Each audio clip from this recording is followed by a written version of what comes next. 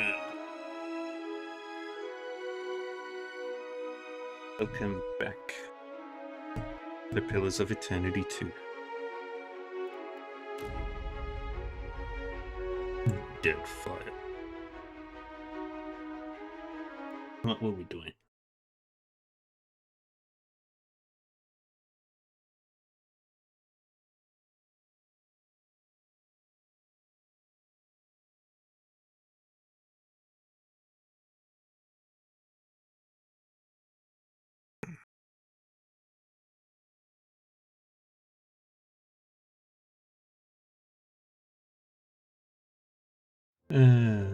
Right.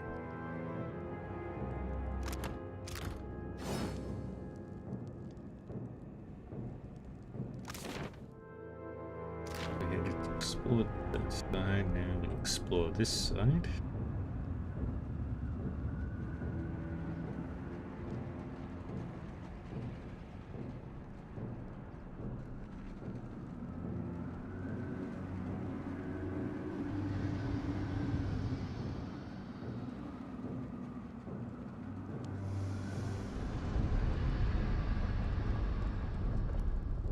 Foes ahead.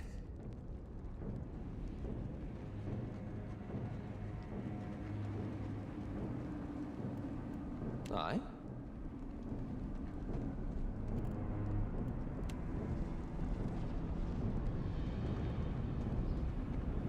We're not alone.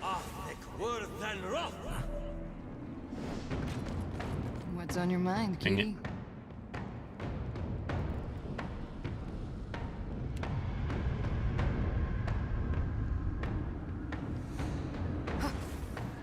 See that, Ishi? Get over there. She's there. Hey there.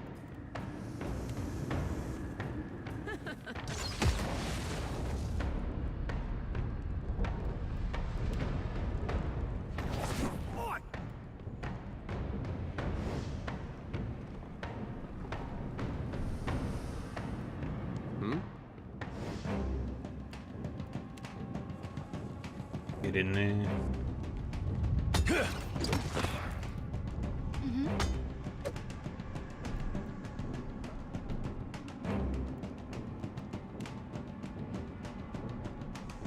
All thick, worth and raw. Oh?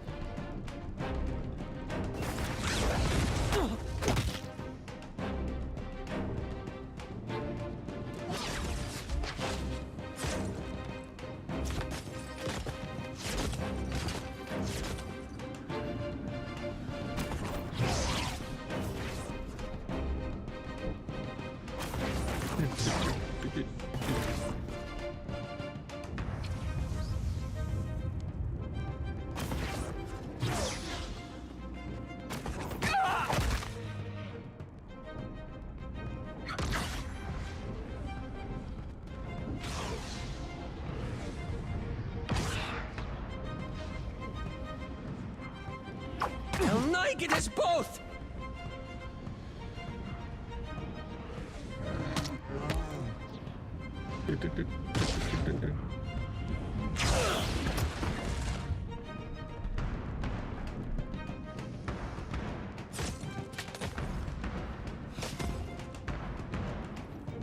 Yeah. Do that. Right here. How do you like that?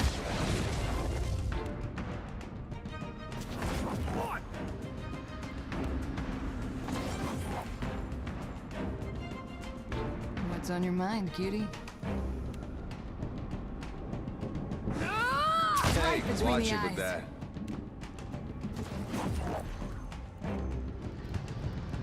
How may I help?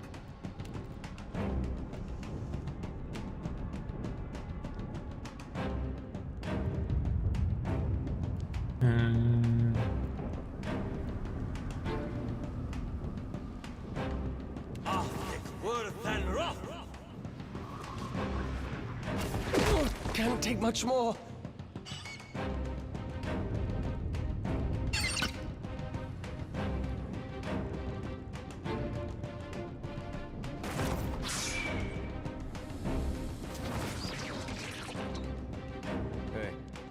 Hey.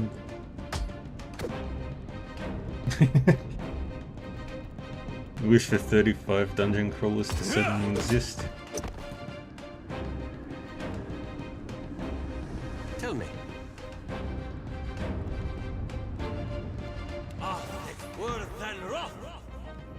Hey there. Try this.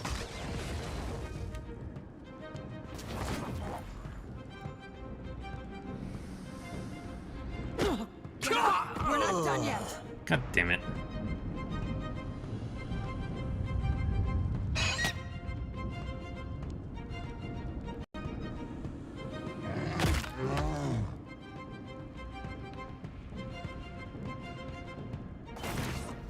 Yeah.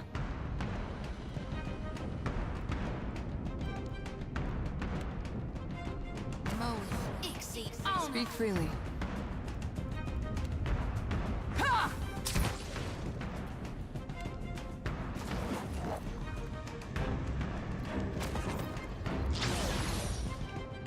Hmm?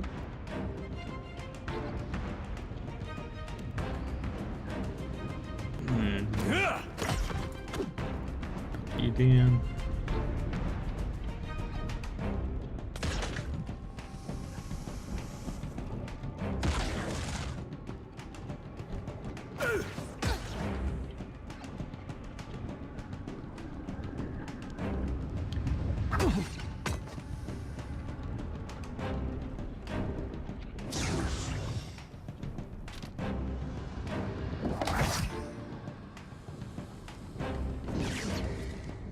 Right here.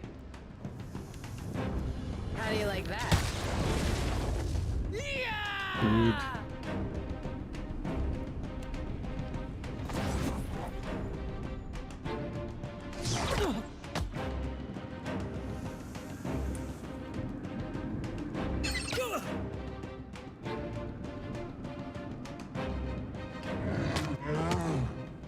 Speak freely.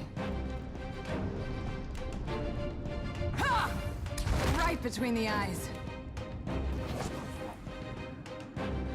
What can I do you for? And do that. Move. Exceed. On us. Yeah?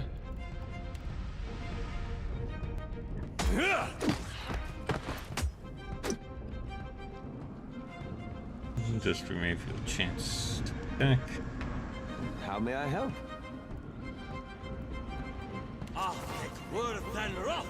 Right here.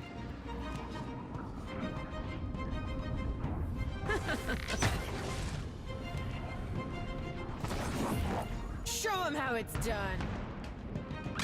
Got to keep the lad on his feet. Stupid gods.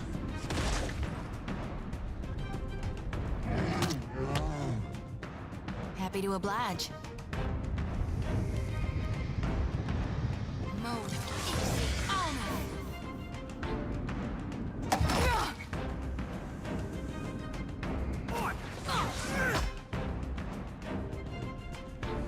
I'm listening. And Still got it. What do you need? Here we go.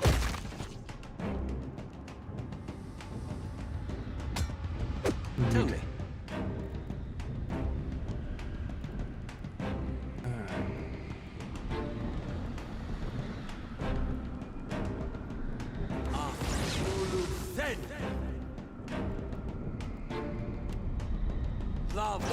Beyond seek.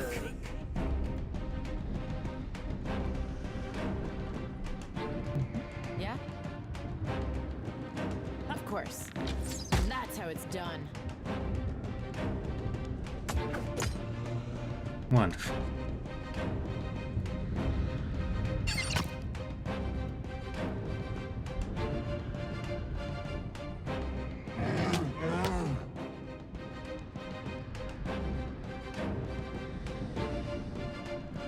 What's on your mind, cutie? Ashiza, strike!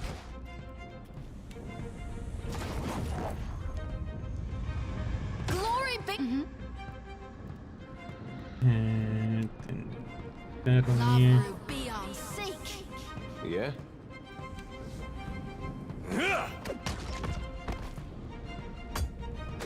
Right here. My pleasure. Aye? Lava beyond Keep the string. And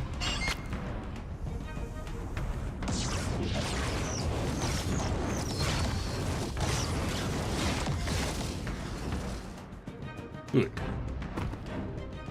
And how we doing, Melly Mixie?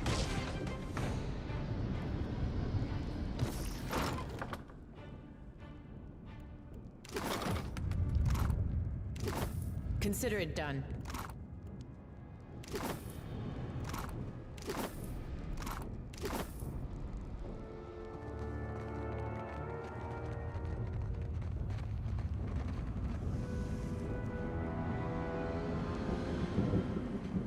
Alright.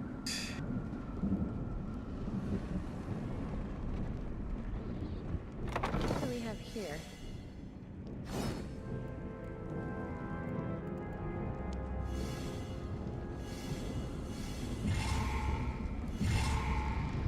Is going to need stitches?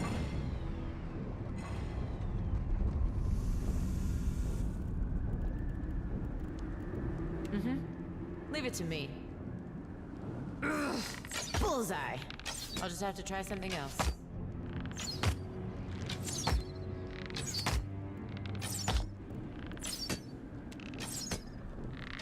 Try this. I'll teach you a lesson.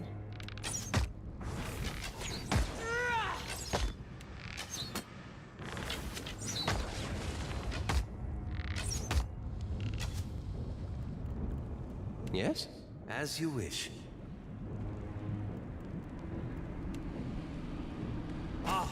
Worse than rough.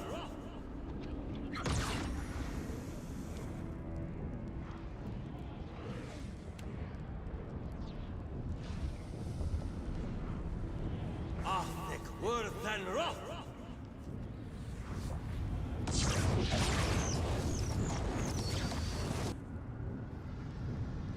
There's a walloping. Tell me. Watch and learn. Now we go through all the traps.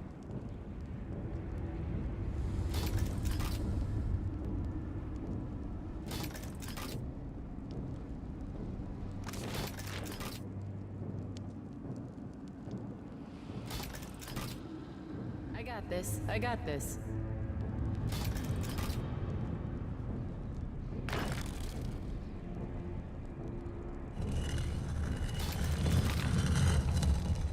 I shall.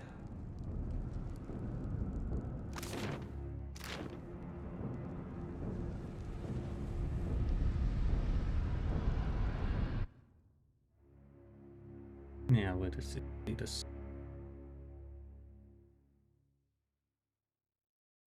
How high does this thing go anyway? We're gonna run out of mountain soon.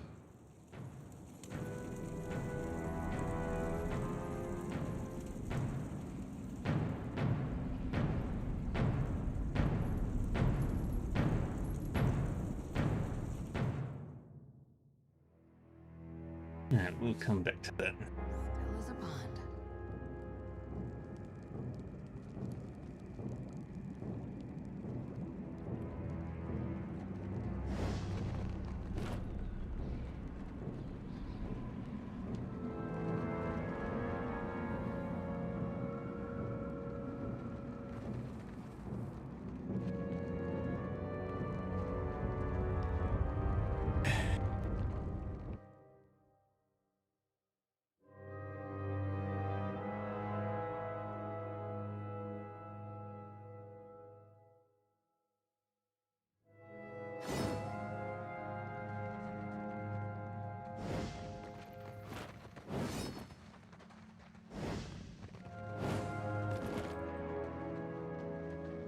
can't hide Give me a from real me. challenge.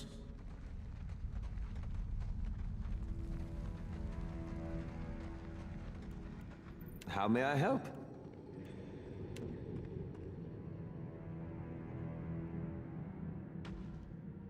Tell me, no trouble at all.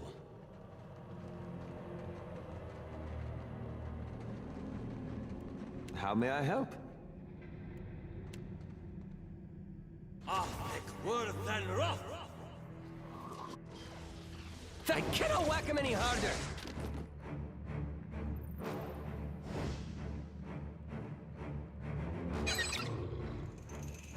Yeah? And shoot you. What's this?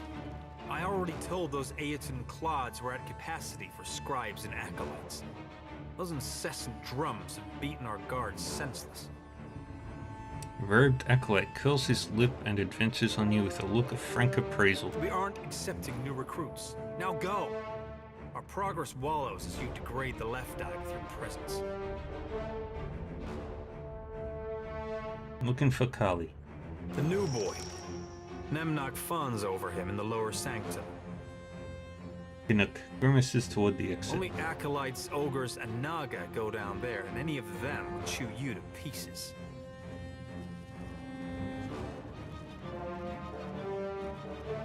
It's none of your affair if I get myself killed on the way down. Ah, a glimmer of reason pokes through that dense fog. Kinnock raises his Of course, brows. it's not my call to make, and you won't get to Nemnok unless you deal with the Death Warden first. Death Warden? You know, Aetons. The big ones, yeah? He sighs heavily and gestures toward the hallway. One of our resident Aetons carries a wardstone, which opens the way to Nemnok's realm past the gates of death. Will this wardstone do me any Where good? did you... Never mind. I do not wish to learn of it. Kinnock raises a defensive Just hand. try not to disturb Nemnok on your way downstairs, hmm? Farewell. I give it 5 minutes before the Aetons squash you into mush. But thankfully, it's no concern of mine. Kinnock taps his chin and shrugs as he walks off.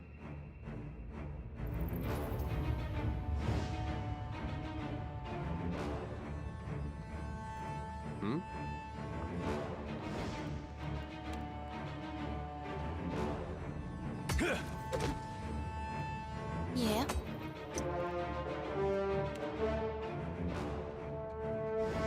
Lavru be on seek. Oh? These uns are in for a walloping!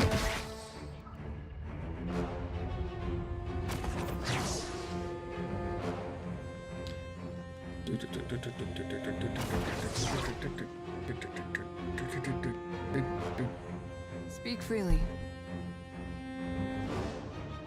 Let's go.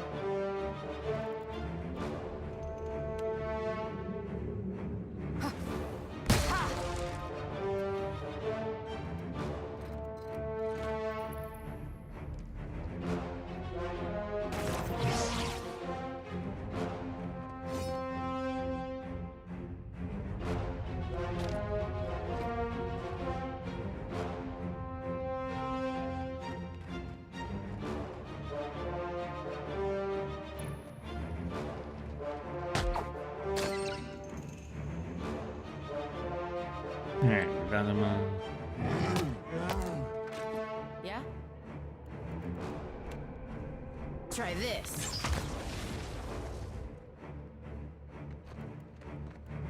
I'm here.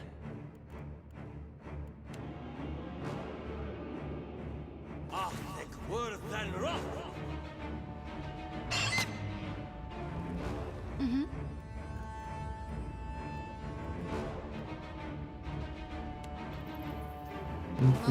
Ixie honor. I'm listening.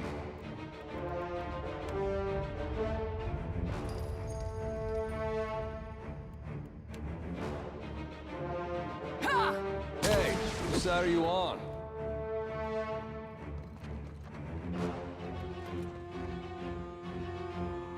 What do you need?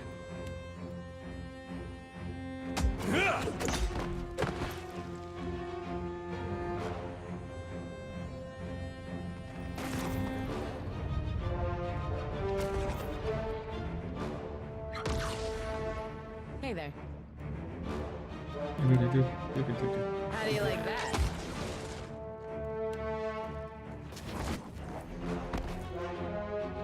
I'm here.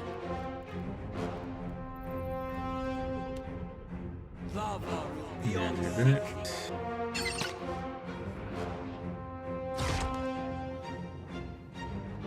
I'll reap ya.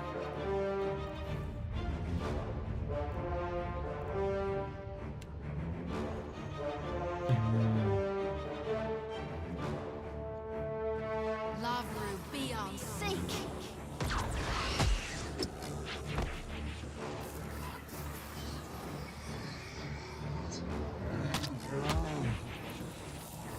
Speak freely. Good.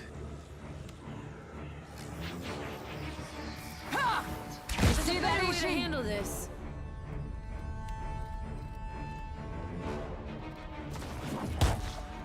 Wonderful. So good, Millie Mixie. What's on your mind? Save your Kitty? internet. Aye, aye. Isn't this something? Watch him. I don't think I can. Note on the forge.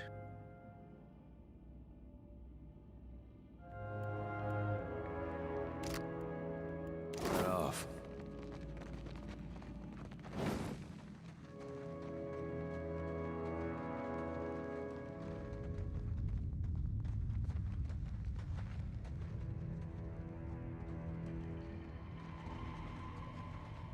What can I do you for? Uh-huh. Oh?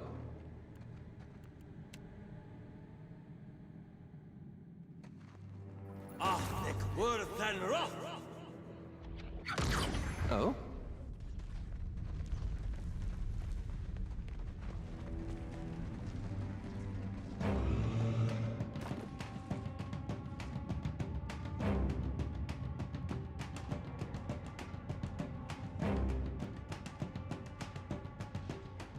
Hey there.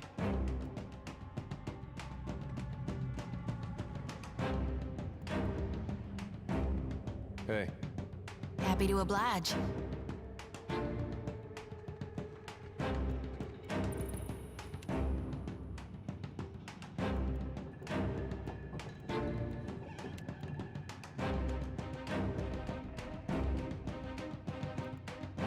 I'm here.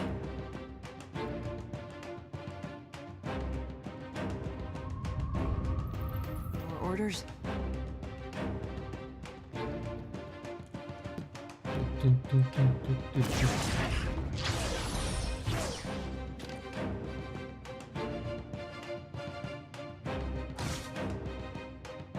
Yeah.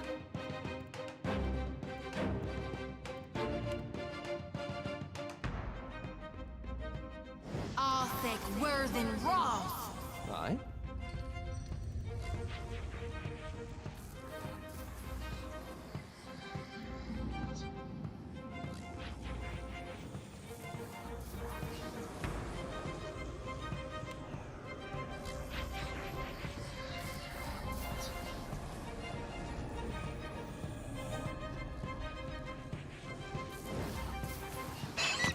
Maybe with that.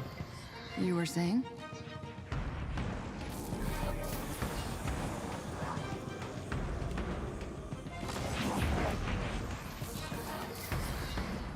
Huh. Right between the eyes.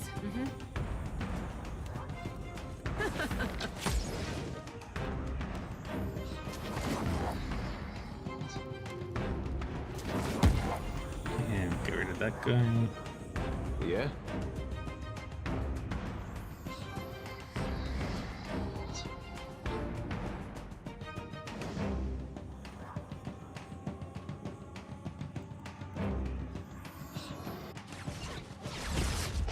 Say your prayers. That dog won't hunt.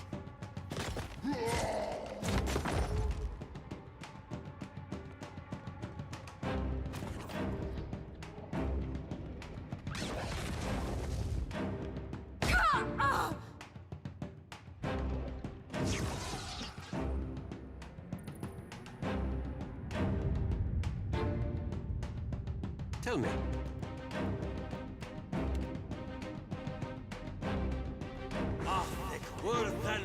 Hey.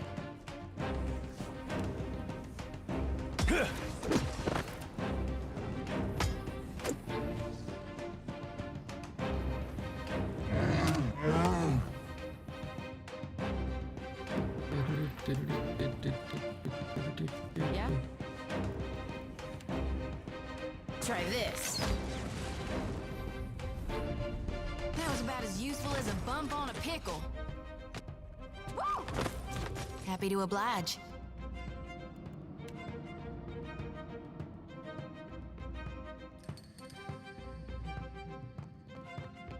Moeth, Ixie, Alnath.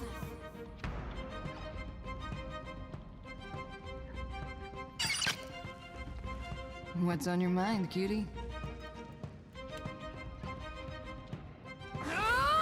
You see that, Ishi?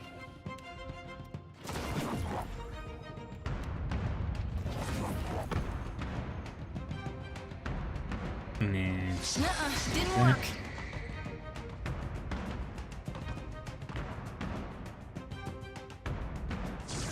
This is gonna hurt. Me and you are about to mix. I cannot whack him any harder. These uns are in for a walloping. Wonderful. Oh? No trouble at all.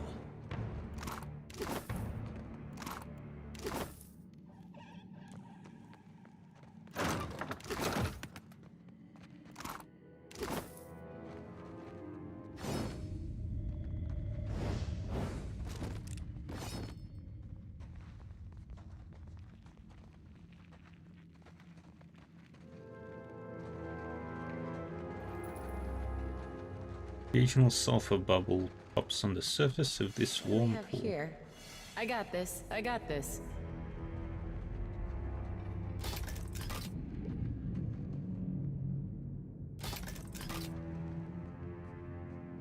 Hey there. Be right there.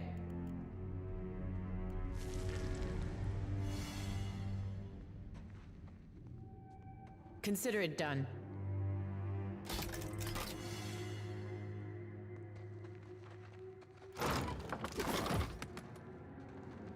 Exploring.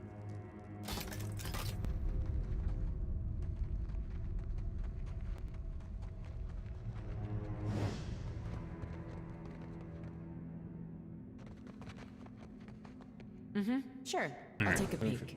Fully explored this floor.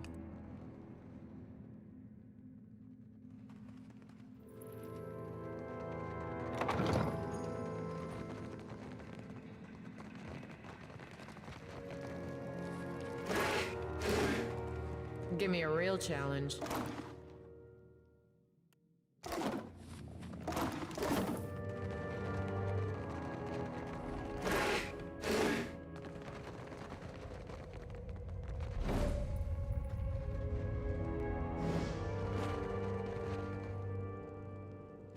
Alrighty.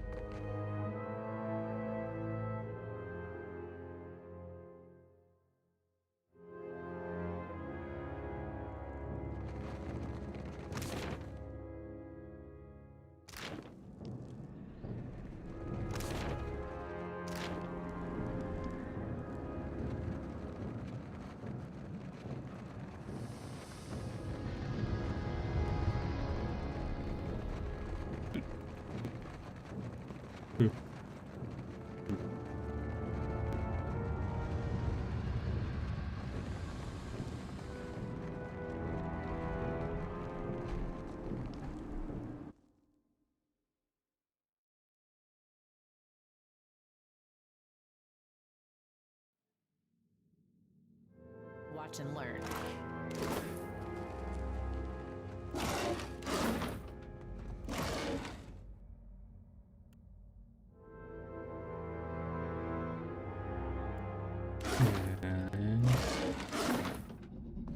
There we go.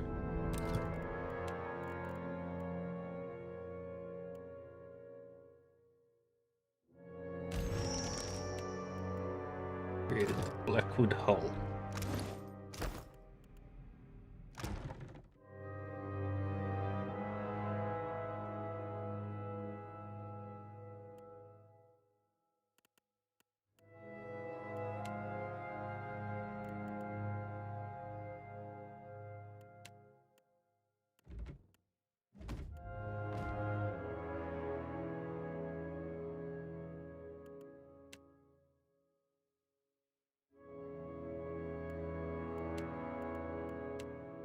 And just need to change the helm.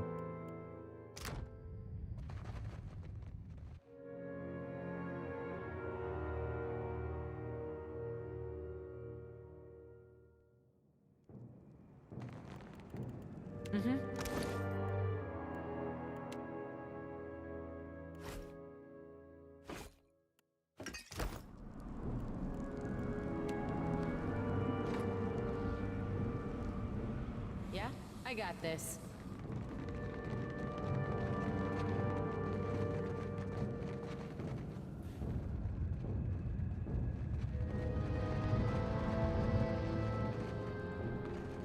Now let's go talk with Nemnock.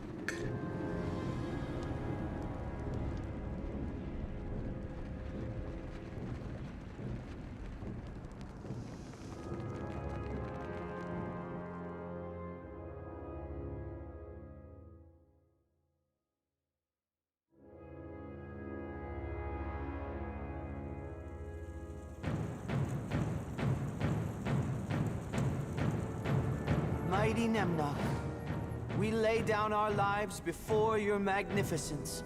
You are the keyhole, the stem of the rose, the jewel in the pommel. You are the branches and the roots, the fertile soil, the life that hides in water. You are the well and the bucket, the swaying of the corn, the curve of the sickle. You are where the path forks and meets again, the field and the wilderness. Nemnock, how delicious your embrace, mighty one. How ripe your pointed kiss, that you should cast your gaze to such creatures as we, thigh deep in our ignorance. You are the songs of the night, the screams of the day. Our supplication to you is total, O mightiest one. O glorious Nemnock.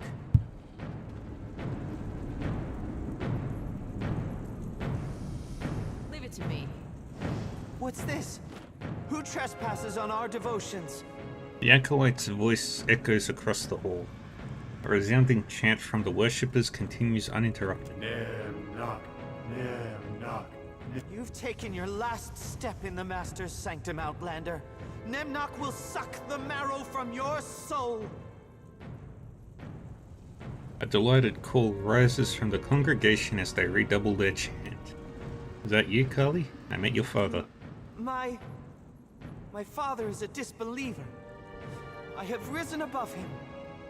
Carly balls his fists at his sides and turns to look away. Nemnock is the all-devourer, the one who swallows gods and vomits forth their skulls.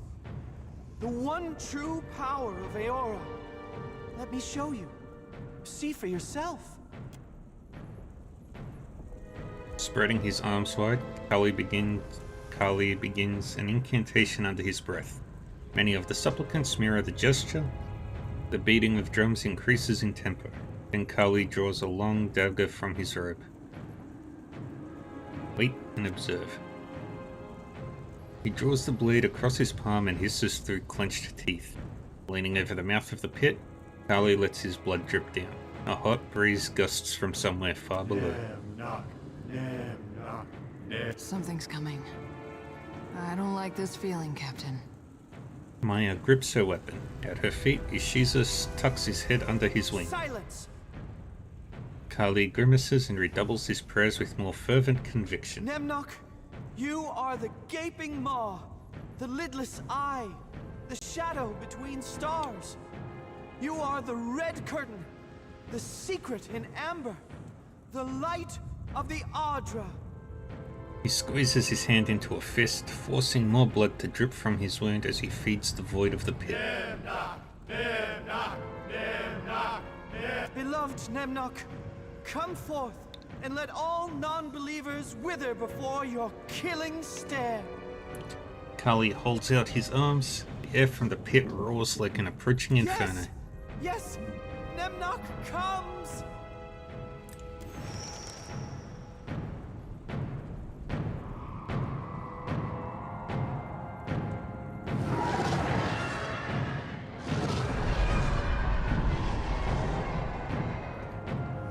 The chant of the acolytes rises to a fever pitch as the enormous form rises from the pit and flaps its leathery wings. A pair of eyes like cut gems narrow to study you. Nemnok, I presume. After a moment of contemplative silence, the creature simply turns its focus away without care. What have you brought me, supplicant? It gestures with an open claw, focusing on Kali. Sacrifices, mighty Nemnok! Behold! Kali gestures toward your party. The worshippers around the circle raise their hands and cheer. I've been called a heretic enough. I can go along with it.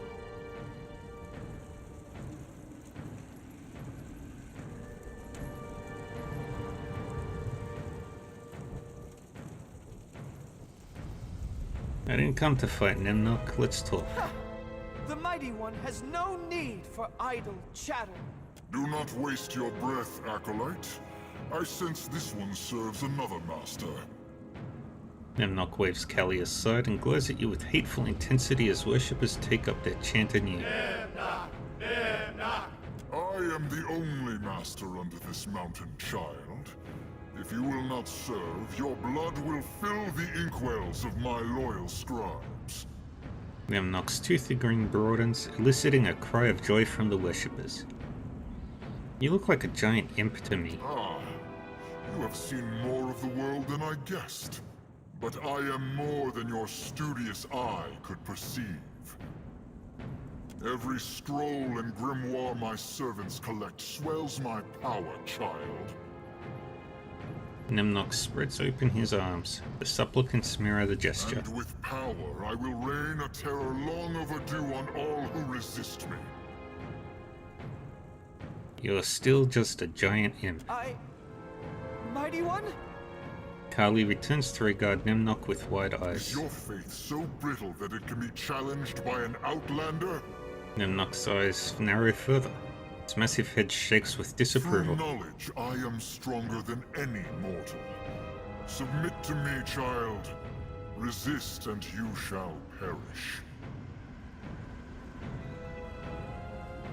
A wail rises from the congregation. What are your terms of surrender? Terms? Nemnok blinks at you. My covenant is this. Gather grimoires of power from beyond the mountain. Return them to me as a sign of your devotion. Do this knowing at all times that I am your god. Fortune and glory await loyal service. Nemnok gestures to a pile of treasure under the looming statue. Fortune and glory? In that case, I surrender to this mutually beneficial arrangement. Blinking at you, Nemnok nods slowly. Then the compact is sealed, the covenant forged. Welcome, acolyte. Its gaze swivels over to Kali. I have exhausted my need of you, child. This one will serve me better. Nemnok gestures to you with an outstretched claw. Kali, go home to your father. This wasn't supposed to... You've ruined everything! Leave this place, but carry me always within your heart, child. Nemnok raises a claw and lowers it as he turns from Kali. Kali marches out, breaking into a loud sob that echoes in the chamber. My child, our covenant is one bound in loyal service. Are you prepared? Tell me what you require, Nemnok. With a brief muttering and a wave of the claw, an inkwell and a sheet of parchment materialize out of nowhere. Nemnok dips one long index talon in the ink and begins to write in long, swooping scribbles. Simple instructions for simple minds. Return with the books I outlined, and you may choose your reward from the pile.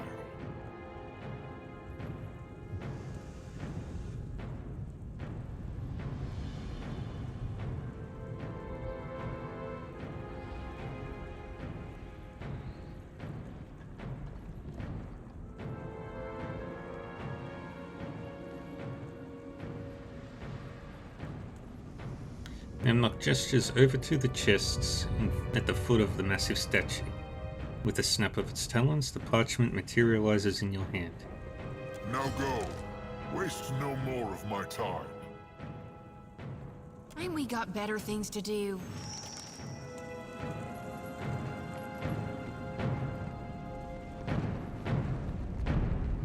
You return.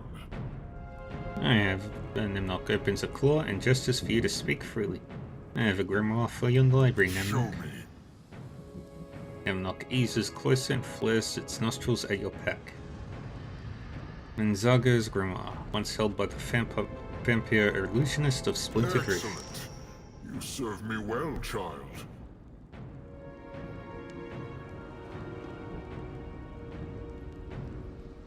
Take from the treasure pile, but take one reward only. Farewell.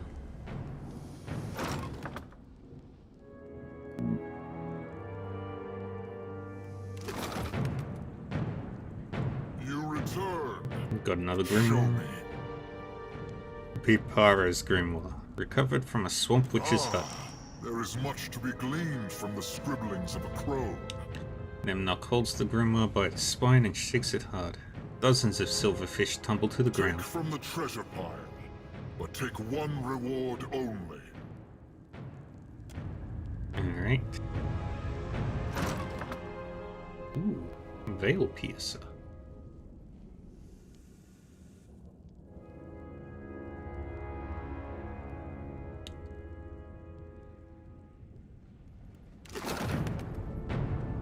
You return.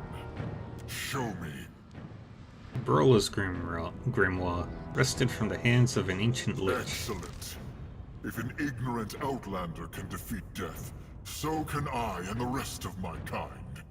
Nemnock cradles the grimoire and nods. I have books enough for the moment. Accept your final reward and go. Nemnock makes a dismissive gesture toward the three chests, its attention wandering elsewhere. Chronoprismatic quarterstaff.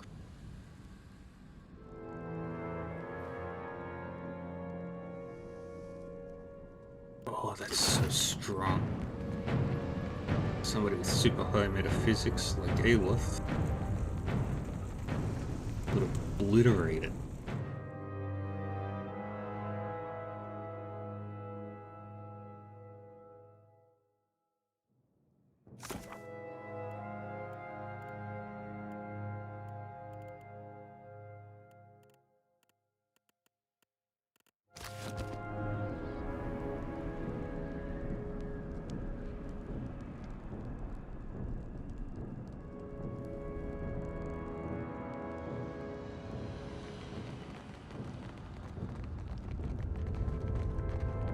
Alright.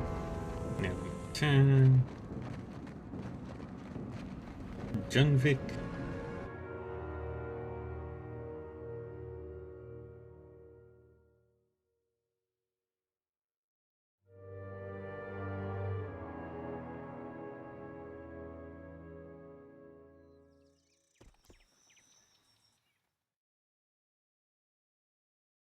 Yeah, I just have to find.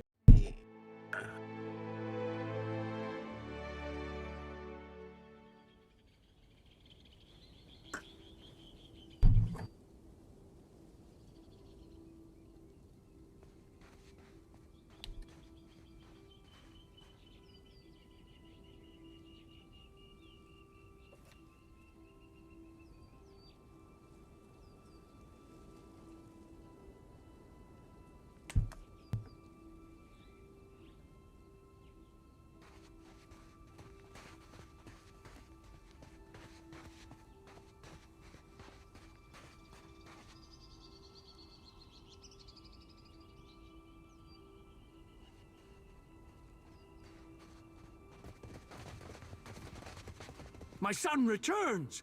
The barrows spat him out! Tatok grins and slaps his son's shoulder. Father! Happy to help. Whatever Anik says, you are welcome among the Judvik. First he touches you a pouch of coins, then he grunts and shrugs off his armor, passing it to you with pride.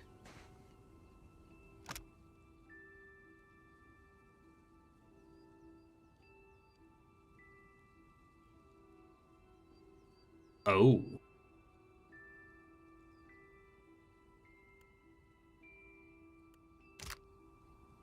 The plate was meant for Kali, but I see now he has no taste for it. He's a priest in training, my boy. He winks at Kali, who shuffles awkwardly to the side. Right. Did what we came to do.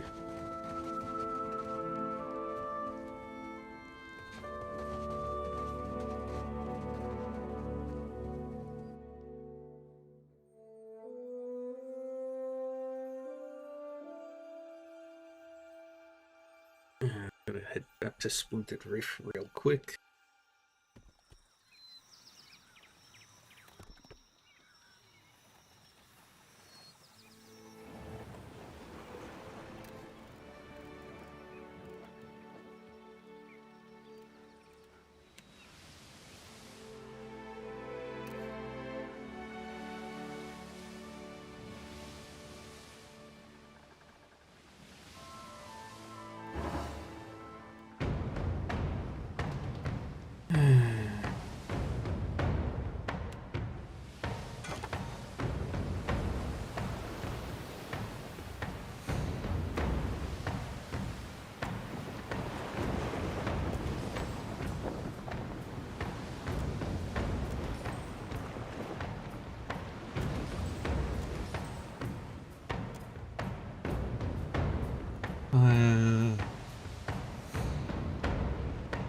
Everything.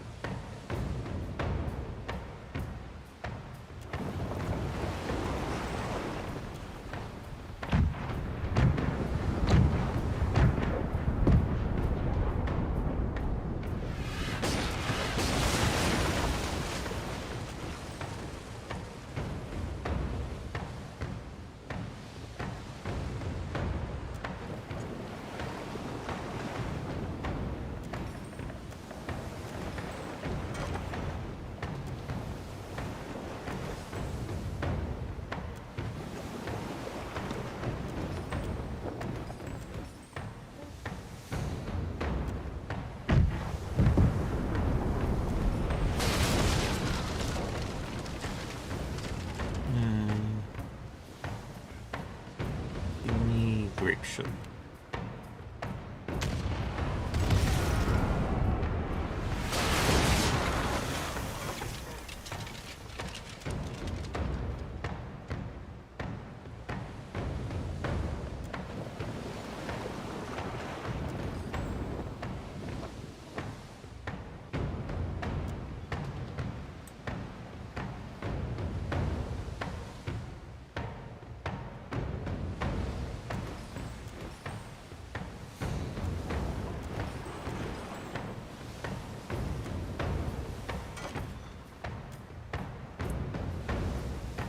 Fire the starboard cannons.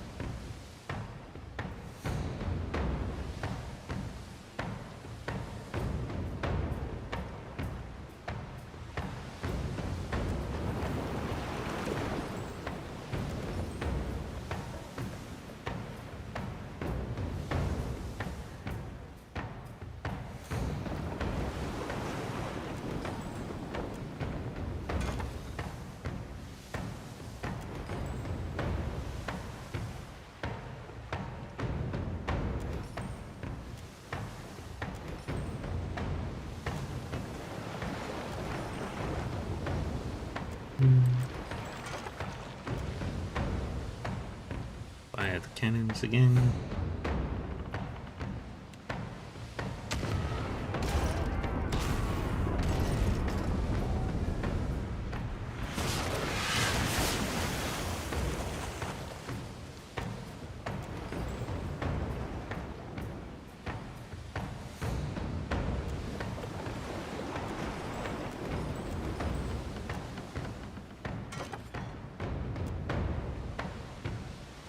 Full speed.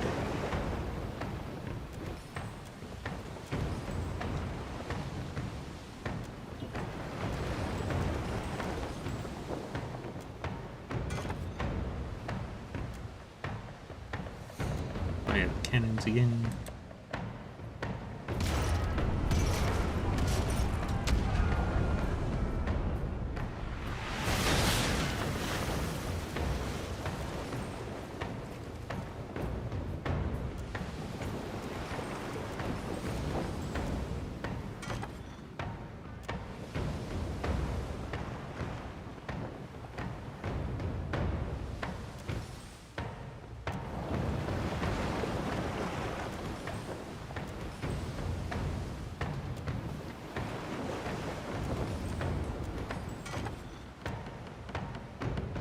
Fire the starboard cannons.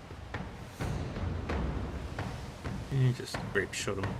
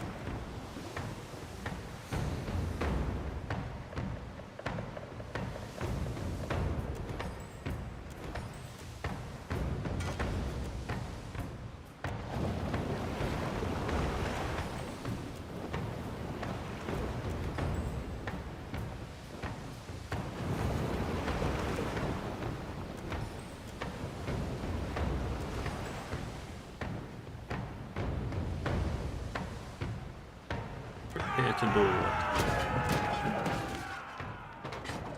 Yay.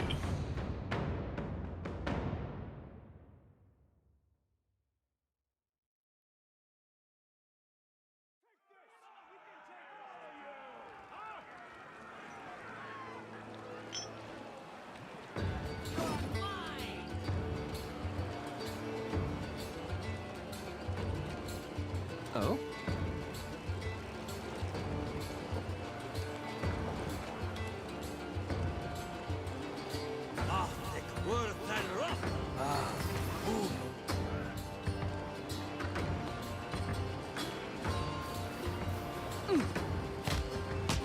Death to our enemies!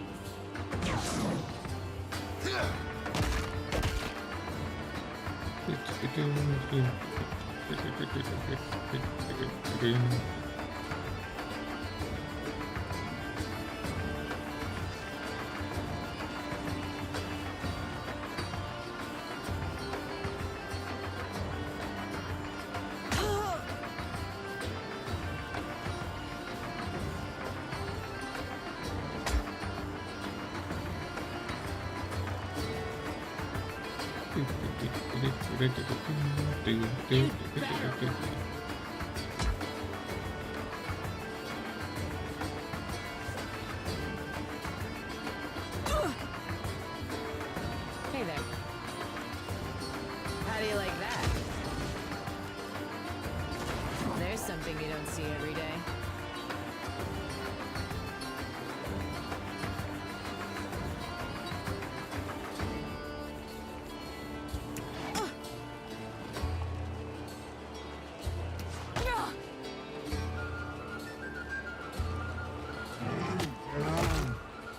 Yeah? I trust you. That must have hurt.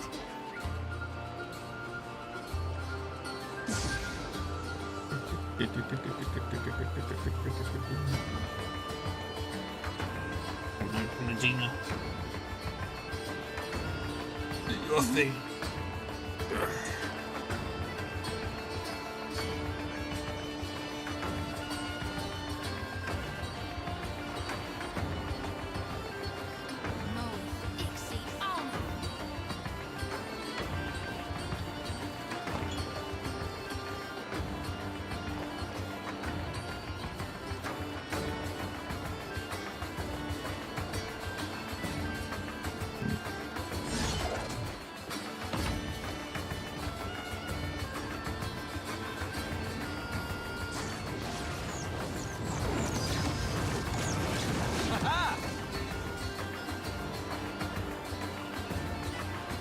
I'm listening.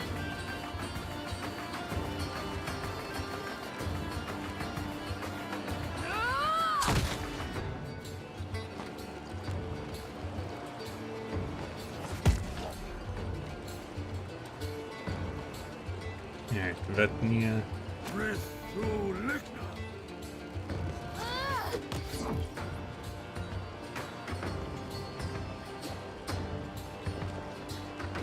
You're mine!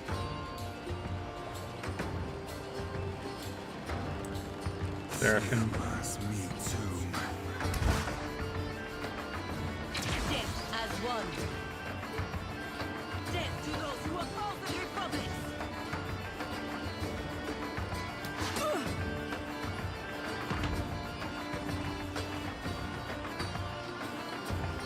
I reap what I sow.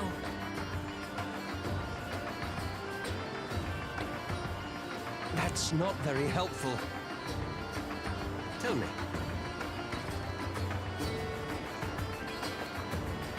Lava beyond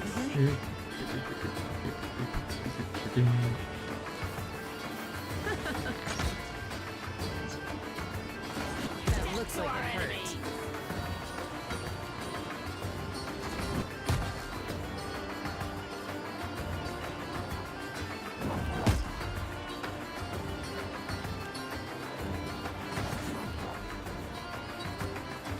Try this. Now that never happens. And go over there. And then go over there.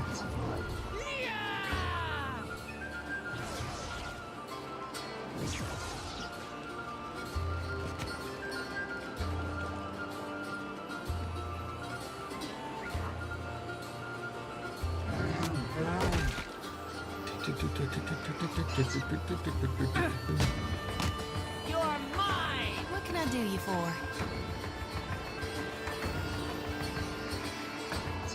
Love will be our sake. Captain.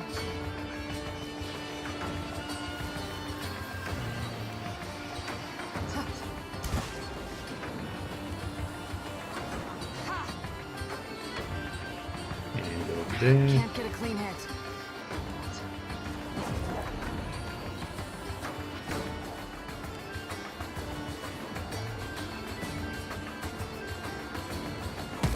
And there we go.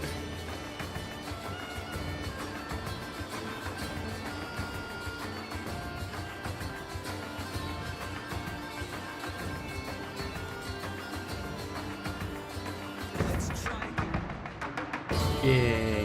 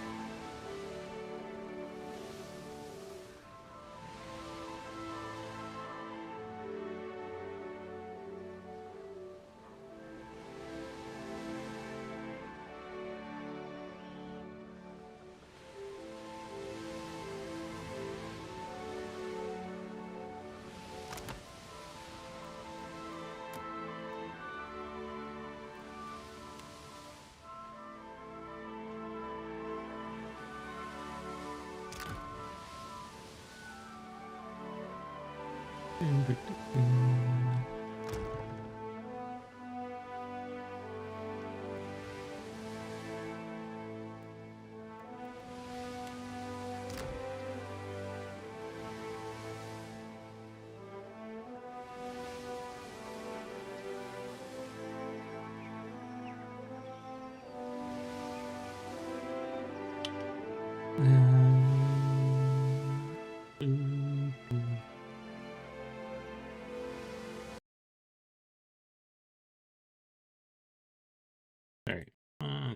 just checking something really quick.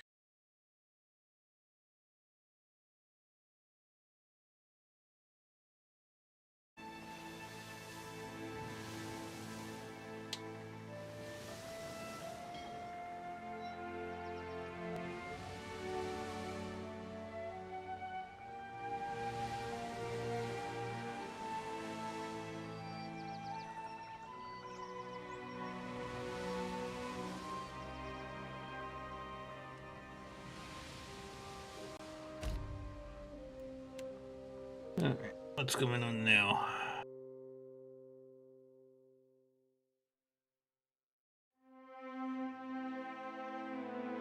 Let's talk to little Luca. What was you doing in my place, Beetle? Let's go deal with this.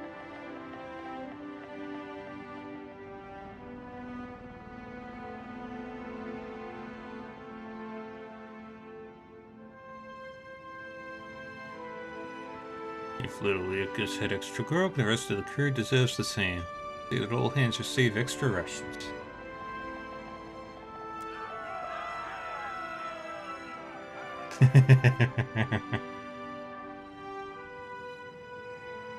Yay.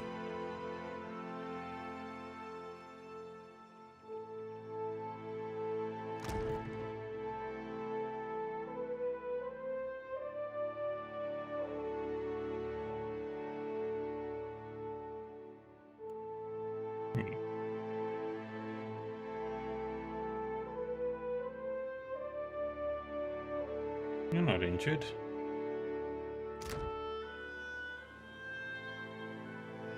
I knew that was strange.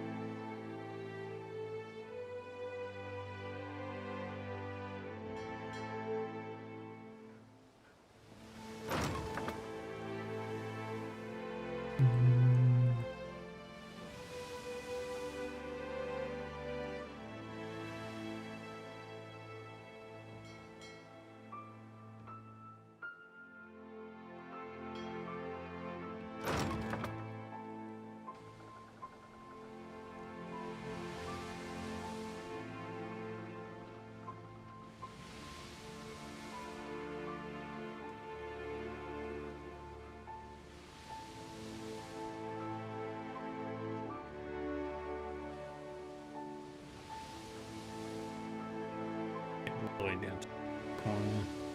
B.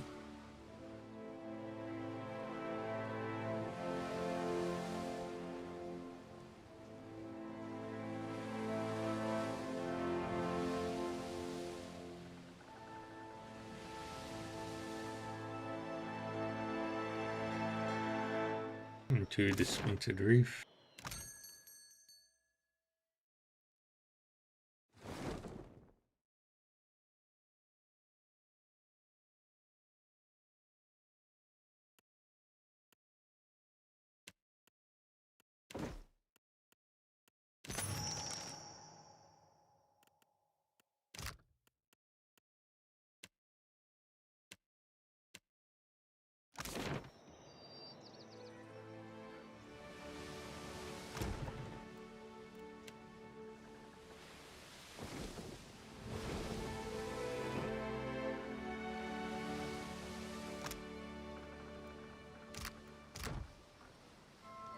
Alright.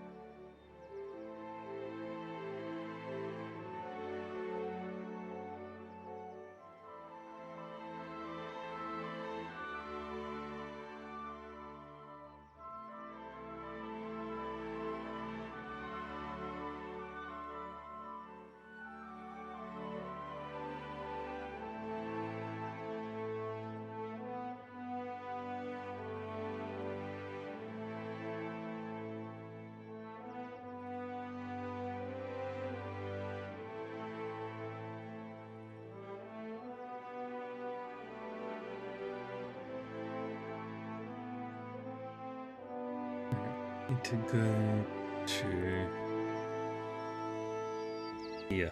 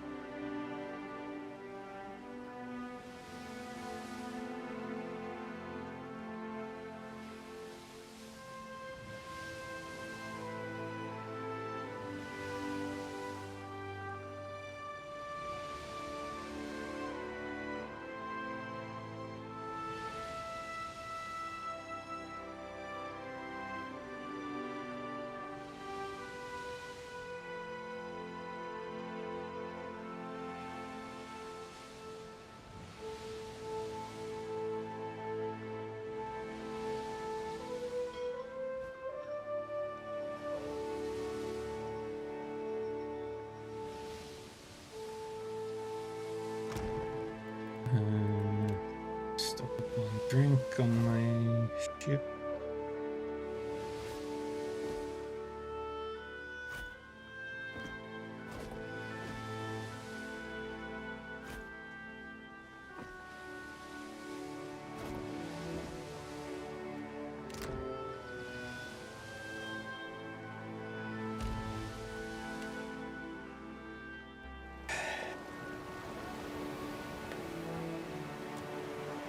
Check.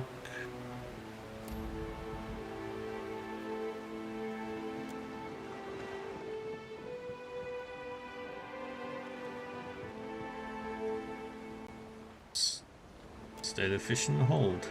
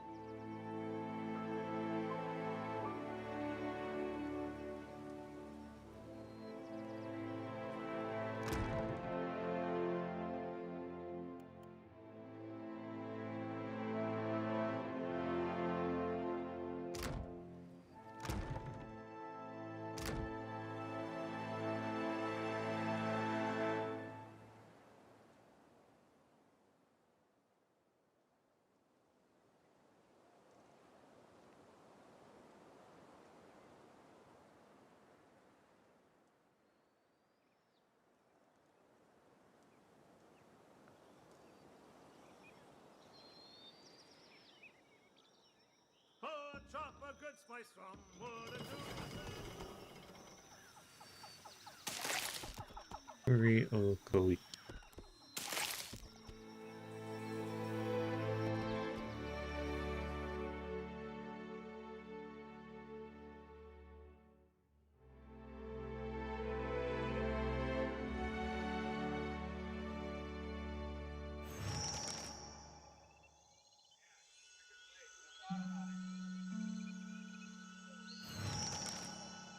That symbol. It looks like the one we saw on the abandoned ship.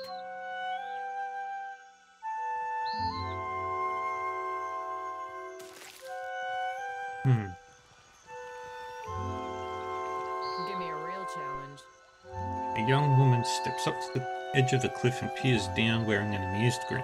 She fingers the curve of a long hunting You bow. went into the jungle for animal hides, I say, and found yourself in an empty clearing. Akira, silence is wise.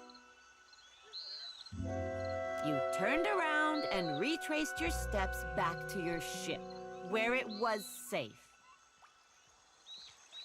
She picks up her hunting bow and knocks an arrow, pointing it in your direction. Look, I just want to talk. Can we Not talk? if you cannot listen. With a sigh, she points the arrow to the ground. If you came to blunt my teeth with chatter, try to keep it short. I'd like to speak with your chieftain. You have an audience with me. Ruasari doesn't waste time on outsider vagrants.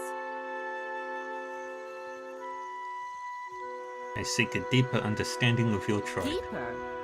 Deeper how?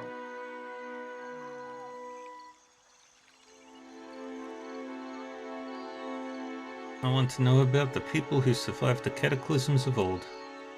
She nods slowly, her expression guarded. There are many eyes on you, outsider. Use your time in Oriokoiki wisely. Ruasari will be expecting you inside. He gestures for one of the cliffside guards to lower the lift. Seeing as you've earned your way up from nuisance to guest, find me if you feel like trading. Kipeha folds her arms and strolls away from the cliffside.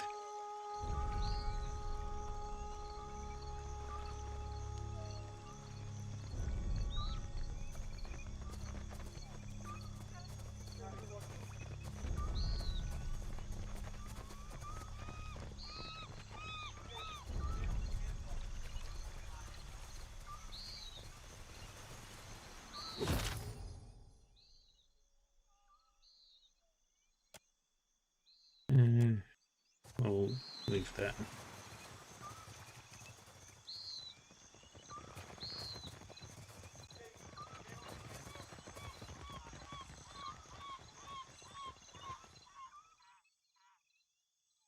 Take the lift up.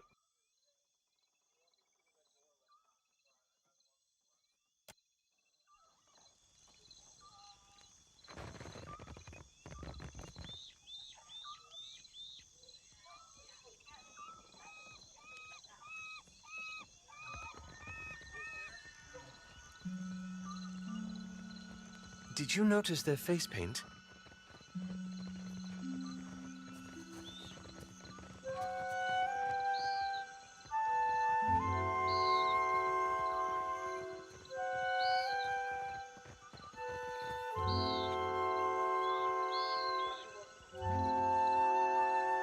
A round-bellied man stands at ease before a cluster of hardened fighters, their fists balled and brows furrowed. Murmurs of tense discussion slow to a halt as a woman at the head of the crowd steps forward, clutching a spear. Maybe the spear's a gift for us? Silence. She grimaces at a dare. The outsider must leave. Oriokoiki will not be parceled off and bought with foreign lies. She swoops her spear tip to gesture in your direction. Ruasari would never let that happen. Where is your confidence in Aranga? I take it there's a problem. You are the problem. We do not track dirt in our home. We are no better than the outsiders if our Mataru act like inhospitable savages. Where is the courtesy and welcome of the Wahaki? His questions casts a ripple of unease across over every listener. Such love for outsiders. Let this one speak for herself.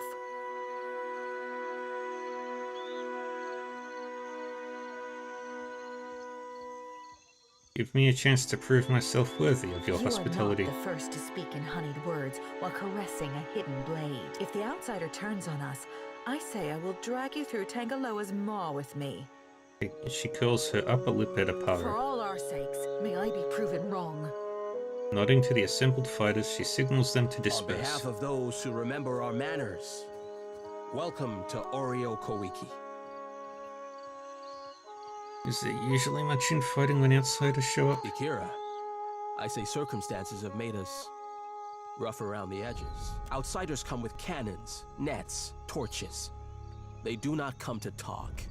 What can you tell me about Russer? She is Aranga, and the strength of our tribe. He stands tall, wearing a proud grin. I have never seen her without a mouthful of koiki. Even in battle, she wears a bandolier of fruit.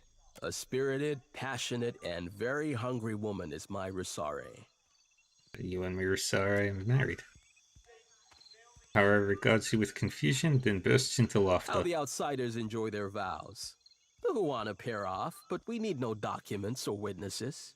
When it strikes Risare's fancy that we should sleep under one roof, we do so vigorously. Some think I influence her judgment, but they have the wrong of it. My back is too fragile for the weight of authority, I say. Why are the Wahaki so protective We of their land? safeguard any land that the trading companies have not stolen out from under Anakaza's throne. The islands will fall if the tribes do not recall our past and Ngadi's covenant. Ngadi's covenant? Ngadi bade her followers to protect the islands, the tribes, and the luminous Adra. For this, she gave us the power to shape her domain. If we fail in our charges, the birthright of the Huana disappears. The Wahaki remember this. The What are your Kahanga, they forget. What are your thoughts on I Ukaizo? cannot speak of Lost Akaizo to an outsider. That is not our way.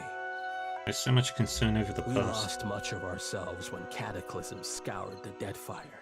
Somewhere among the islands, there's a place where we... He stops himself and bites his lower lip. Ikira, my apologies, but I should say no more. Ask. I am... Farewell.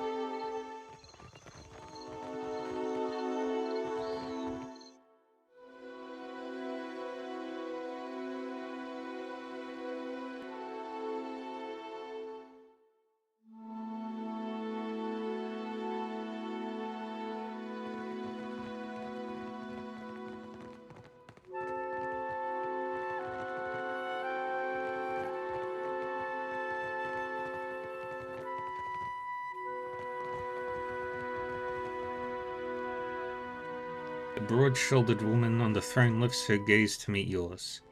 White face paint adds a grim aspect to her stoic demeanor. Smoldering braziers fill the air with oppressive heat, but she sits at Her ease. face paint. You don't suppose... Rosara turns her gaze to Aloth, who quickly falls silent. She returns her focus to you. I am the Ranga of this tribe, and will not hesitate to send your soul through Tangaloa's maw if you threaten my people. She staples her fingers and watches your every move. A pleasure to make your acquaintance. Yeah.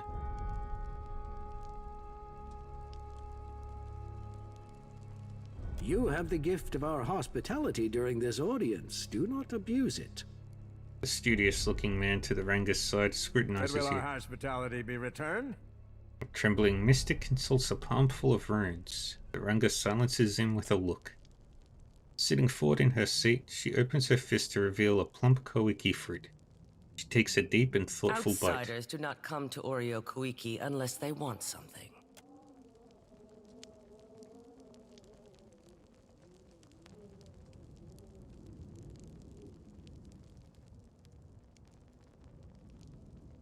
Queen Onakaza II proposes an alliance with the Wahaki. Queen, I am thinking you are very free with this meaningless outsider word. Foreigners hold the islands upside down, shaking them to loosen their riches. Onakaza gives them comfort. Akira, these are not the actions of a queen. You don't think she's just biding her Bah. time?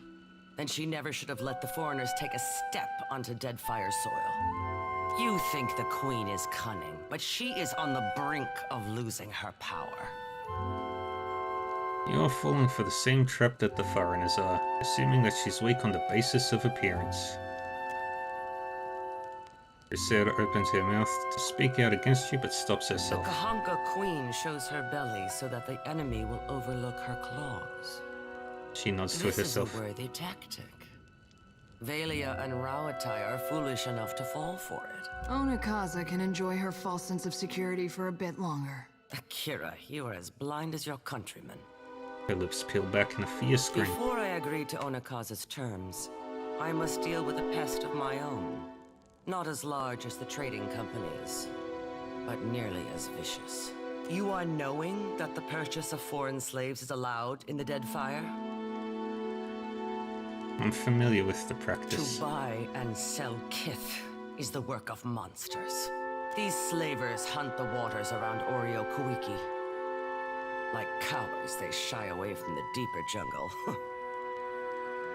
In spite of Ruseo's hearty guffaw, not a trace of humor reaches her They eyes. steal my people from their fishing boats and sell them like pigs at auction. Where is Onikaza to stop them? Ruseo opens her arms and searches left and right. Someone must teach them the meaning of Wahaki vengeance, I say.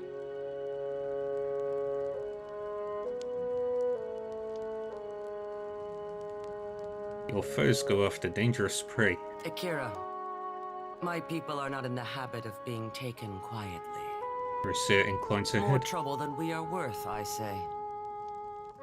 I'll hunt these slavers like We will swine. get along well, I say.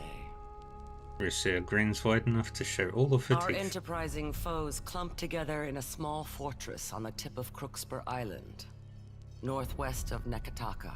My love, Aparo, lost his sister to these creatures. Akira, more of us will vanish if we do not cut out the heart of Crookspur. Tangara, call off the warriors. I grant our guest the freedom of the jungle. As you say, Ranga. Tangara makes a discreet hand gesture toward the entryway, and the figure in the shadows scurries off. If you would come and go on Oreo Kuiki, prove yourself a friend of the Wahaki. She bites deeply into the kawiki and swallows it down without chewing. She wipes her hands and motions for you to go on. Does the name Theos... You recognize the name Theos or Leaden Key? I know only that they clang and clash like foreign names. She frowns, yet something in her soul sparkles like a kindling held to a flame. There is an ancient presence there with its own memory. You reach into her soul, chasing that spark of recognition. You feel hundreds of births and deaths within her, forming and disappearing like bubbles in boiling water. You sift past them all, focusing your overwhelmed senses on the memory of a strange, foreign man. When at last you seize it, you find yourself in the very same throne room, but the condition of the place, and the memory of your host, suggests that it is many, many hundreds of years ago, if not more. You are seated on the dais. A man is brought before you. He's dressed in stifling black robes. He reminds you of a corpse dressed for a funeral. He reminds you of something else too, but one of your attendants leans in and interrupts the thought before you can follow it. She tells you that this is the man you asked to see, and that his people have been harassing yours. He calls himself Theos Ix Arcanum. Oops. Explain yourself, stranger. He gives you a small smile. Gives you a smile that sets your teeth on edge. Your Excellency, I come to warn your people. Your presence among these ruins is an affront to the gods. You must remove yourself, lest you face the gods' wrath. Indeed, man is an even greater fool than you had been told. The gods surely take their time.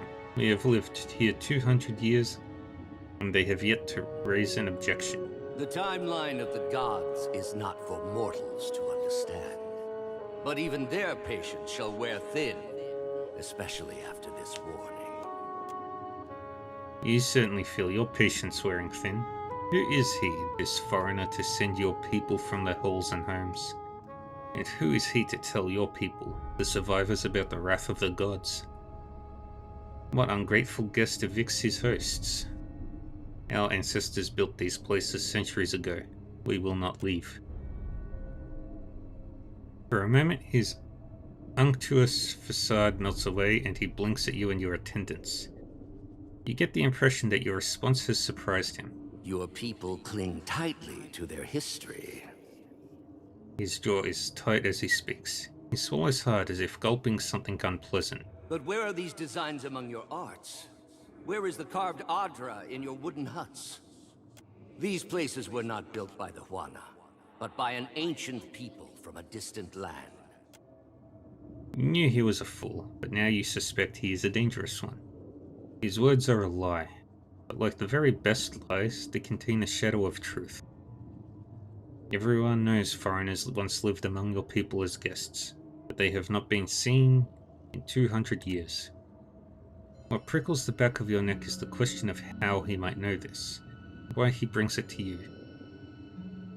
Murals in these places and the stories of our ancestors tell it differently.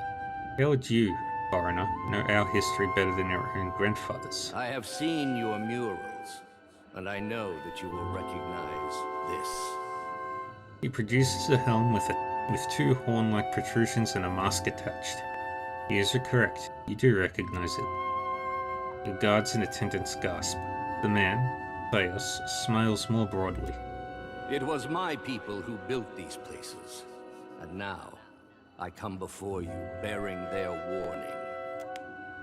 At least that much is true. You turn to the guards. Seize him. Just as a look of surprise appears on Theos' face, the ancient Marenga's memory skips ahead. You are looking at Theos once more. This time, however, he and a score of robed men and women are bound amidst a heap of peat and wood. This time, he is staring at you in disbelieving fury. You have gathered your people and told them that the foreigners before them are the same ones who came to the island centuries ago.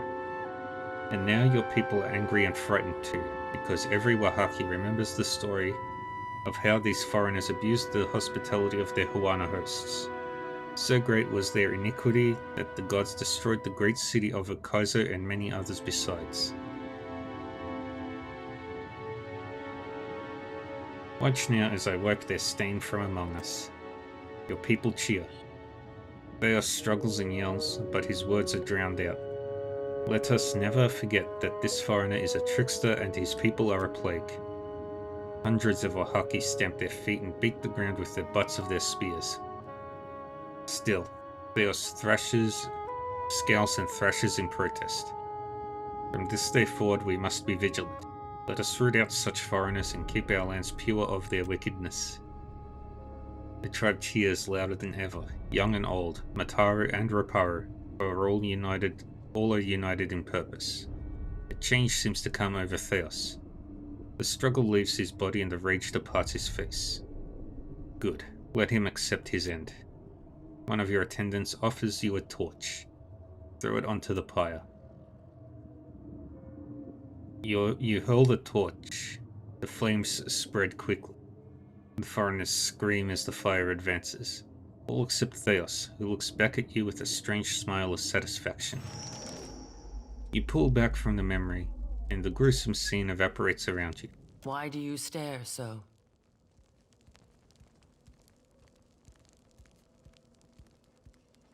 Rusera frowns at you. Farewell.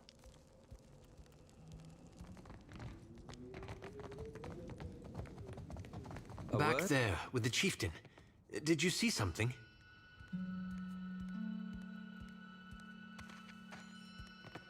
I would pray louder if it kept outsiders away from Oreo-Kawiki. Warapo straightens his bearing and looks down his nose I at say you. Ruasare would not like it if I denied you hospitality. What's your role in the tribe? I keep the gods at bay. He touches his brow with a shaking hand. Tribe balances on the edge of ruin. And my burnt offerings appease those who watch over us. Godlessness raised the green man, and the gods will put him back down, I say. You think Gon's gonna set the final harvest upon us because of Kith's godlessness? Maybe. But ain't no god's gonna stop him. She rubs the side of her jaw in thought. Akira, this is why Outlanders do not speak the will of the gods for the tribe. Warapo crosses his arms and smirks at Shoti. Oh, I'd say that statue has more than its share of God in it. For what does your crew of misfits address me? Warapo frowns at Idea and retreats back a step. Farewell. You look like you have something on your mind. I read an ancient memory in Rusara's soul and found a link to the leaden key.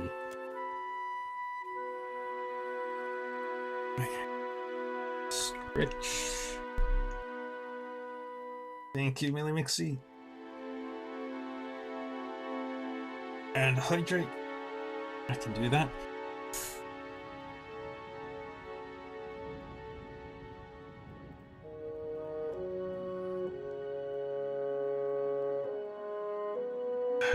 You tell Aloth about the past life you glimpsed in Risato's soul. About her long ago meeting with Theos. His warning about the ruins, her decision to execute him, and her mandate to the Wahaki to defend their territory from outsiders. That's like what he told the Glanfathans. I'll bet he didn't expect they'd kill him for it. Would have loved to see the look on his face. Then the Wahaki are the painted masks. They've been serving the Leaden Key's interests for 2,000 years without even knowing it. Aloth blinks, working through the implications. Though not, it seems, in the way Theos intended. He frowns, rubbing his chin. Now that's just wrong. Teeth gritted, she shakes her head.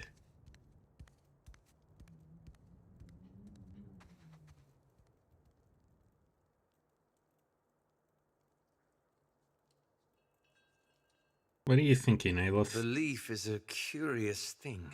He crosses his arms, settling back on the balls of his feet. Once, the Wahaki believed they were guarding themselves against the Ingwithans, Theos' people. Yet over time, they became hostile toward all outsiders.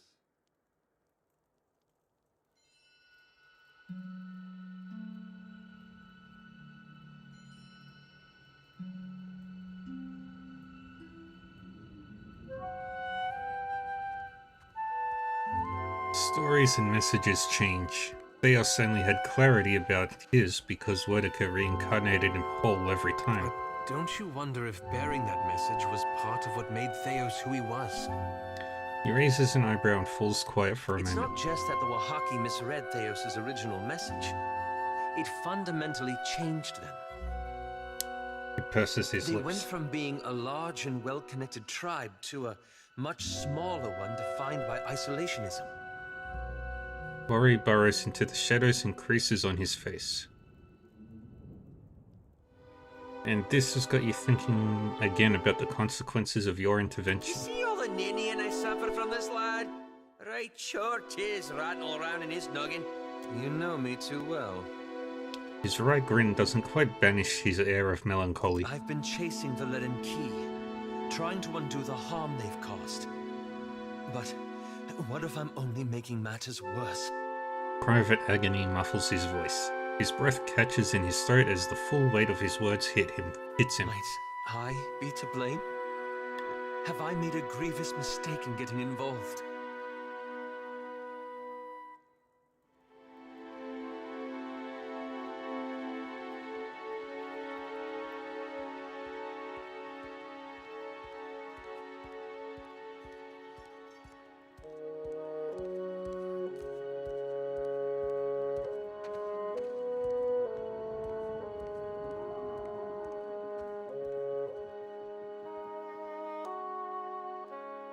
Theos accomplished his goals, just not the way he originally planned. Your problem is looking for specific, immediate results. You're right. Perhaps I've been unrealistic in my expectations. But I suppose that doesn't make the effort any less meaningful, does it? Just remember not to be too hard on yourself. Indeed not. I've got Isilmir for that. The strange thing is, this whole ordeal has given me some sympathy for Theos. Not that I condone his actions, of course. He quickly clears his But I throat. can't imagine he thought he'd destroy an entire generation either. Well, not in the beginning, anyway. He clasps his hands and presses his lips together, trying to formulate a thought. When he opens his mouth again, he speaks as if he's choosing his words carefully. What I mean to say is, he thought he was doing the right thing. Even at the end. Then his example is a cautionary tale for you. We should learn from it. A prudent suggestion. He nods. At any rate, it will be a relief to move forward. It was always too comfortable to leave the hard decisions to others. To simply follow along. He cocks his head in reflection and inclines it toward you. I only wonder now what sort of decision you'll have to make when we finally confront Aethys.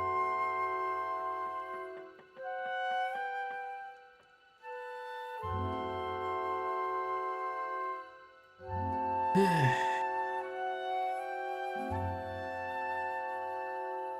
trust there's a reason for what he's doing. Then you have more faith than I. Anyway, thank you. This has lifted a great burden from my shoulders. Let's get going. You were saying? Captain, time for another of our chats? I got this. All right.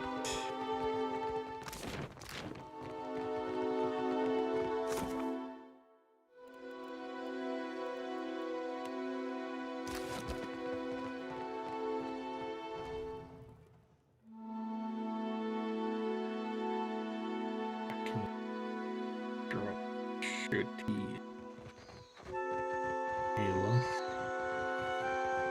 Pelagina, and Seraphim.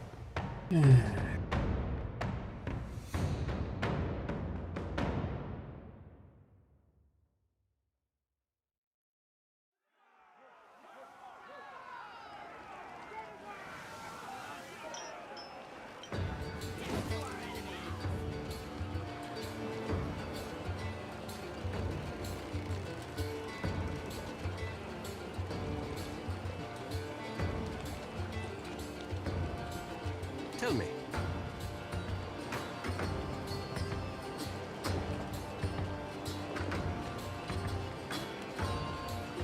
Lava beyond sink. Ah, food.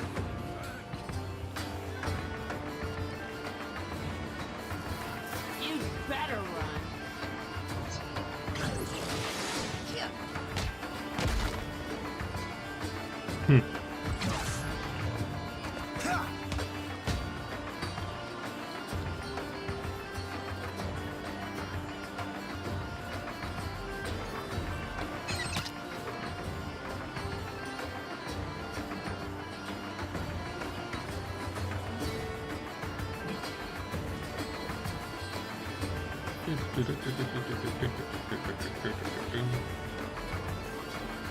Hey there. How do you like that? Show them how it's done. Bullseye.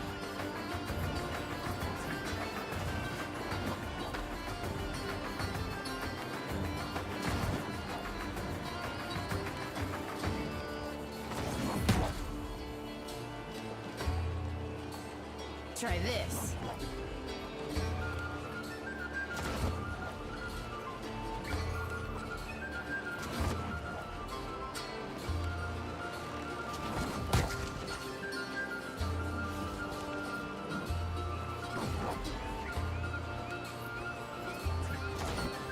I'll teach you a lesson. Be right there.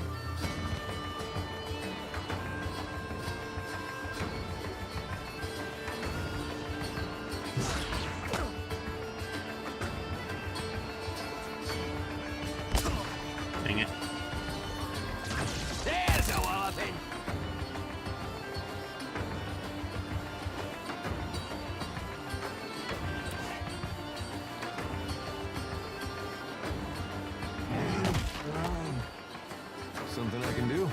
Stay behind me.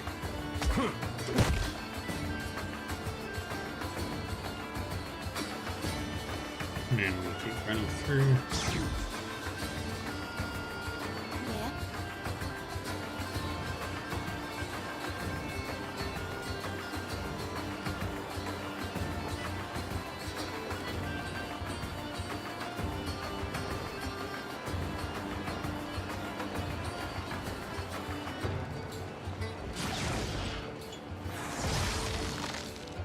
Captain?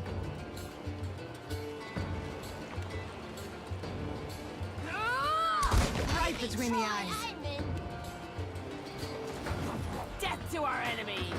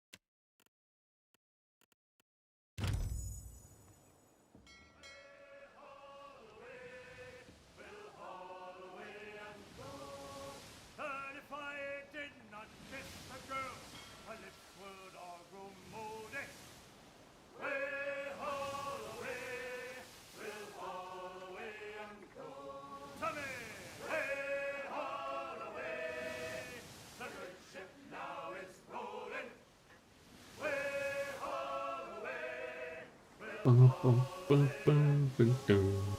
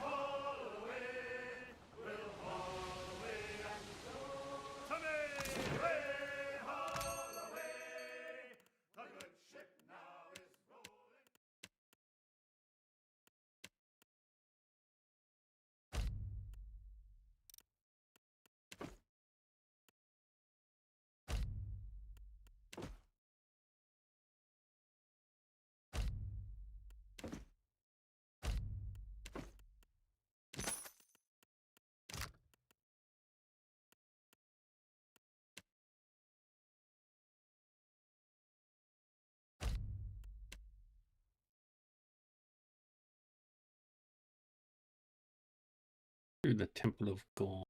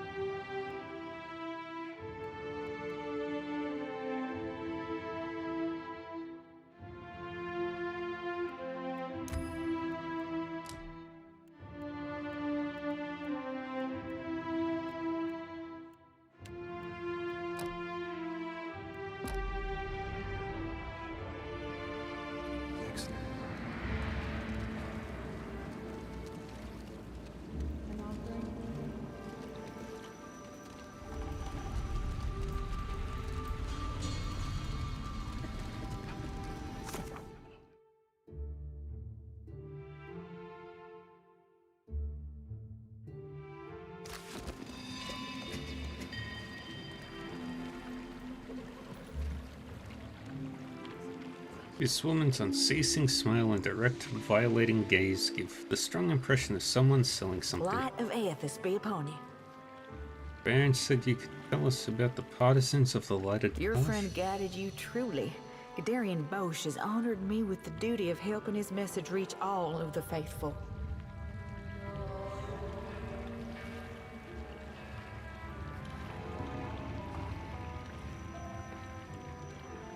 We answer the Shining God's call. He shows us the way and we march in his wake. Already the Vanguard prepares to make its journey, with more soon to follow. Who are the Vanguard? Gadarian Bosch leads the Vanguard. They are the most righteous of the partisans. They will be the first to join the ranks of Aethys, the first to charge at his call. Idea leans in toward you. Baron said something about the Vanguard. You don't think he's that dumb, do you? Agni's eyes shift momentarily to Edir, then back to you. She says nothing, merely re-raising her smile. How would I join the Vanguard? I'm afraid you cannot. The Vanguard is reserved for the most faithful among us. You have not even joined the partisans. That I've only just learned of the partisans is circumstance, not a measure of faith. All right, you are. Forgive me. I did not mean to cast doubt on your character. Unfortunately, even if I were to initiate you right now into our order, it would be too late to join the Vanguard. Their ship is docked right now in Nekataka, and set to depart at any moment. Edir looks at you with wide You eyes. think he could be on it? If he left right after we did, we gotta go. They won't take you, but there will be more ships to follow.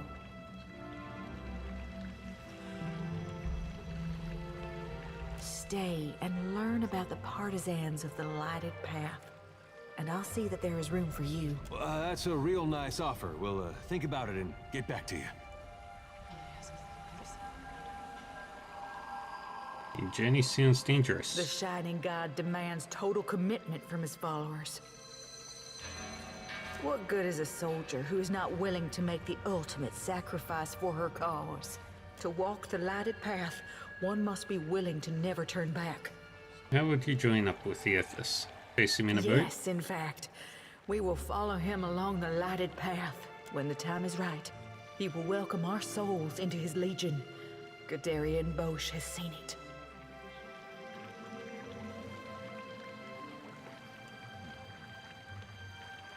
Just your souls, then? Not your bodies? Agni nods, her expression no different than it was when you arrived.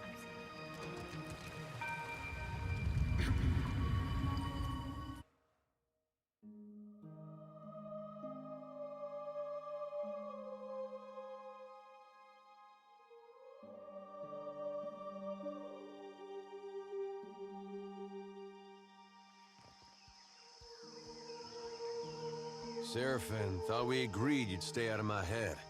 I weren't in your head, lad. You think like an ogre snores. Would be a fool and a half not to make sure them thoughts ain't full up of trouble. What do you think you're gonna find? Nothing particular, just, anything.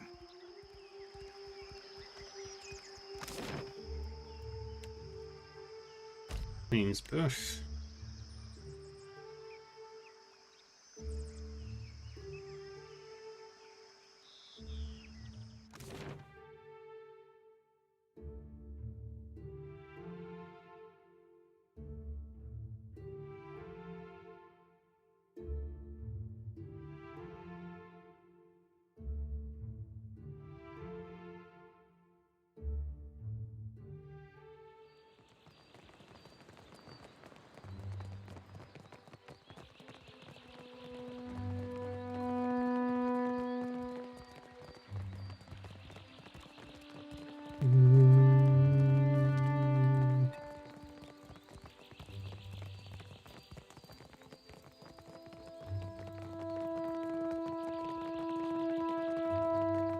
We missed it.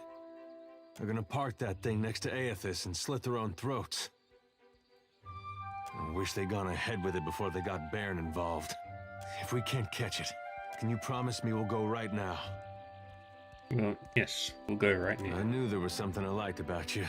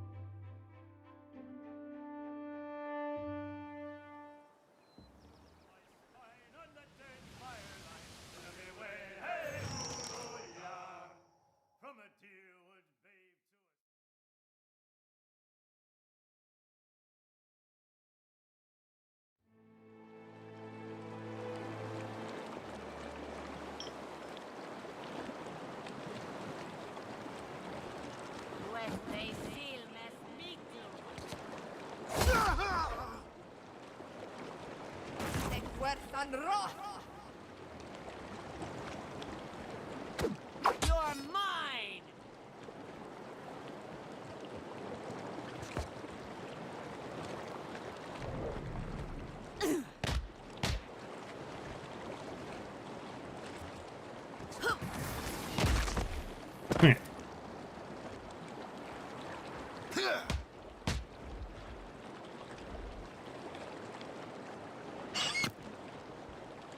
Mm-hmm. How do you like that? And that's how it's done.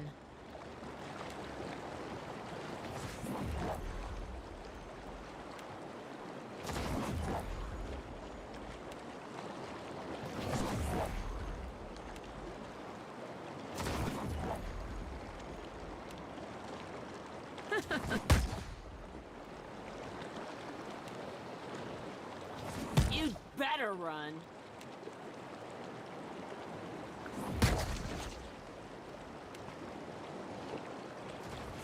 Gotta have something here that works. That looks like it hurt.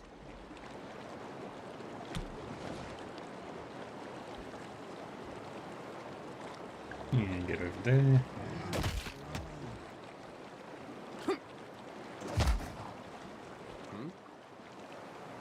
May I be a candle in the night. No combat music.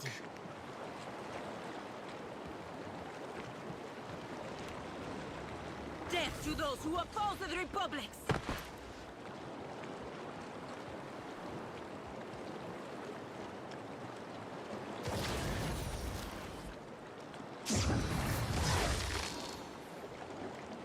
Ahoy.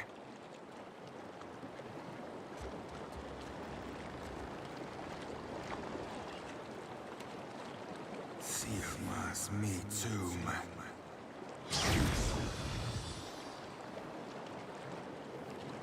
Oh, they were a beaut. Captain?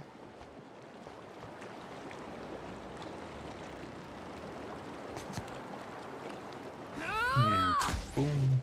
And then zoop, Might as well be hitting the water. zoop.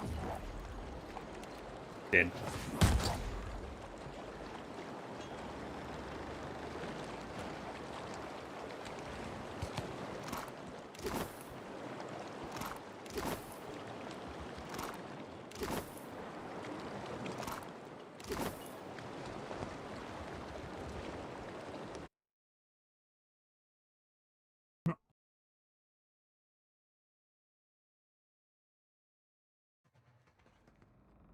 The others have drunk, Baron. Their souls make their way to Aethys. This isn't the time for hesitation. It's the time for faith. Come. Let us show him together. The man uncorks a vial hanging from his neck filled with a viscous fluid of earthy red. He raises it and waits. With unsteady hands, Bern uncorks an identical vial hanging from his own neck. No, kid! Adair has stepped forward, his palms outstretched. Bern nearly drops the vial, catches an awkward hold of it between his forefingers. His gaze drifts up to Adair, He stares with dull eyes as if he's trying to place him. What is this? You aren't one of my flock. How did you get here? Adair ignores Bosch, keeping careful eye contact with Bjorn. Lower that. Let's talk. Bjorn waits, the vial now clutched in one hand at chest height.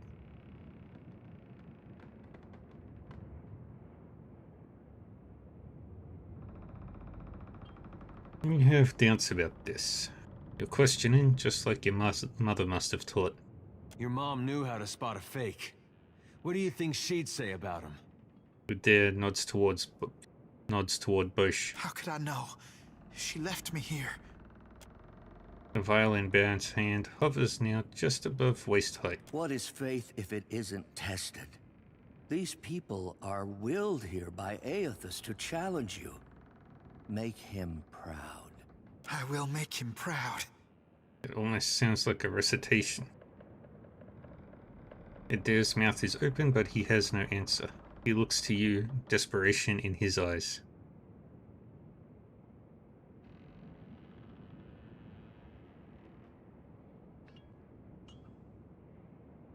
I have seen evidence of the true nature of the gods.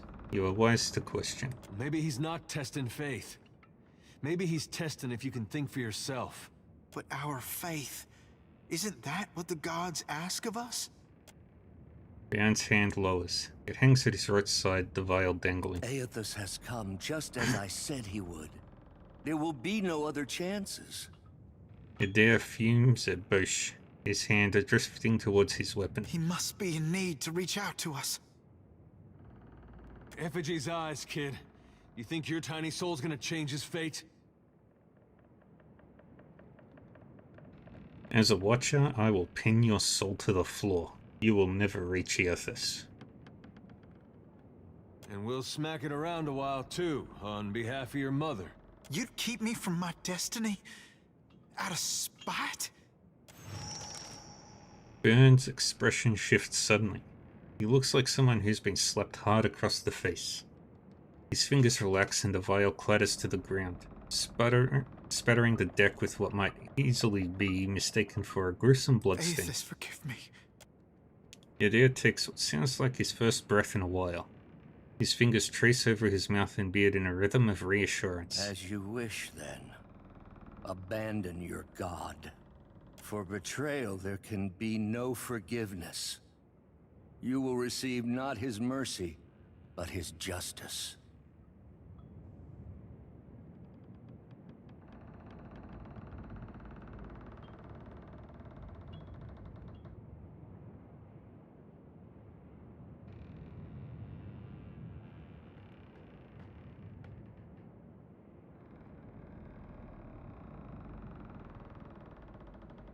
All acts can be forgiven by a truly benevolent Don't you soul. got somewhere you need to be, Bosch?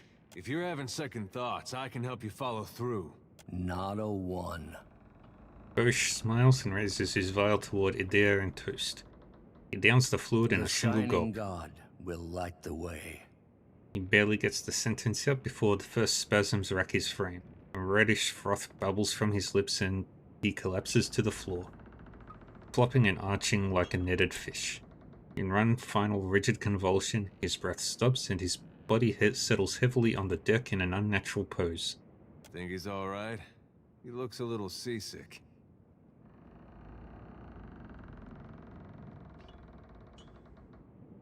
Not in much of a condition to lead a charge. Bjorn stares silently at Gadarian Bosch. Spittle bubbles on the lips of the corpse are still popping. That would have been me.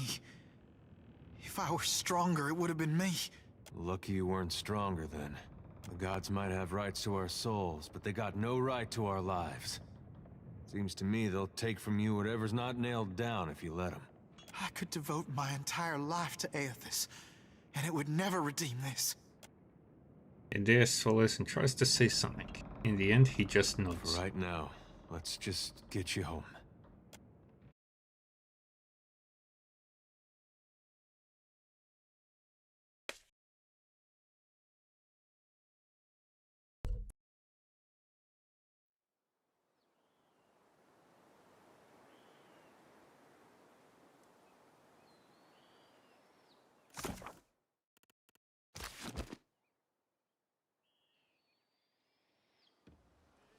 to Hasongo.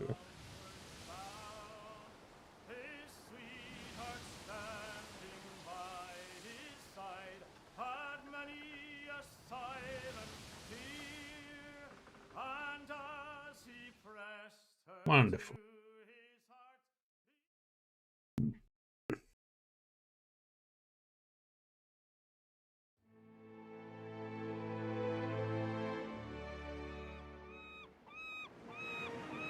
Adair looks up expectantly as Bjorn disembarks the Reaper without a word to anyone. Bjorn begins to head off, staring straight ahead with sunken eyes, and doesn't break stride when he passes Adair. Bairn. The boy has taken another several steps before he seems to have heard anything at all. And when he stops, he doesn't turn to face Adair at first, as though keeping his options open. Then a long moment passes, then with persisting hesitation he turns. I'm not sure what you want to talk about. I have my life, and I know it's because of you. I know I should be thanking you, but the truth is, I don't know if I want to be here now, or what I'm supposed to be doing.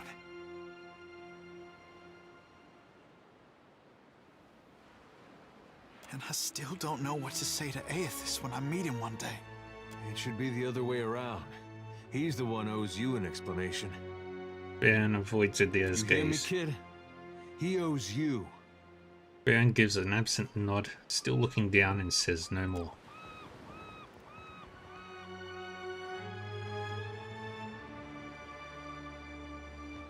Oh, we got ads. Yay.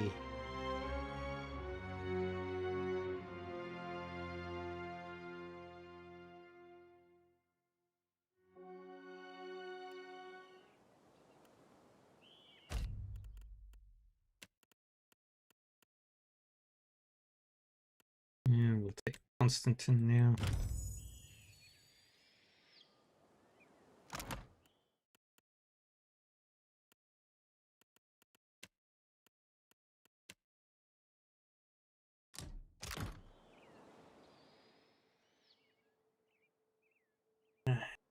We need to go to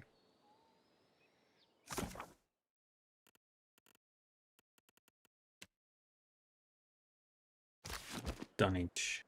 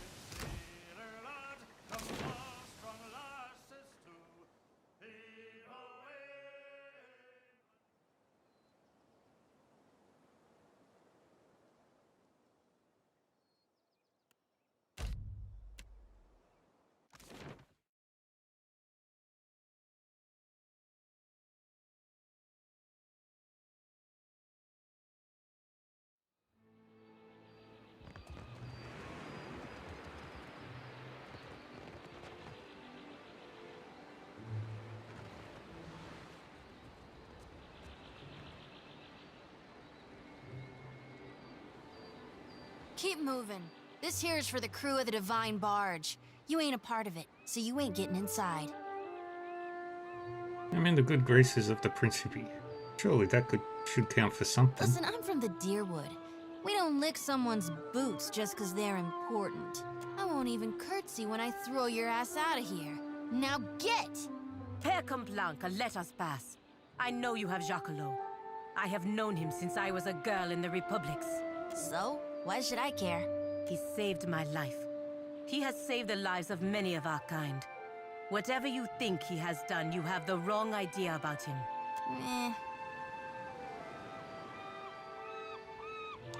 And Grimace twists her face. She rubs the fur on her right ear, looks to the door, then to you. She's telling the truth. Fine. I probably won't live to regret this. She turns the door while sliding a key from her pouch at her waist. With a quick twist, the door is unlocked and opened. After you. She motions to the door.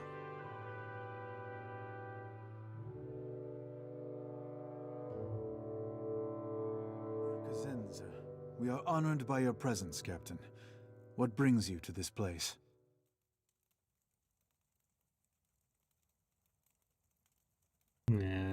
Regina? You have abducted the Animancer Giacomo, a valued citizen of the Valian Republics.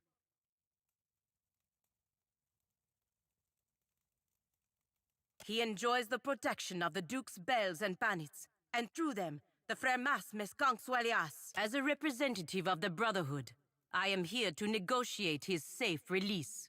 If Giacomo is not returned to us in good health, everyone involved in his kidnapping will face the wrath of the Five Sons. This, I swear. I see. We ourselves have been debating what to do with Giacomo for quite some time. Giacomo stands near the back of the room, nervously assessing you. Though he appears unharmed, he flinches at every movement the pirates make. Tadzatl looks to the ceiling, apparently lost in thought. He sighs deeply and closes his eyes for an uncomfortably long time. At last his head drops and he nods resolutely. We are lost in the woods. You will guide us out by traveling the branching paths of Altleha. Sure. A forest is defined by its boundaries. There are a finite number of ways through a forest, just as there are a finite number of ways this can end. I know the ways out of the forest, but you will choose the paths to take. Very well. The captain draws forth a small wax tablet and a plain metal stylus, scratches a few words on the tablet, and lightly poises the stylus over the surface before looking at you. A woman is with a child, and she learns that if the child is born, it will suffer greatly and have a short life. If she ends the child's life before it truly begins, is this good or bad? I think that it... Regina falters and goes quiet, then looks to you.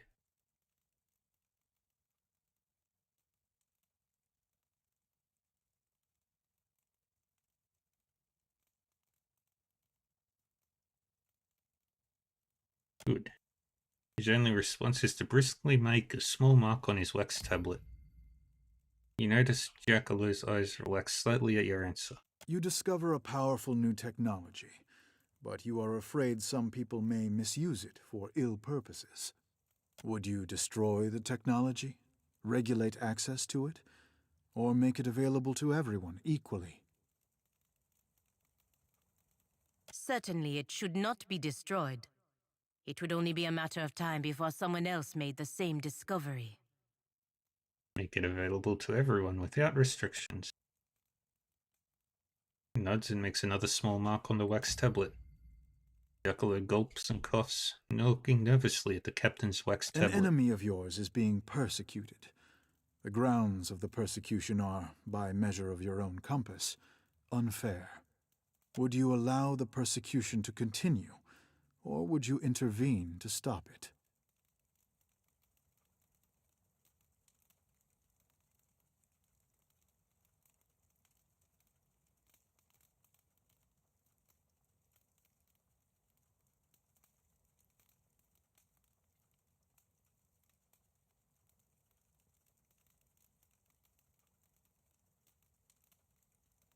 I would stop it. He looks down at the wax tablet and makes a third small mark. You learn that someone who does great good for many people is unintentionally going to do great harm to many people. The harm may not be great, or it may be so great that it dwarfs the good they have done. You have an opportunity to prevent this by killing them. Do you do so? I would not kill them. Very well. He makes a fourth mark on the tablet and takes it in both hands, counting the tallies. Your path has led to this conclusion. We will release Giacomo and his research. What was the point of taking him to begin with? Giacomo has discovered a method by which one may detect a godlike fetus in a mother's womb. Zattl's words hanging in the air. Captain waits for Pelagina's reaction, but she remains silent. She clenches her jaw and nods for Tetzatl to continue. In the Deadfire archipelago, parents consider a godlike child to be a blessing. From Bereth and Helia to Andra and Galawain, all are beloved, save those of Scan.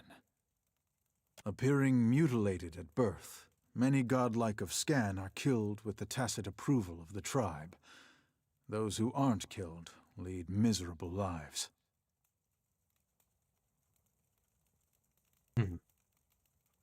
That's awful. I agree, as does my crew, which is why we decided to bring Giacomo here to decide what should be done about him, and his research. And after all this, you're going to let him go because of how the Watcher answered your stupid riddles? Yes. Feel free to elaborate. Our group was conflicted, so I posed to you a series of hypothetical questions, absent the specific context of our current problem.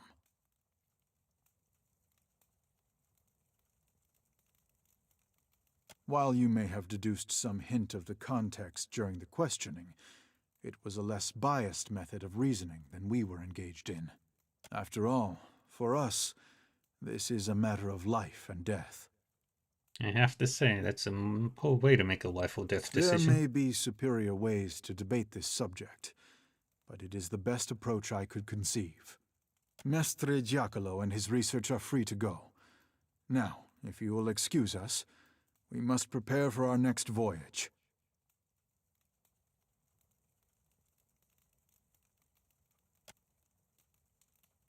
As you wish. Farewell.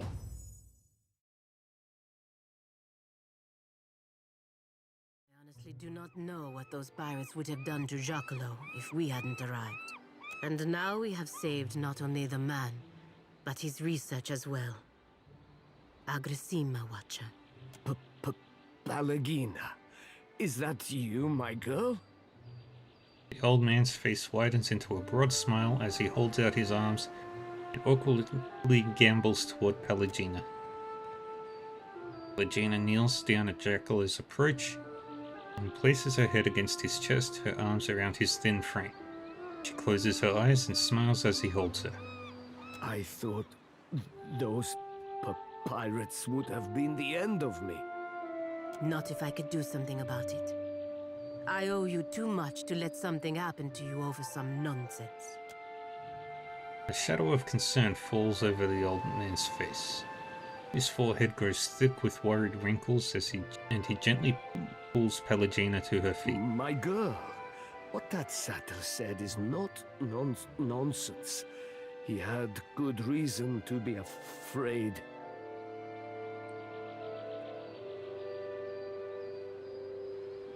He looks to you for confirmation. There is a danger, yes. Animancers just need to be responsible. Sadly, many are not. And as a group, we have no ability to monitor and reprimand those who act irresponsibly. And you should not be expected to. Who would even be capable of doing such a thing? Animancers should organize themselves to prevent their colleagues from getting out of hand. How would that work? Would animancers submit to the authority of other animancers? Perhaps. Old age has a few benefits, my girl. One is a measure of respect from your younger colleagues. If we attempted to guide them with a gentle hand, perhaps. Giacomo strokes his chin and nods. Pallegina considers both your words and Giacomo's in turn. She nods her head and turns her attention away. Soon realizes she is lost in thought. The moment passes quickly enough. Well, it appears we are done here. We should see you back to Neketaka, Mestre Giacomo. Before I go, I want you to have this, Aimoranet. An amulet of my own invention. It resonates with the godlike souls. Even severed, there is enough magic in your chime to activate its power. He holds up a beautiful amulet on a slender chain. An oblong address stone gleams in its center.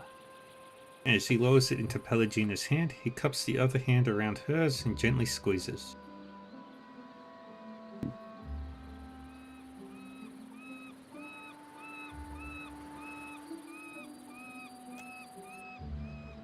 Regina smiles and nods to him before letting him go.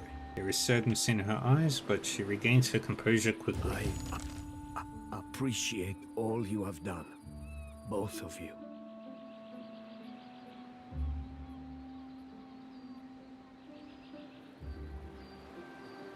He smiles, nods, and shuffles off toward the docks.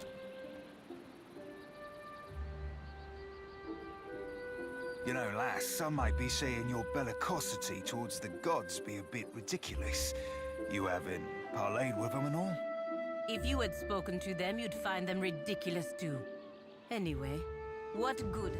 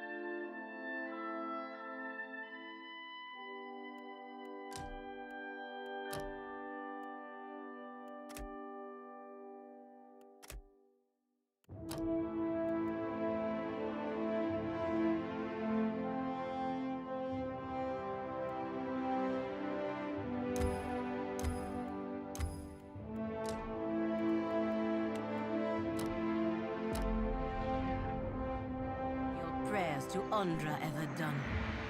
Better being safe than drowned.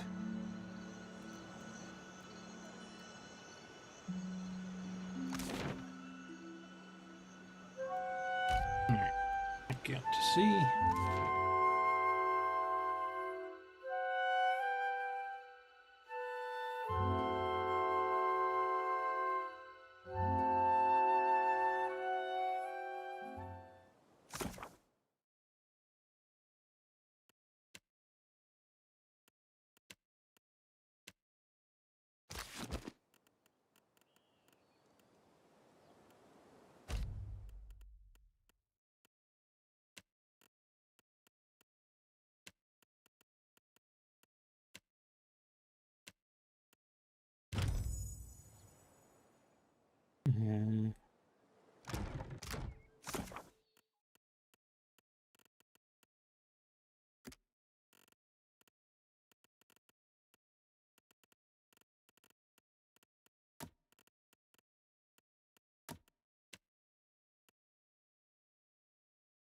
go to Sayuka.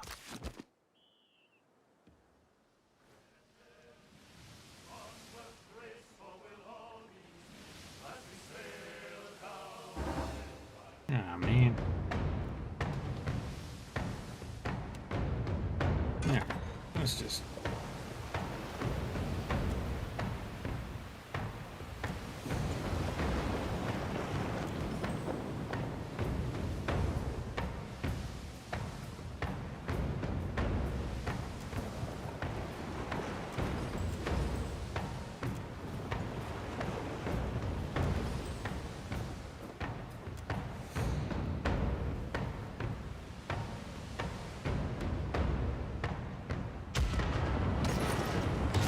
fire everything.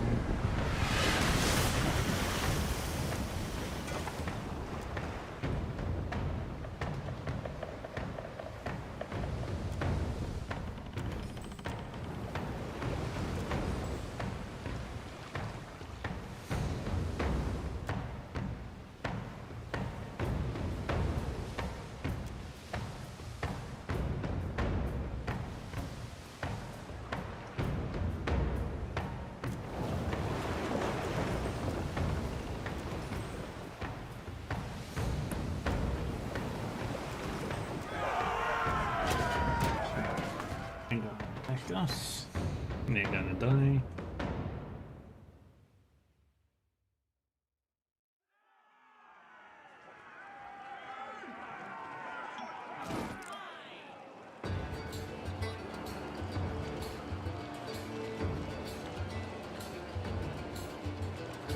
Yes?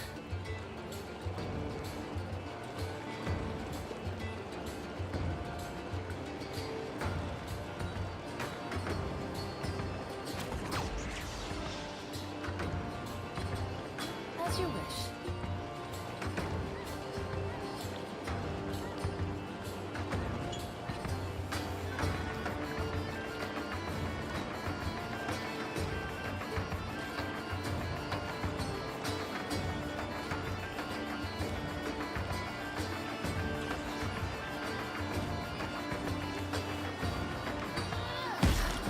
Did I do that?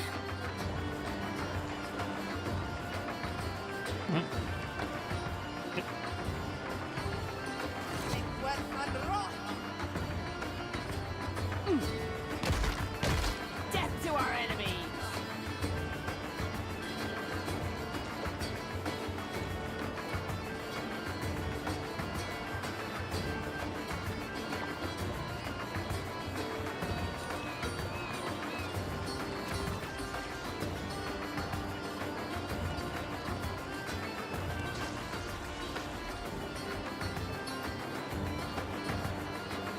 Get over there.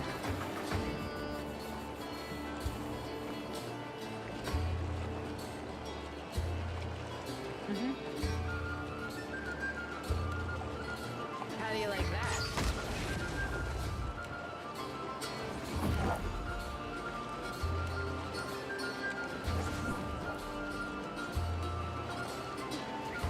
There's something you don't see every day.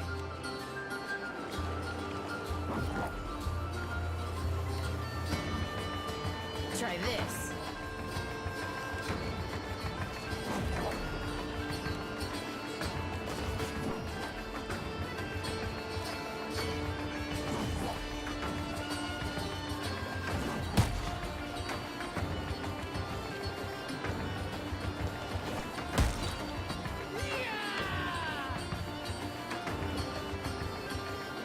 Get over there.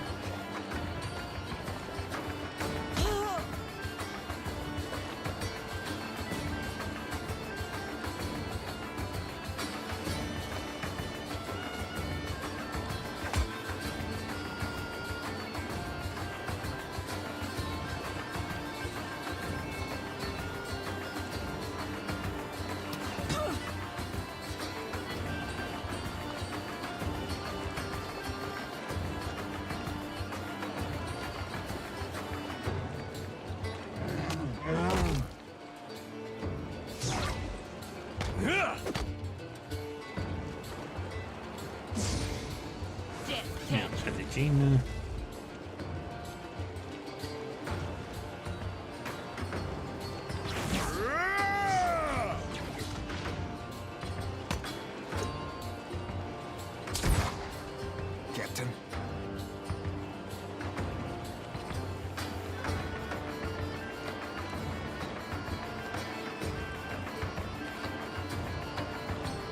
It takes a finger to blow her away.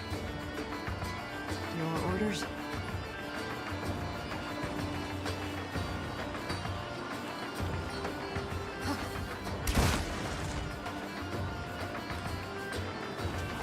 You see that, Ishi?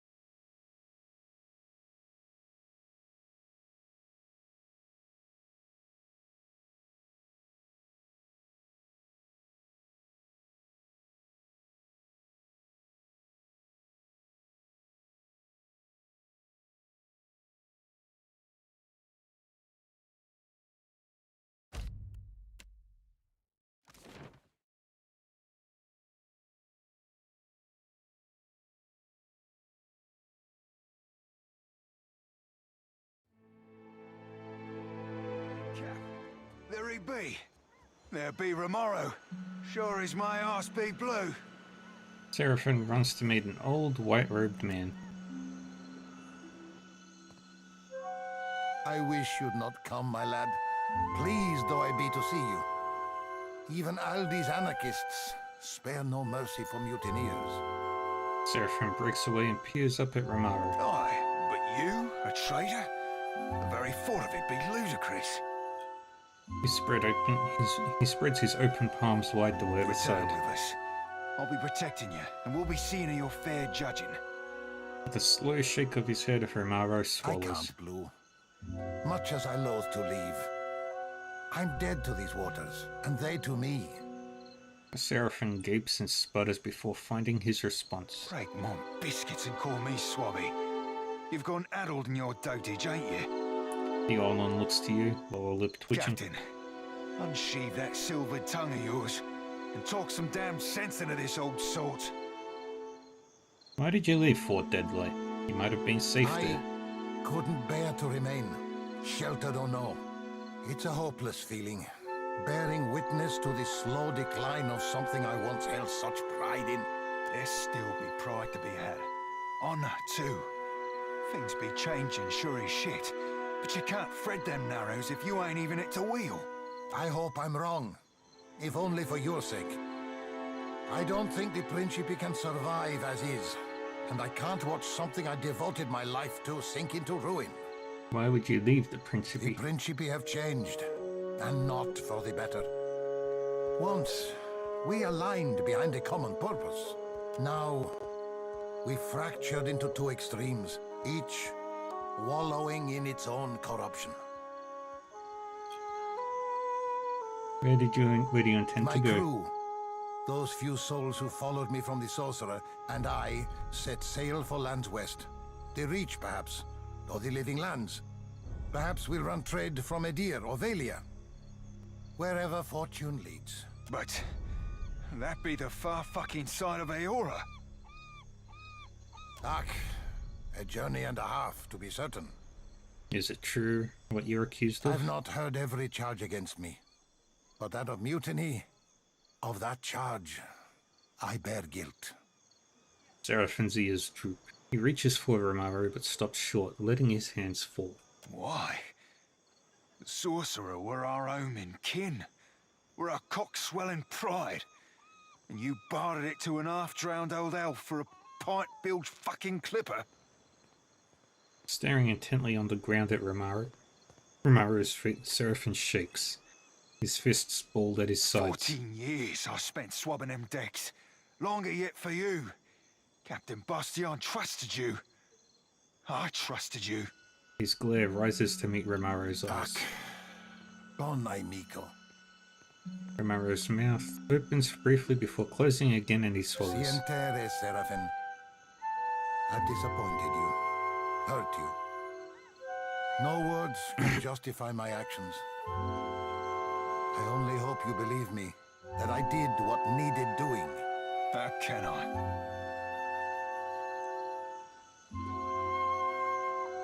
Seraphin, you've heard Romaru's confession. What would you do with him Cut now? him loose, Captain.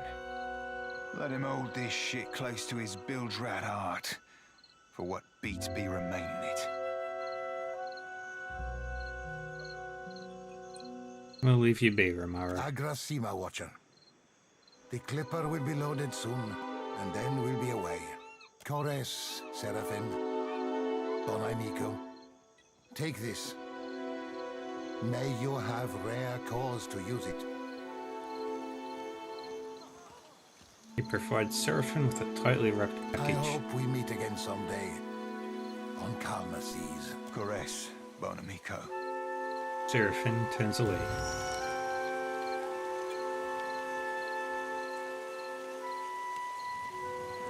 An eyebrow, the blue of the open sea rises over an iris of the warm green of the shallow surf. You be boring a hole in me with them eyes, Cap.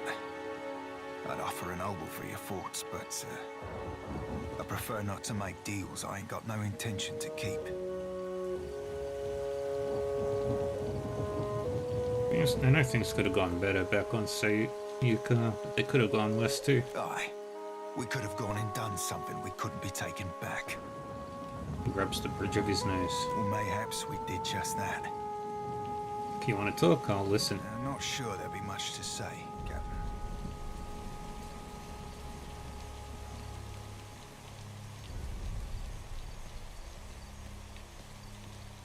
Don't suppose we could collect on the Principe's bounty anyway? Might could. Without a head, though, that'll be a right hard con. He chuckles softly. At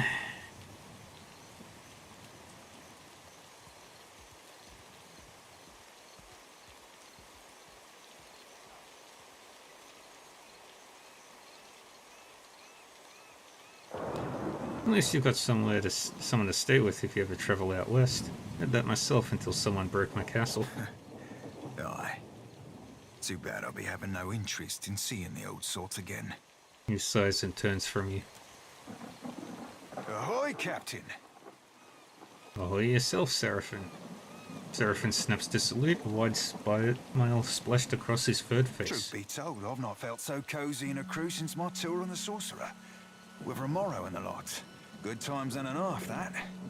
You're a valuable member of my crew. By way of expressing my gratitude, I've a tribute to be presenting. It's meant to be worn by a great captain. I think you rightly qualify, and I think you'll look right spiff in it too. Thank you for the gift. Pleasure be entirely mine, Cap. May it serve you at least half as well as I. He bows deeply, then salutes and turns away. Alright. Let's work on you.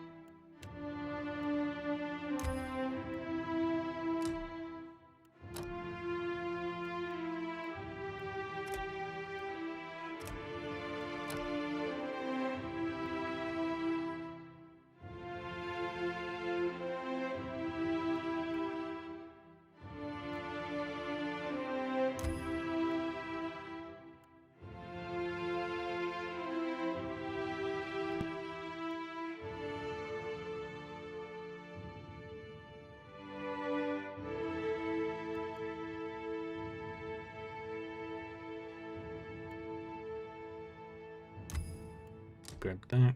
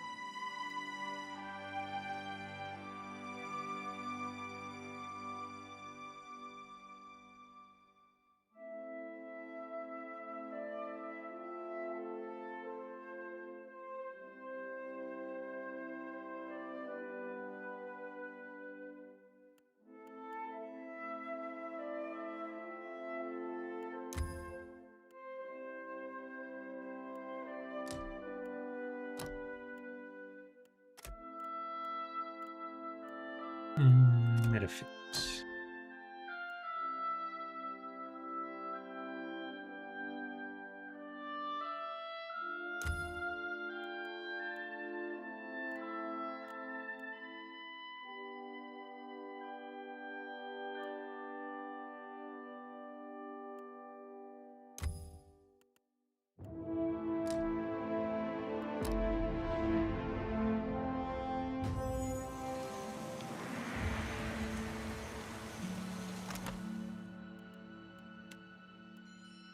Alright, gotta level up some more.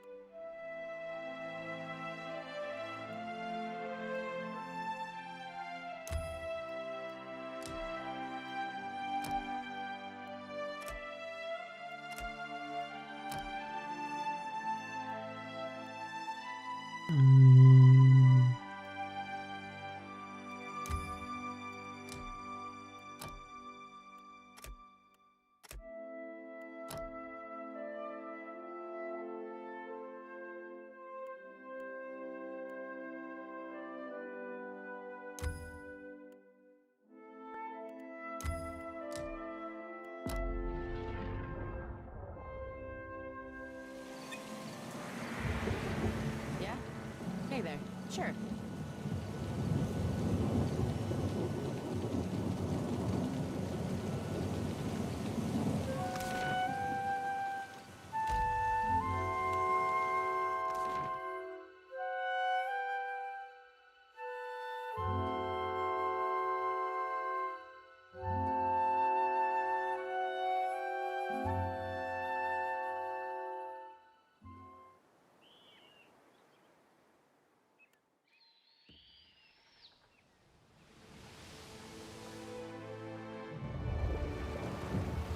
You have barely cleared Sayuka Harbor when a sleek half-galley appears off your port bow.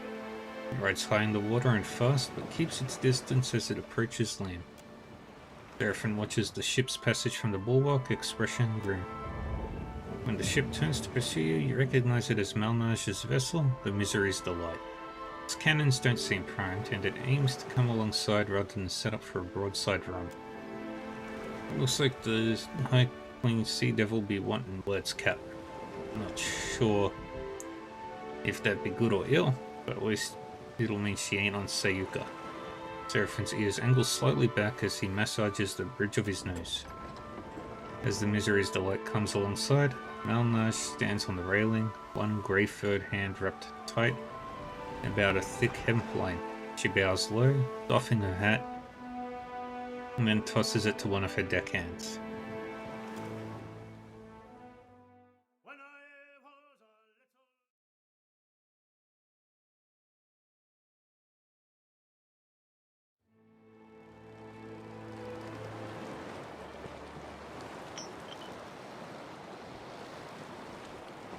Funny seeing you here, Captain. Especially since we've tracked Romaro to this very rock. Ain't trying to steal the bounty, are you? Malnage counts her grey-furred head at you, hands at her hips, and near her weapon. You know my relationship to your bosses. You really want to test me? Yeah, she's always been 2 tentacles short of a septopus, Cap. Malnage's lip twists above her pointed teeth, twitching. She bends forward slightly, like she might leap upon you, but instead straightens. Quietly, she Well, I shrugs. see it. They won't much care if I gut myself a traitor, even if it be you. I killed Romaro. And Blunderballs there, stuck by your side. I have me doubts. She points an accusing finger at Funny. Seraphin. I'd have thought a watcher would have had better instincts than siding with a known traitor. She shakes her head in an approximation of sadness, but doesn't bother hiding her Fuck it. grin. We'll deal with you first, then go have a little chatsy with Romaro. No quarter, lads and lasses! Weapons slide free of holsters and sheaths as Malnage's crew attacks.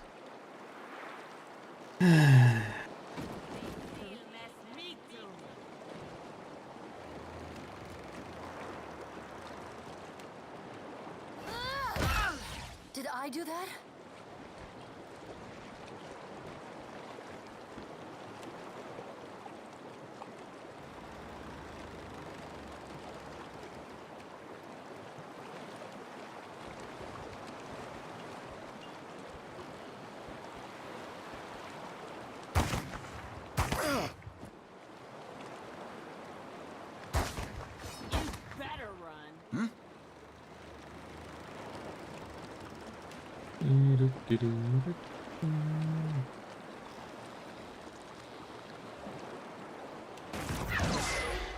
Happily.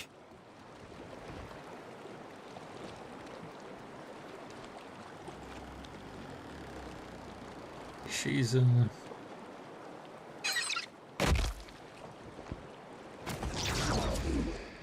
Right here. Alright, let's work on it. This won't do. I'll teach you a lesson.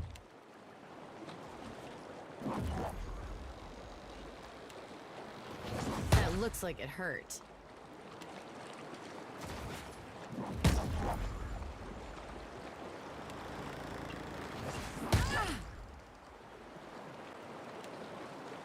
How do you like that?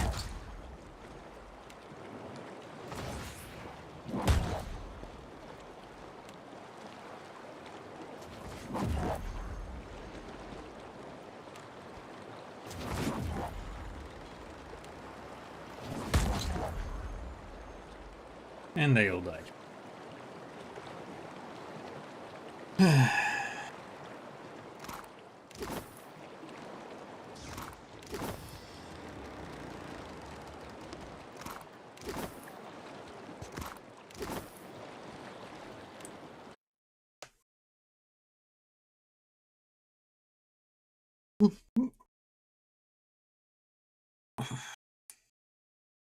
Yay.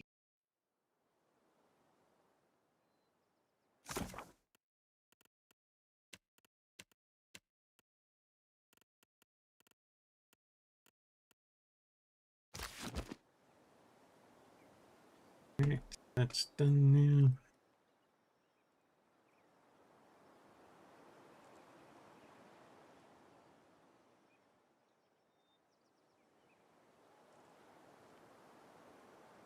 Alright, so what lists?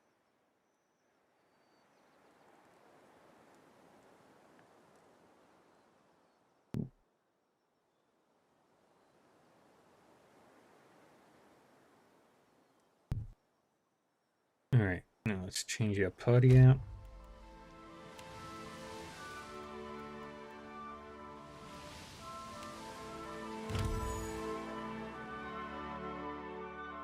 Crookspur.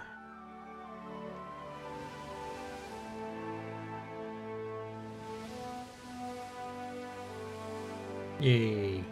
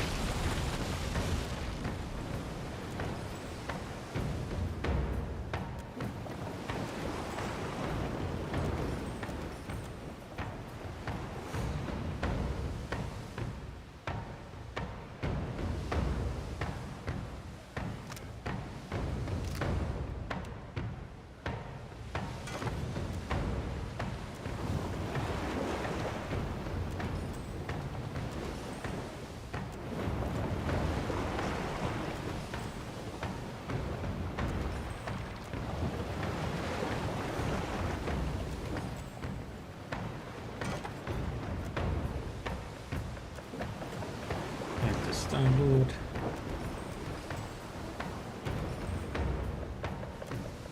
Fire the starboard cannons.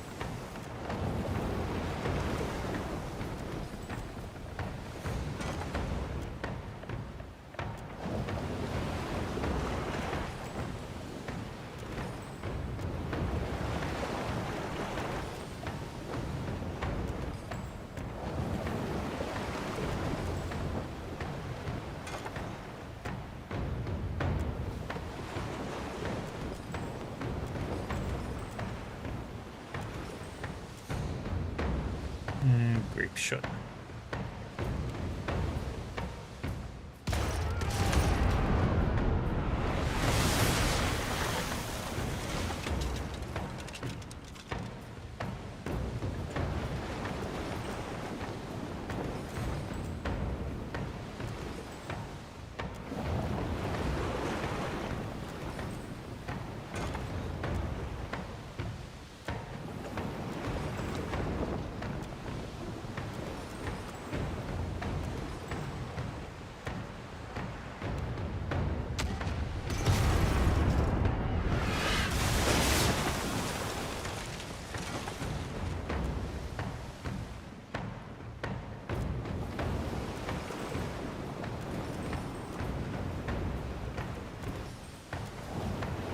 Full speed ahead.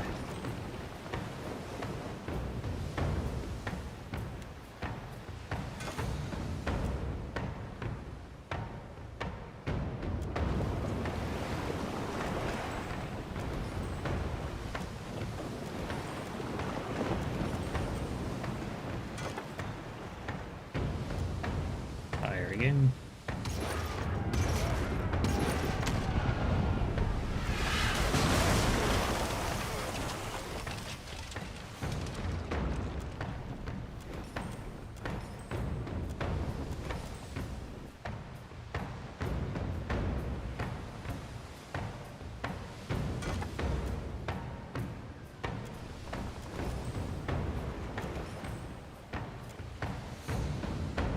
Fire again.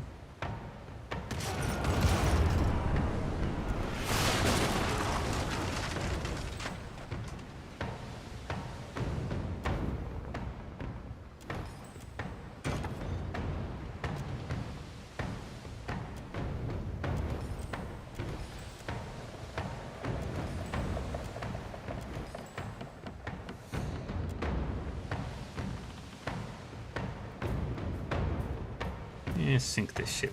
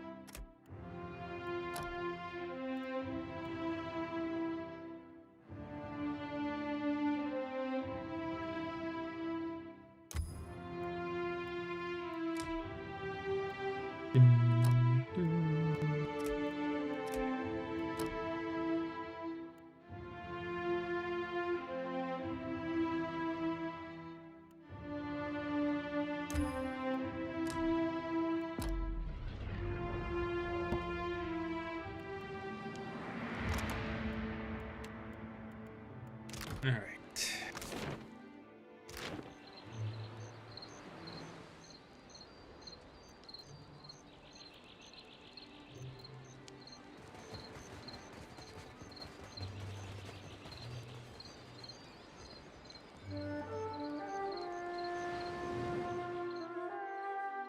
Before you, a small cavern arrows into the rocky terrain beneath the fortress's crumbling stone base. The squat mouth of the cave sits within a wash of ocean water. You slosh into the water until the bottom abruptly drops out from beneath you. Cold rush suffuses your skin. The water is greener in the back of the cavern, dark and deep. The wave crashes into the cavern behind you, and as it recedes, a hard undertow sucks you back toward the shoreline. You push against the current, making slow but steady headway. Swimming deeper into the cavern, you come to a set of tunnels, forked left and right. One tunnel leads to darkness, the other is marked by a faint glimmering of light. Both tunnels are completely submerged. The tunnel's depths are so black you can't make out your hand in front of your own face, so you don't notice the dead end until your knuckles and then palms have slapped against it. There's nowhere to go except back down the tunnel's length, all several long feet of it. Your movements have rocked the water around you, and just above you can make out the muted sound of waves lapping at the lip of the tunnel. There may be a sliver of space for air, or there might be nothing. Your nose bumps the ceiling of the tunnel when you try to surface, but there's just enough space for you to gulp some air between your lips before an icy wave washes over your face. As you tread your arms to keep afloat, you realize your movements are making the water even choppier, soon closing up the space between the cave and the surface completely. Your group swims on, deeper into the tunnel, no end in sight. Your lungs begin to strain.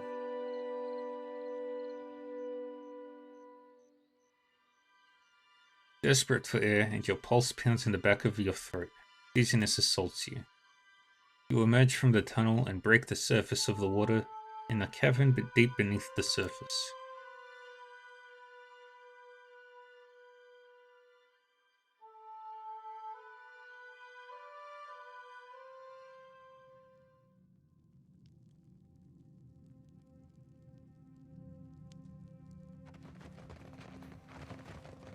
On silent feet. I got this. I got this.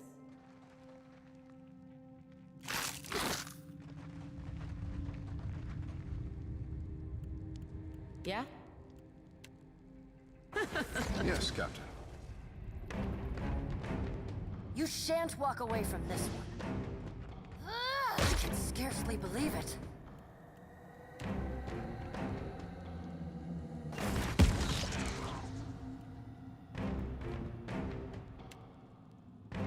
Curiouser and curiouser.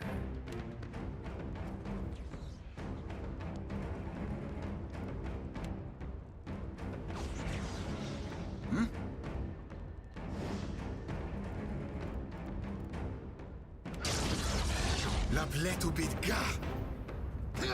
Tahoyuki.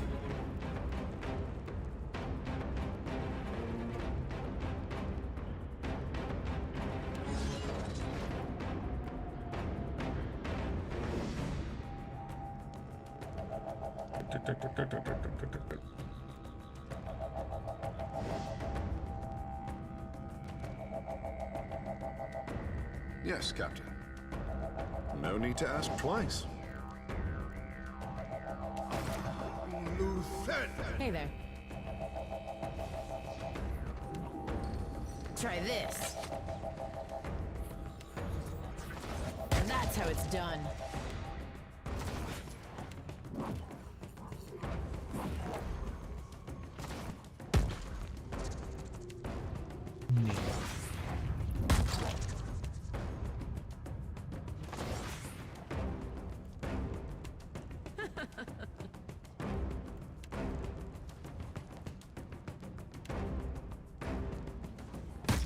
Show them how it's done.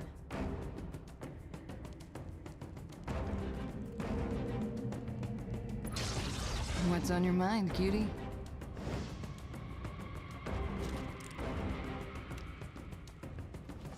Ha! Still got it.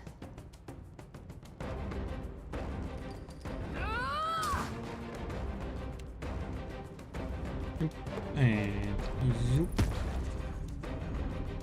And this battle is done.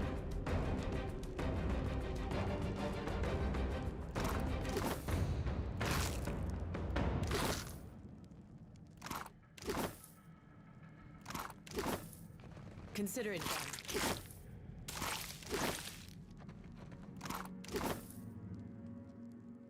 These bones have been picked clean. An iron gate blocks the passage before you. The gate is shut and locked tight, and its bars thick and evenly spaced. Cast aggressive breath. Maya artfully lays a spell over the door's hinges, with each word uttered aloud, building and weaving the magic until the already rusted metal begins to sizzle and slowly melt. As you watch, the door's hinges corrode completely away. Then the door falls to the ground with a bone-jarring clang. I see where you're going. There. What did I tell you?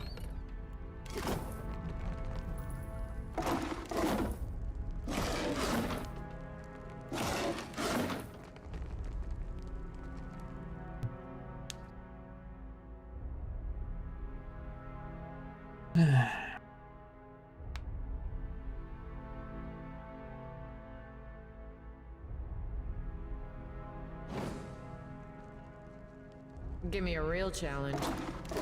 This calls for there. What did I tell you?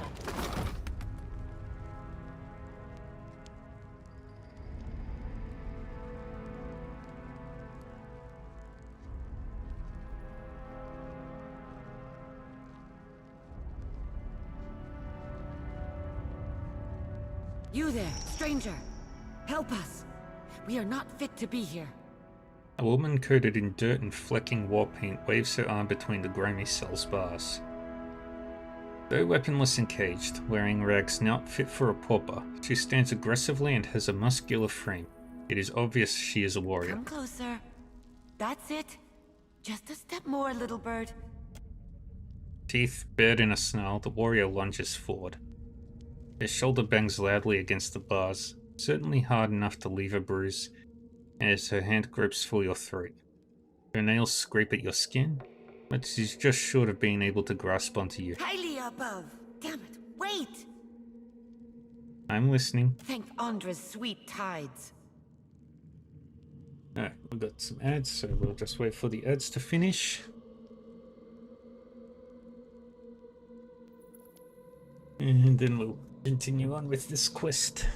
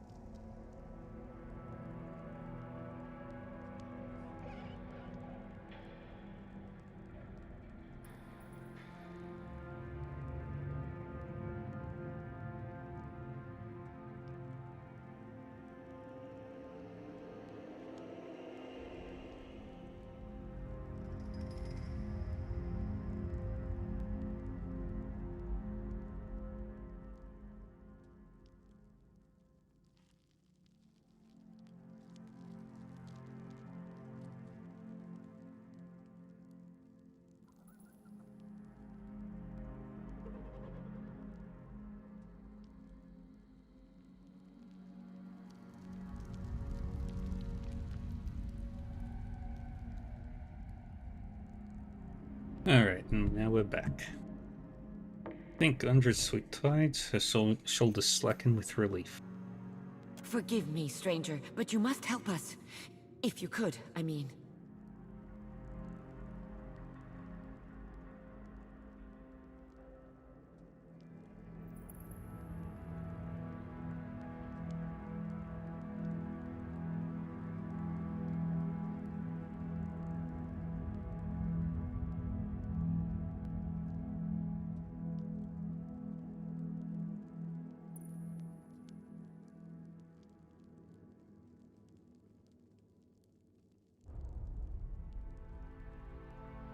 Her hands grip the bars so tight the muscles in her arms bunch.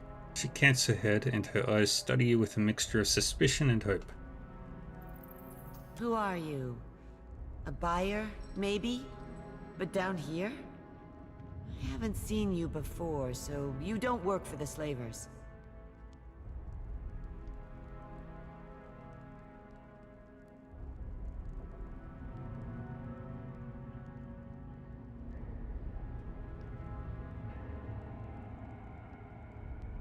Your chief has sent me to take out the slavers. Her eyes narrow You've with made interest. it this far and haven't been skewered by an ogre. Yet. Perhaps you can free us.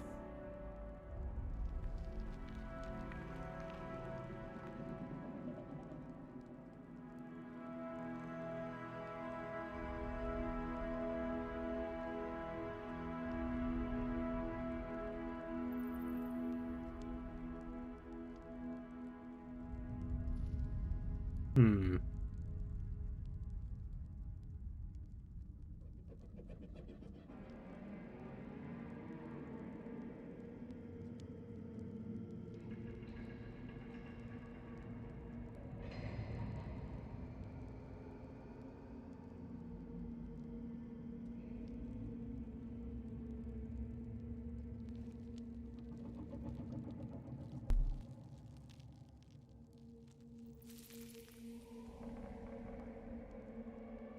Me and the others are keeping tabs on their patrols. I know their schedules, and their weaknesses.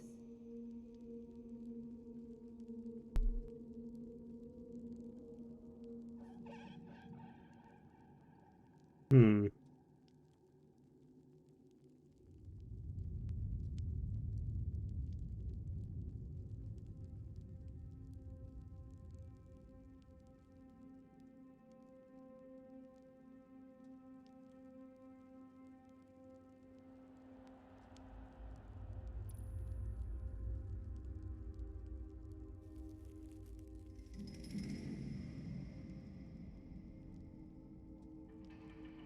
We can handle ourselves if you can get us out of this cell.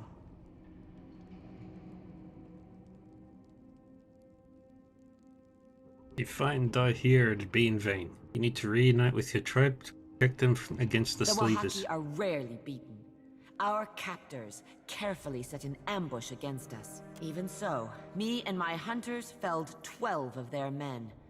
They will not survive our retribution. I will personally take the Taskmaster's anchor and use it to rip out his entrails. Open the cell and witness the Wahaki's best warriors in action. Know who has the big keys? dumb one. The Taskmaster. He stomps around near the stairs that will take us to the fort's upper floor.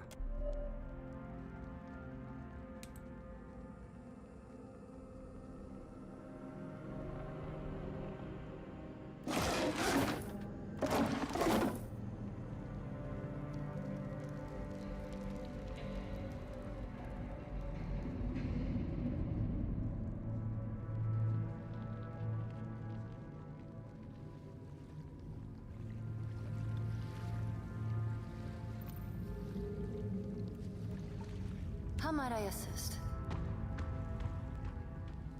A question? Sure thing. Watch and learn. Yeah?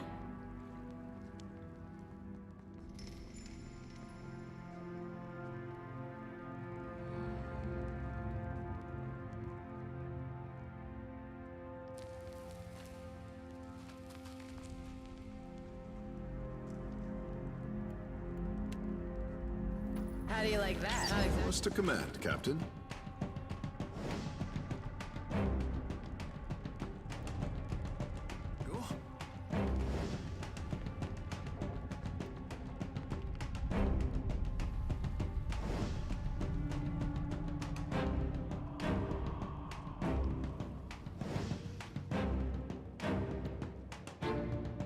At your service.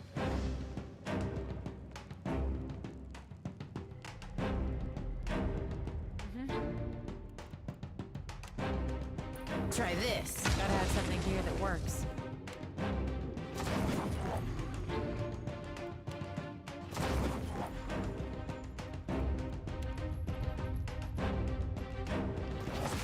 There's something you don't see every day. How do you like that?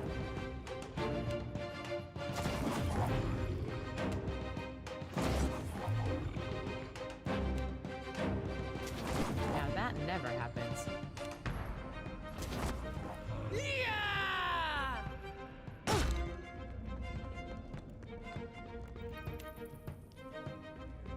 What's on your mind, cutie?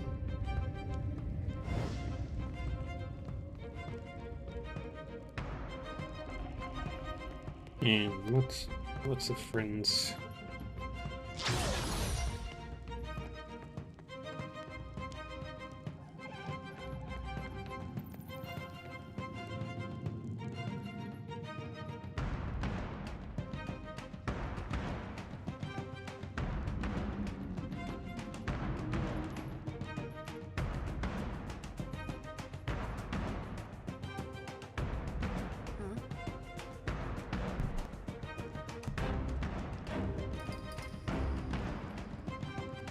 Don't mind if I do. Yeah. Easily done.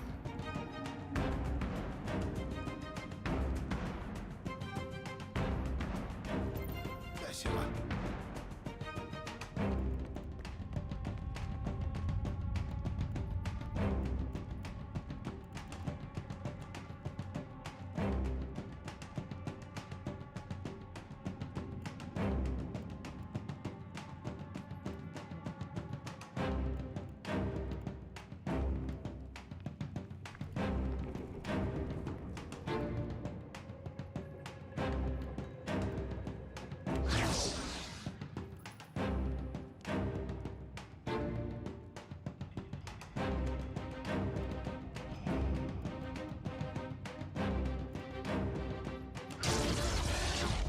Your orders.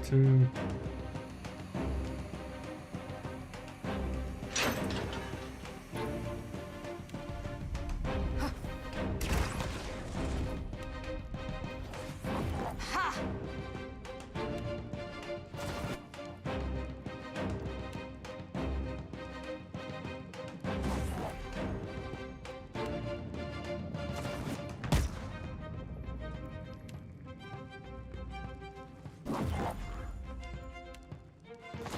Might as well be hitting the water.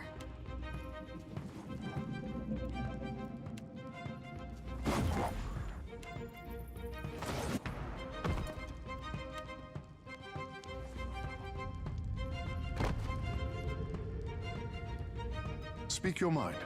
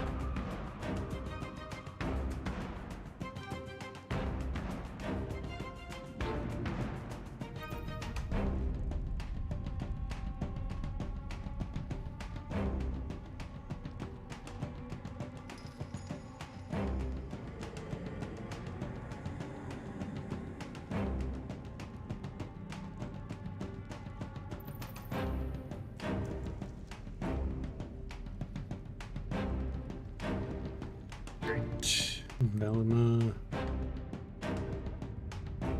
Hey there.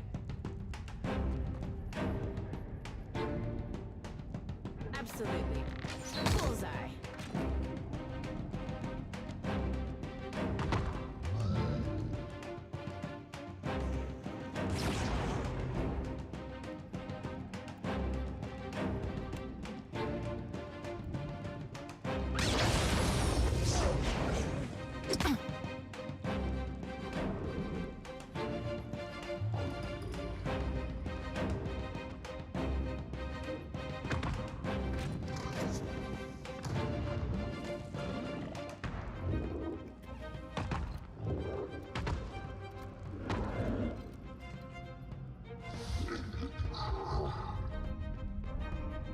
Yes, you are.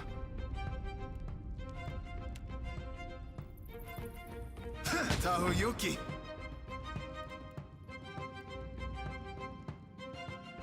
How might I assist?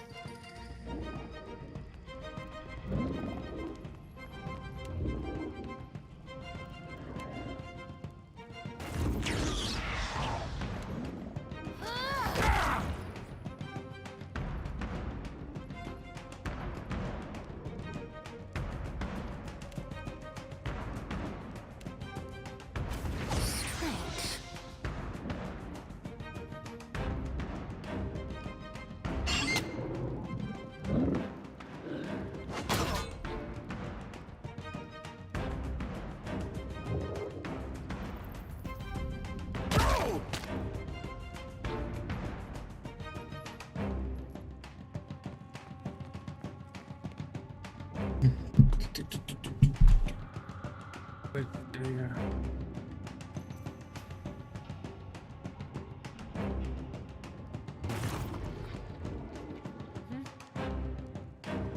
My pleasure. Not exactly what I was going for.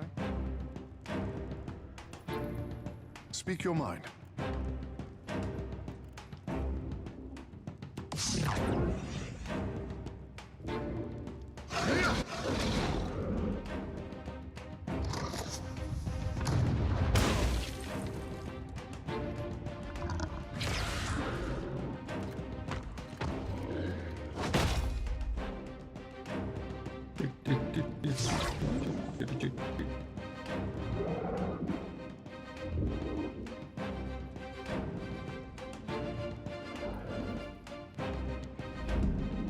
Captain?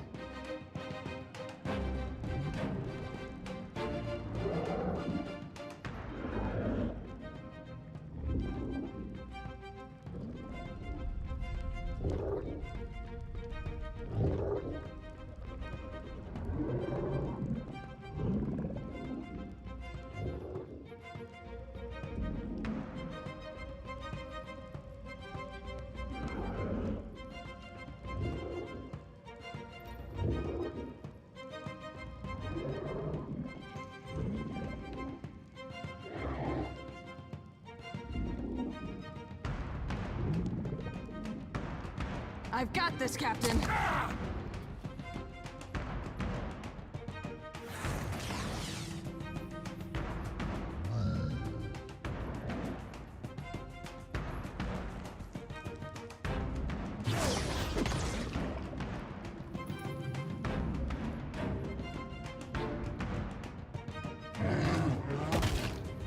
Right here. Of course. That's how it's done.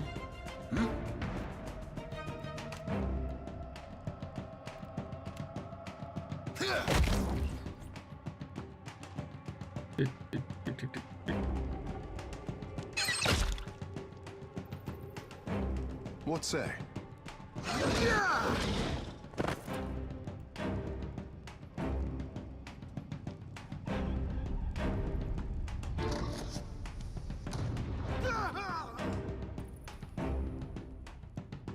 What's on your mind, cutie? For the wrong and new.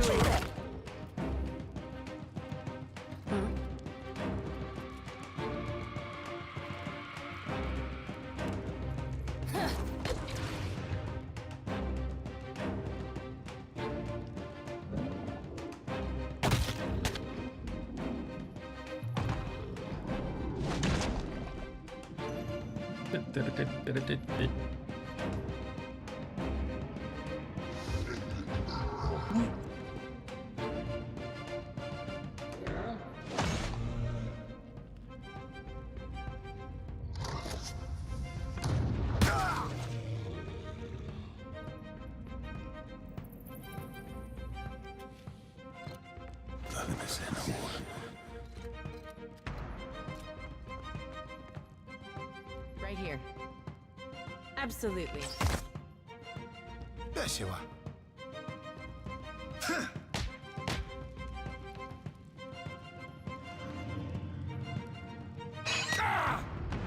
You have my attention.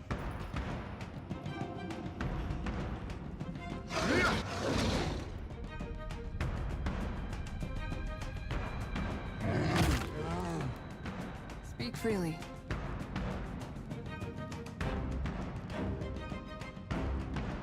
For the homeland! A question, Watcher?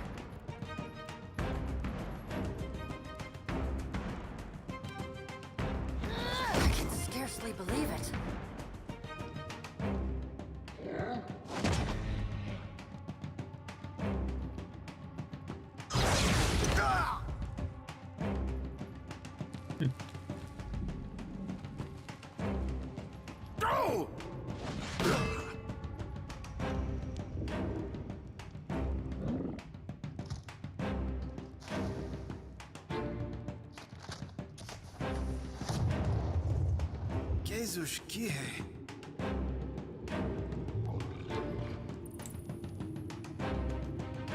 Hey there.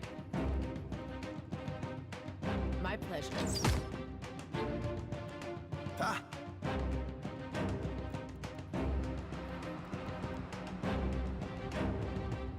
Senekigan!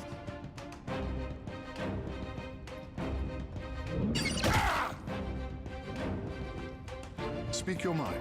Show me where to bite!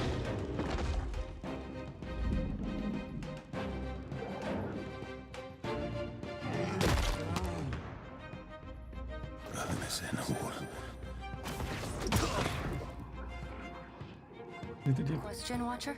Hydrate. Thank you, Millie Mixie.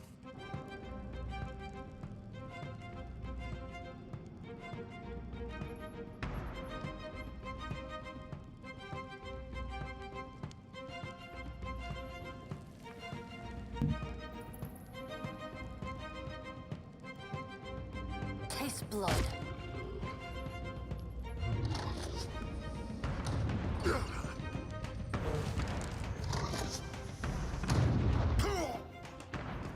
Speak freely.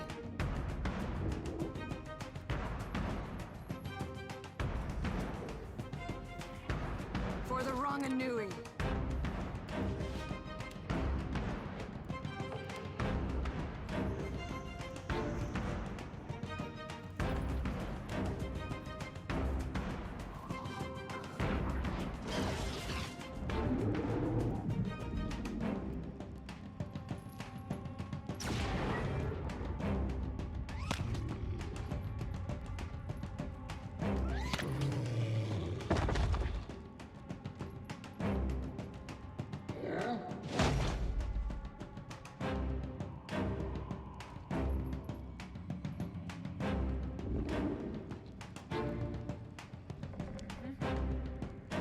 Of course.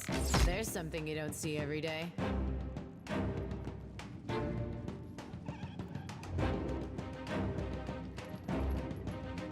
You have my attention.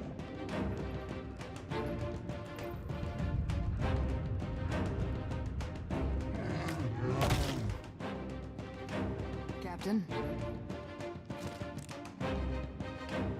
Ashiza, strike!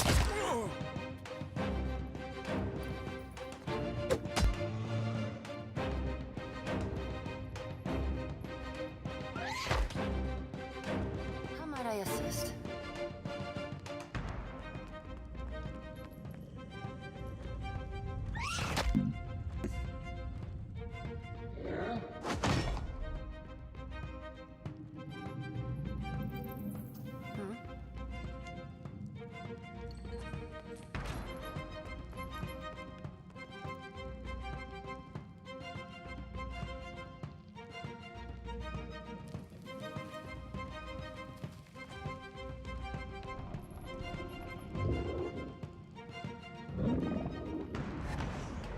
What say?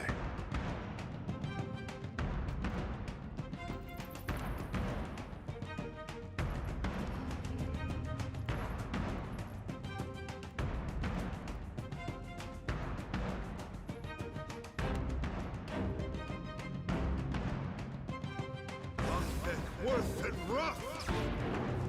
How good I say? Absolutely.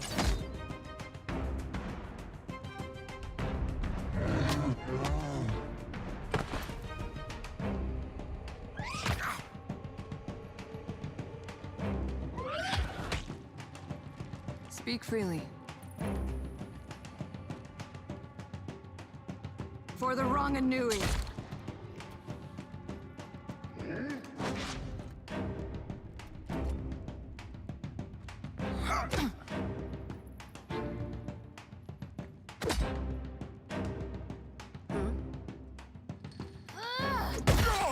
Did I do that?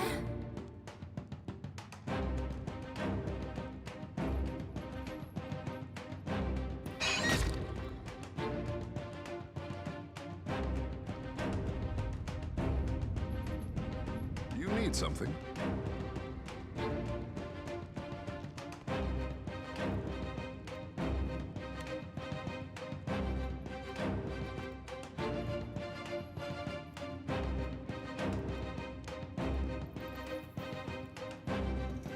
Watch me, mother! This does not work! I'll teach you a lesson.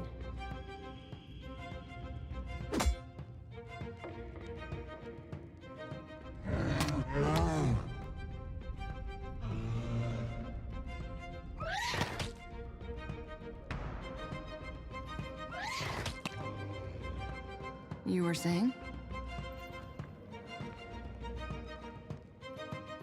I've got this, Captain!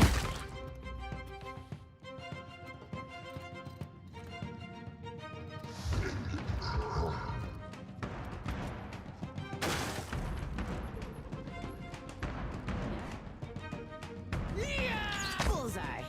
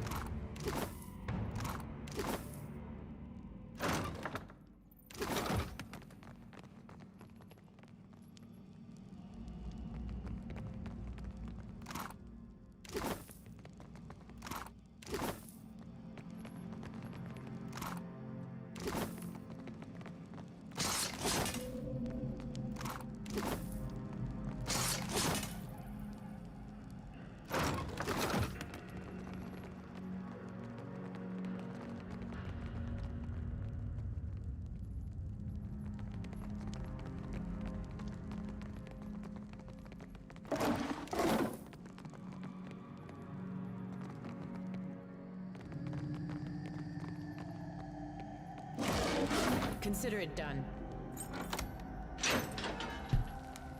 Shh. We're not supposed to talk with anyone. Who are you? An escaped slave? I don't want to get in trouble. It's not safe. Stay Sure. here. I mean, it's not like we can go anywhere else.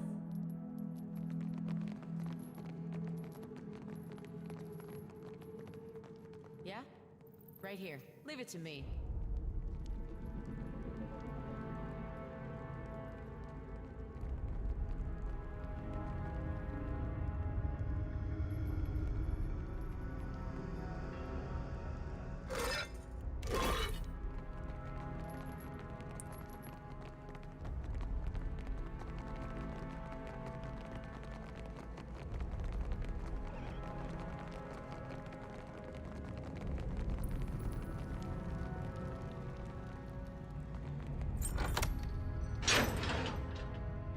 Ready to skin some slavers?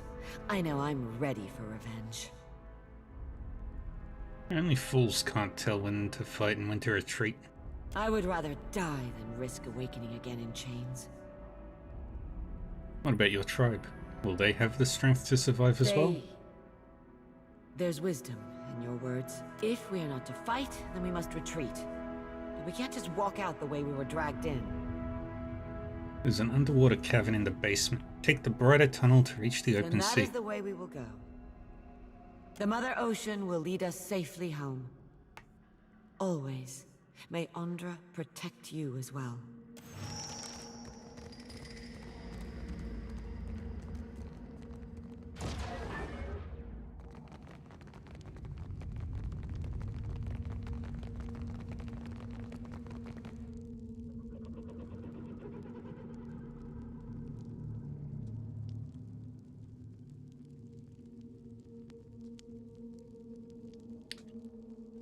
Do-do-do-do-do.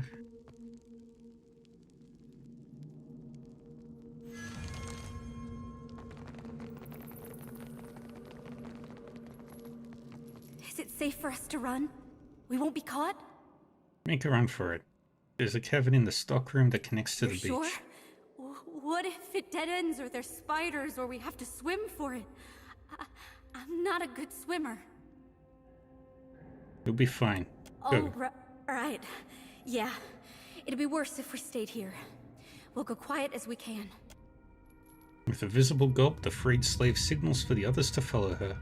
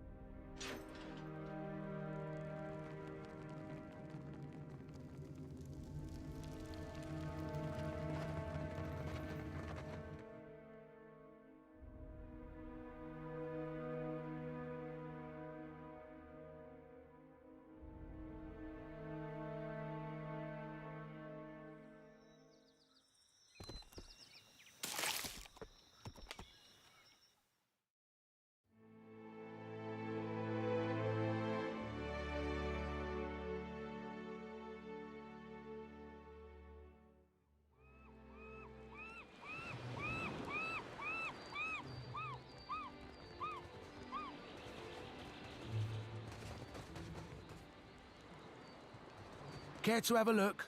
Right away.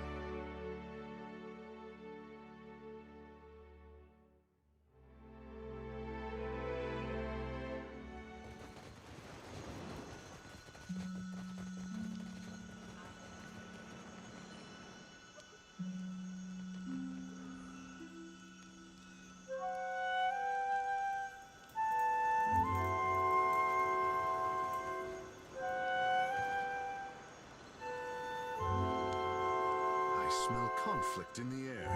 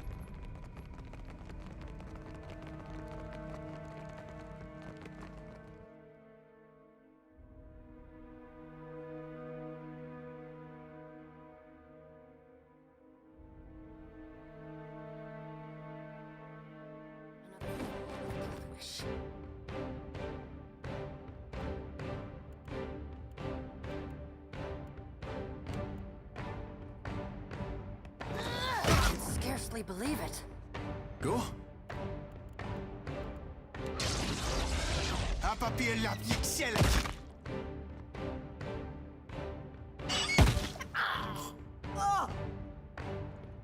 Yeah? I'll just have to try something else.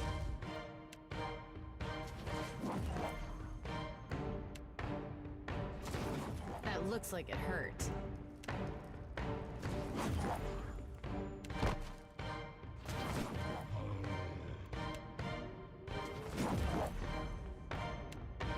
Try this.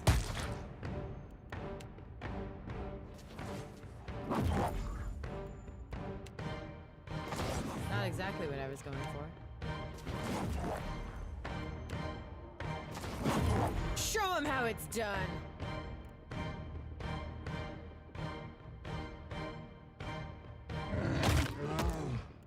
Speak your mind.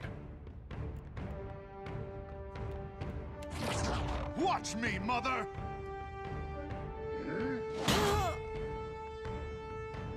Your orders? Ha! Can't get a clean hit.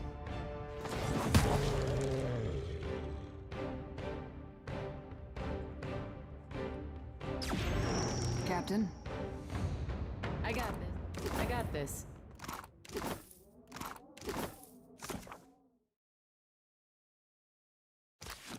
Can do.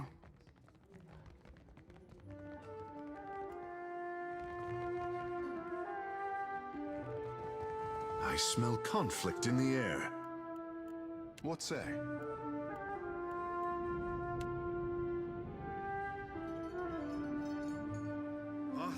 Worth and rough! A question, Watcher? A sure thing.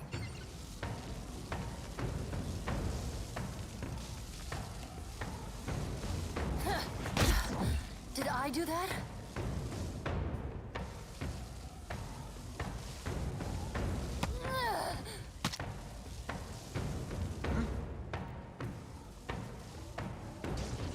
Kusalani Kukudin. Captain?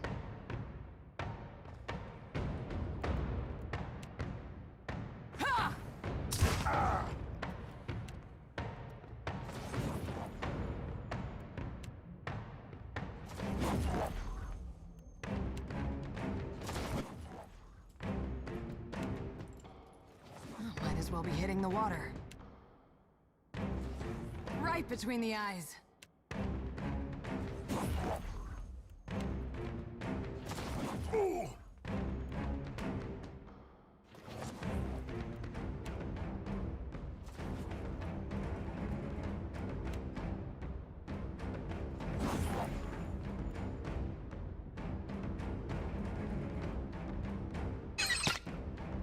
Right here.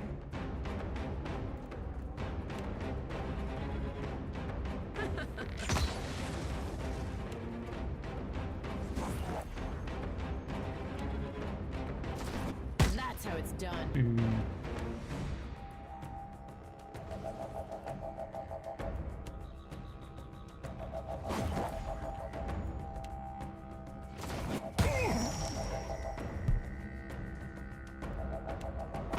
Try this.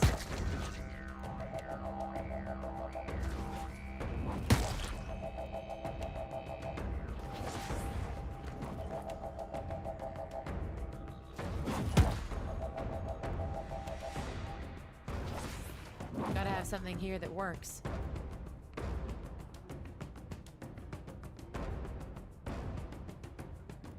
At your service.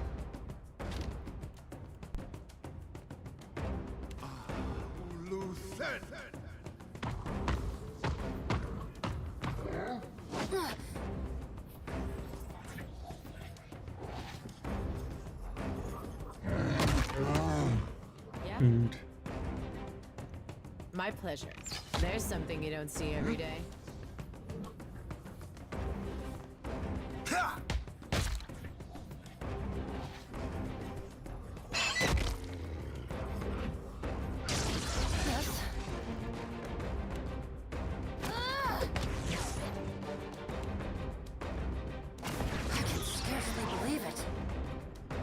You have my attention. Tungaloa devoured! I'm listening. Oh, there we go. Yeah?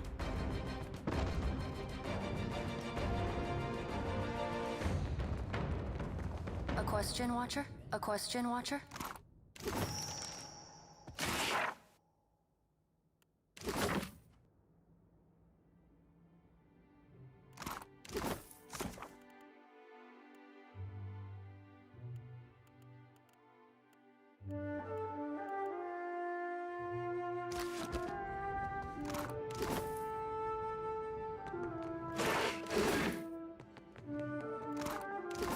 Happy to oblige.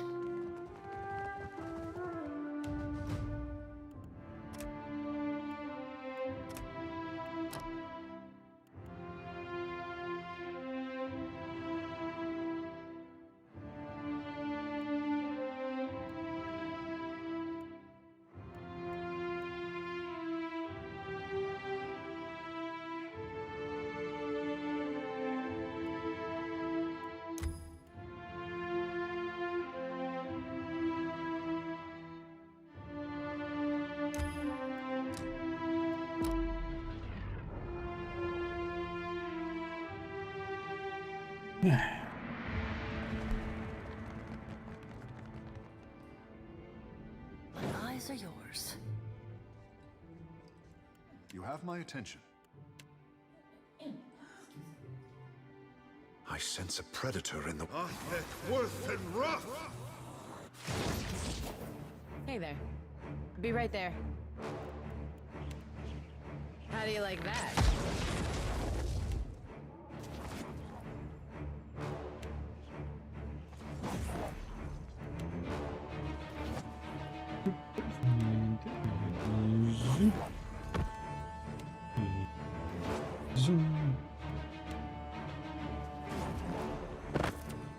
And Try last this. one.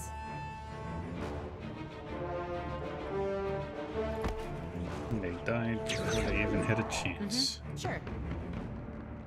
Slippery. Challenge.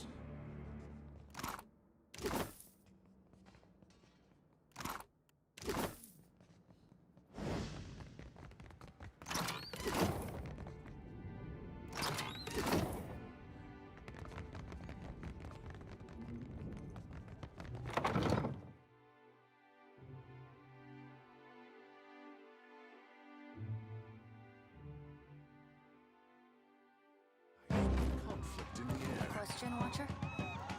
Many friends.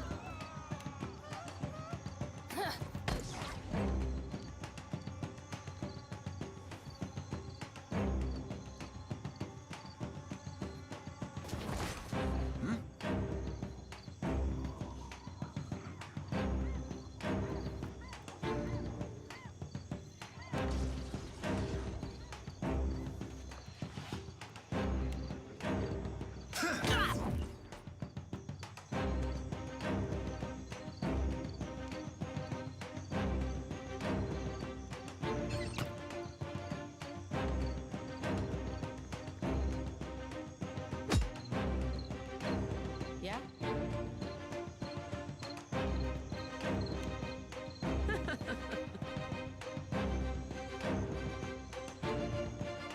Absolutely.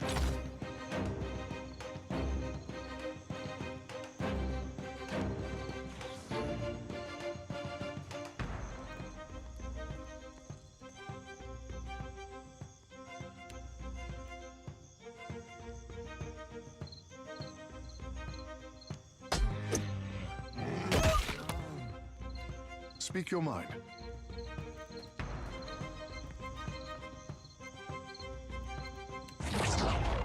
Your bones will feed the land.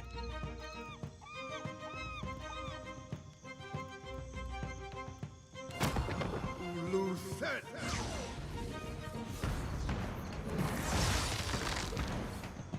Dang it.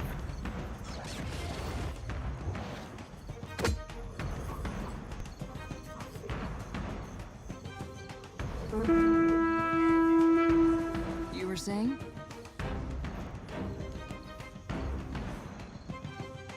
Ha! Ha! Still got it.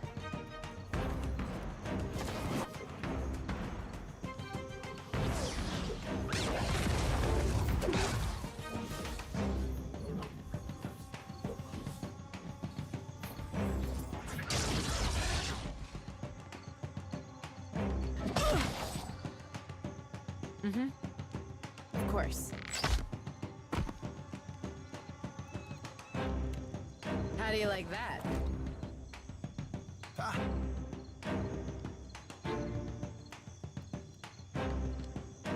And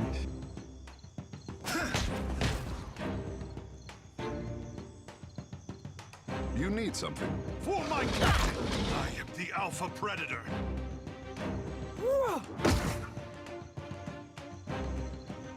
she's Yes?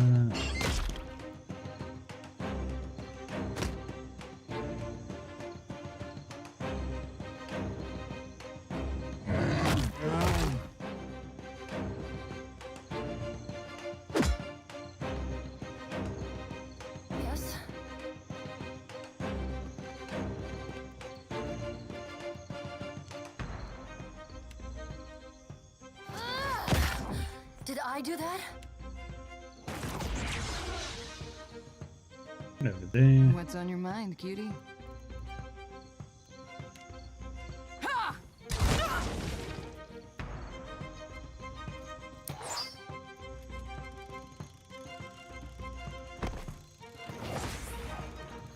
Mm-hmm. My pleasure.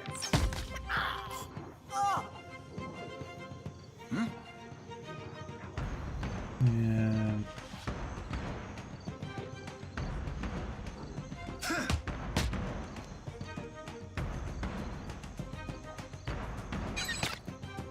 Good. And we are moving through these guys like a knife through butter. Watch me, mother!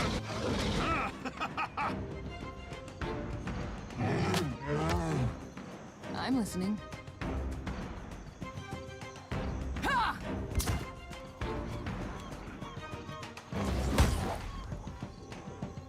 How might I assist?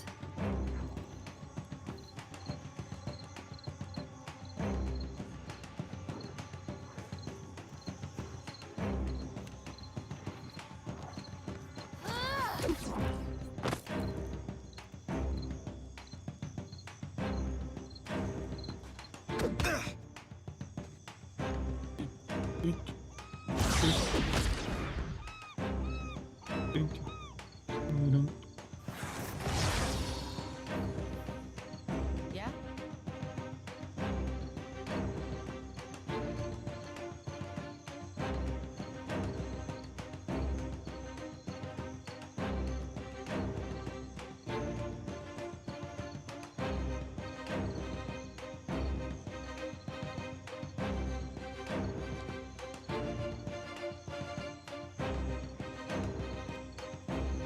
Alright.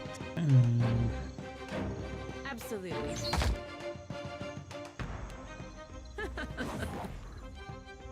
There you are. Ha!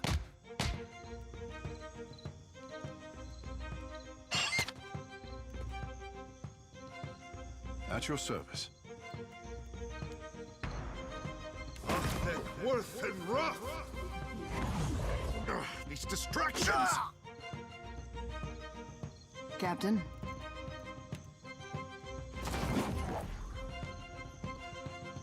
Ashiza, straight!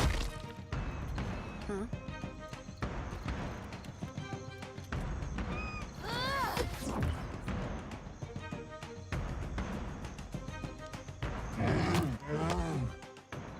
Good.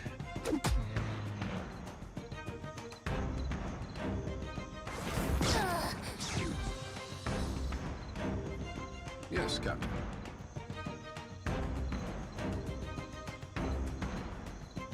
Nothing worth and rough! Yeah?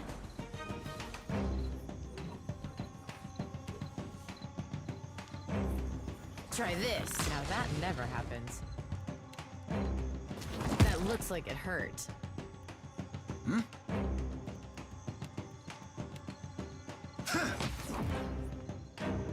Do that.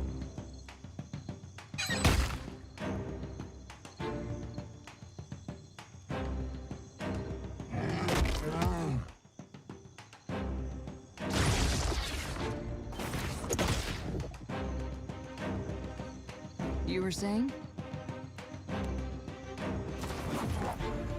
For the homeland! Right between the eyes. Wonderful.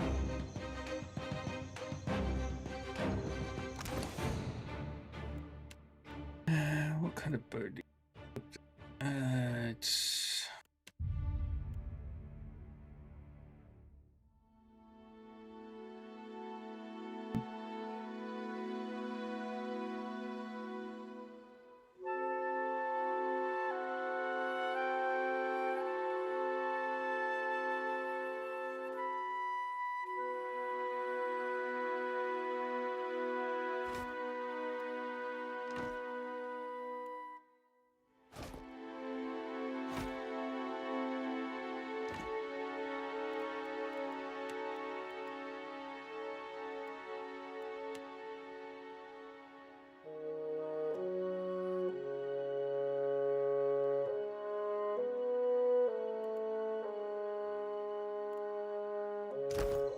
I'm listening.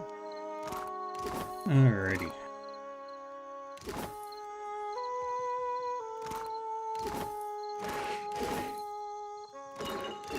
You were saying? Watch and learn. Got someone in my sights. A question, Watcher?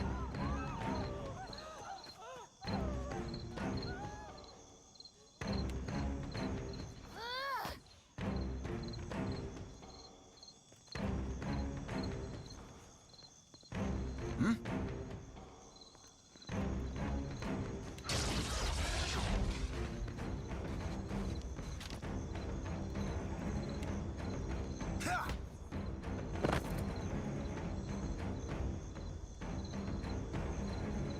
Oh man.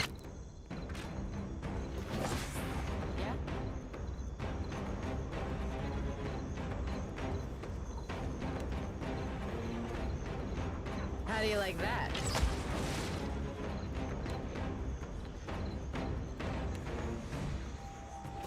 Bullseye.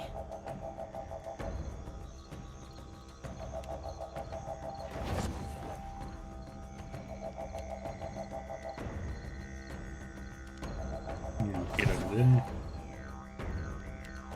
Get back Try over there. this. Back over there. Get back over there. Get back over there. Get back there. There.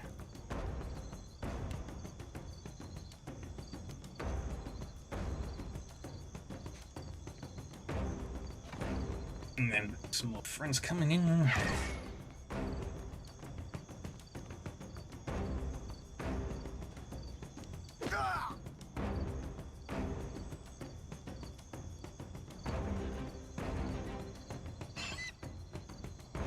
You need something?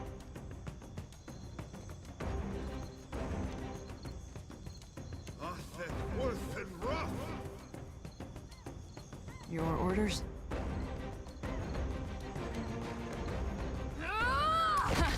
Still got it.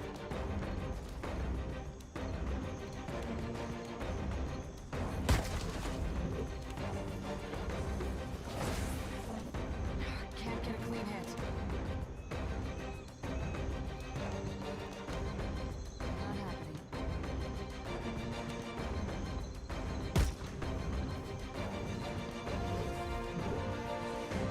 Get over there.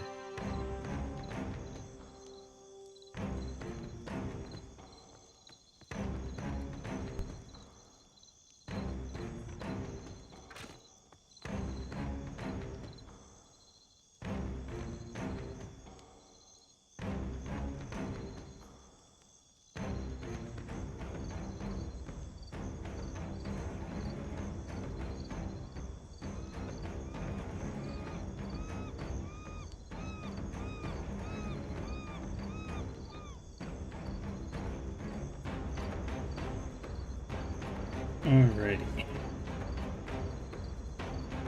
Velma.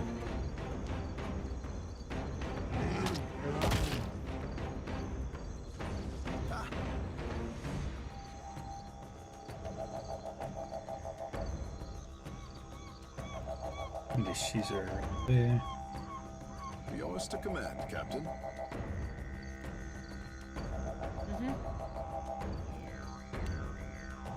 How do you like that? Show them how it's done. That looks like it hurt.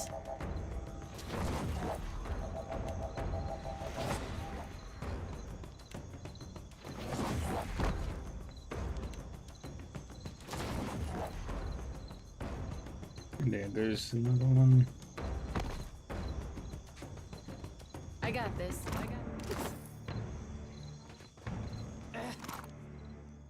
How I usually work.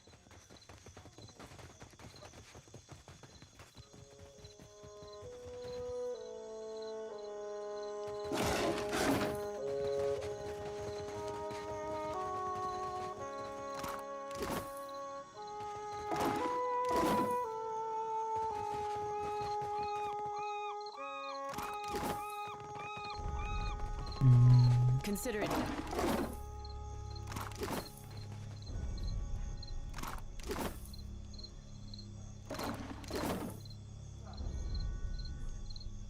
Give me the cat. Alright.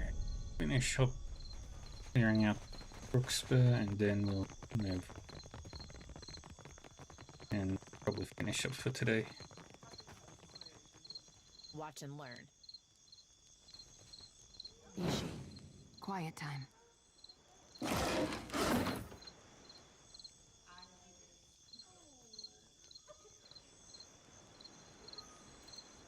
Yours to command. The pleasure is mine.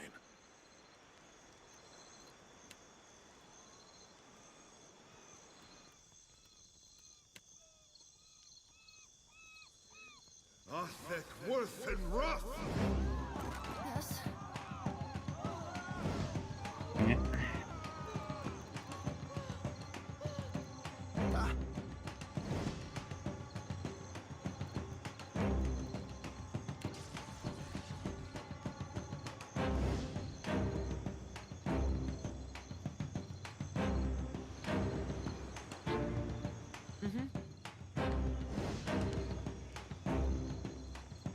Thank you, Millie, for the stretch.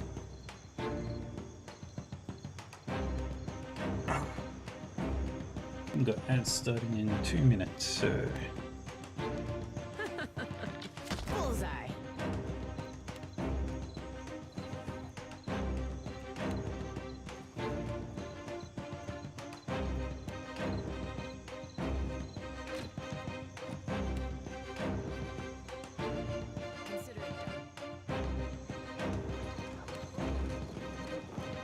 How do you like that?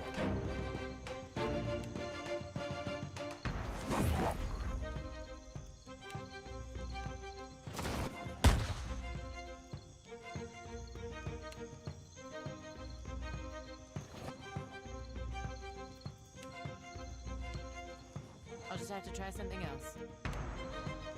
Try this.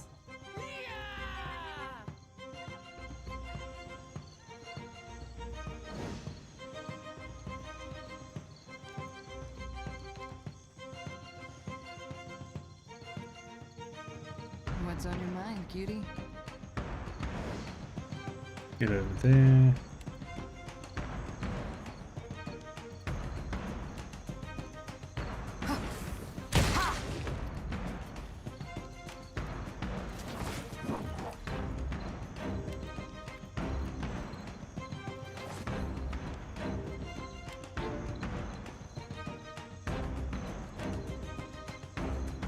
Can't get a clean hit.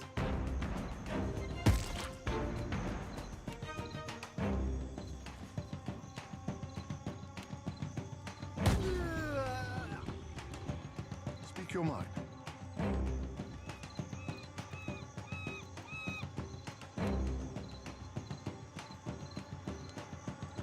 Arthek, Worth, and Roth!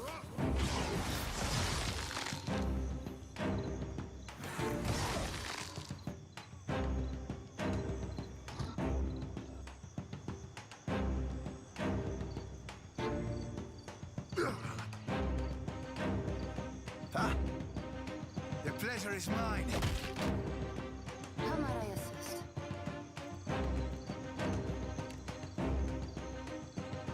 I can scarcely believe it.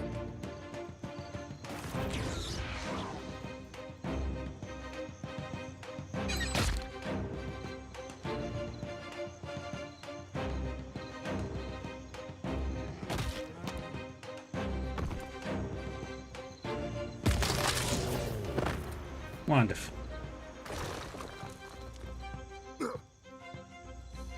Right here.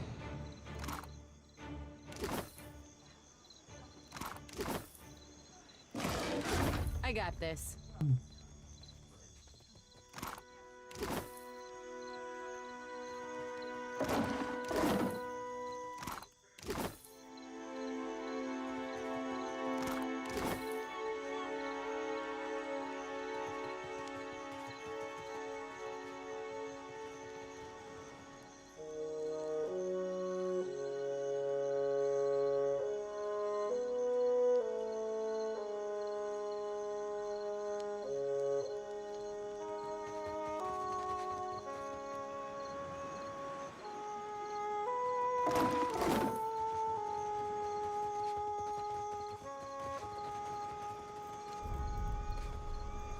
Care to have a look?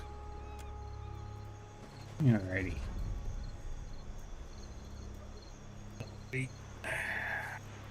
Maya.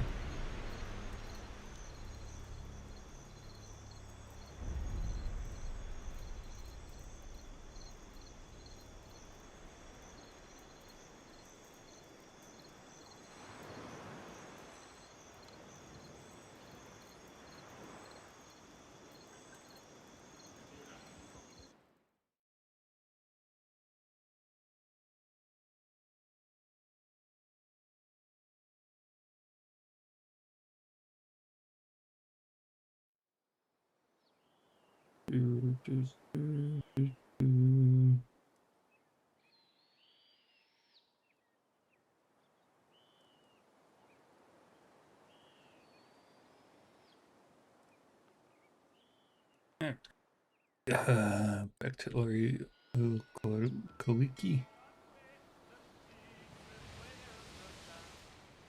Bookspare is basically completely indeed.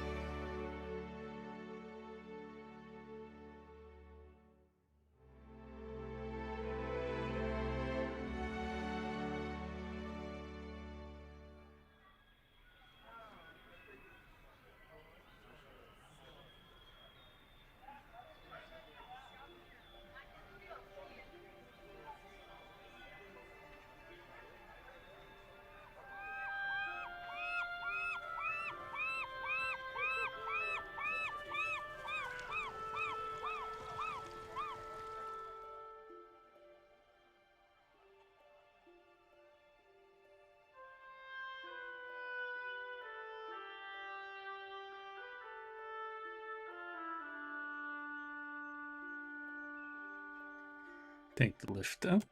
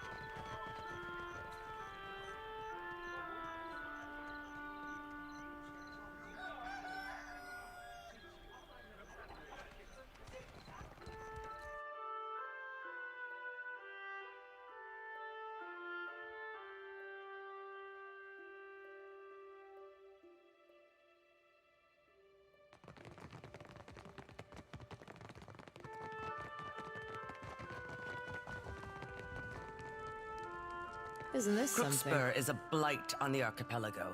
I pray that Ngati drags the island down with both claws. What say?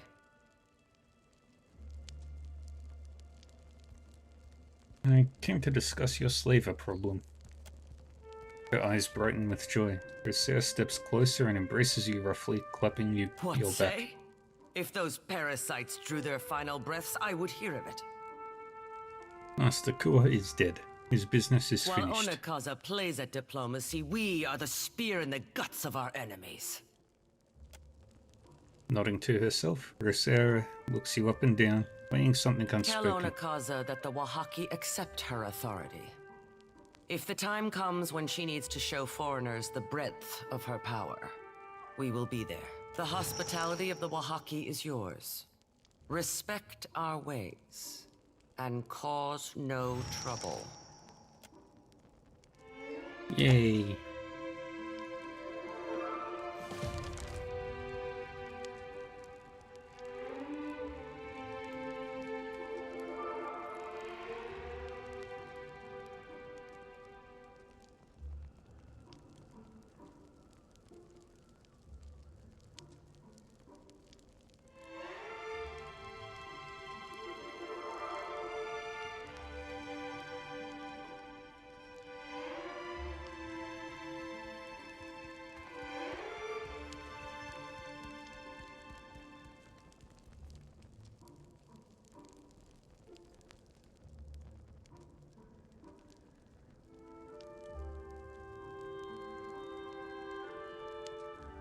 I'm gonna do that.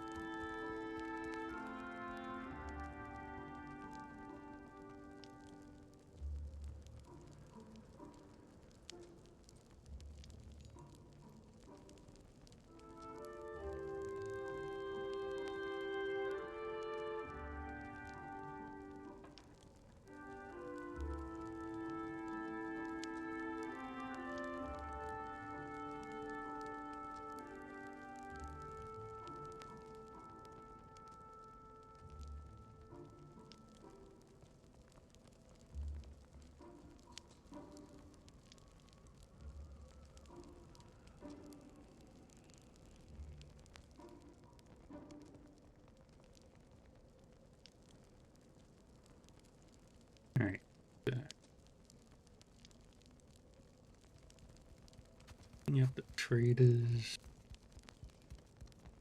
Alrighty. Well, we're gonna finish up here now.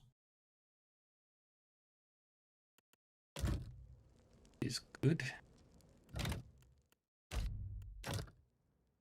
Okay, friends. That's gonna be all for Pillars of Eternity today. Done a good chunk of it today. Did all of the remaining character side quests. We started on the faction quests.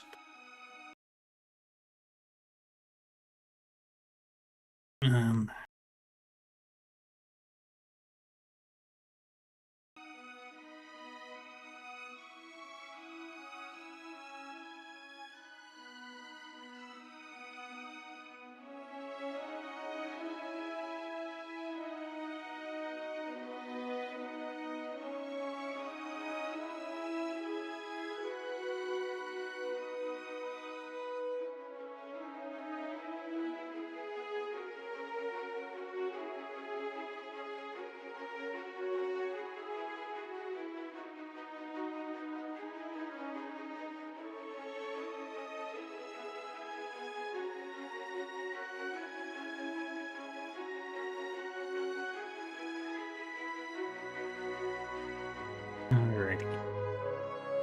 That's going to be all for today for Pillars. We'll be back again later tonight with War Tales.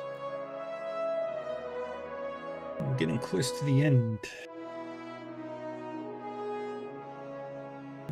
Actually, there's no real point in doing the faction quests.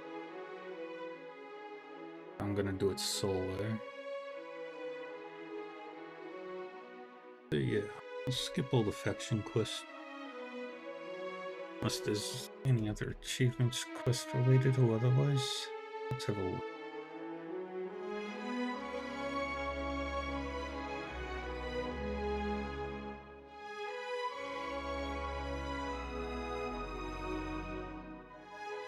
Nope.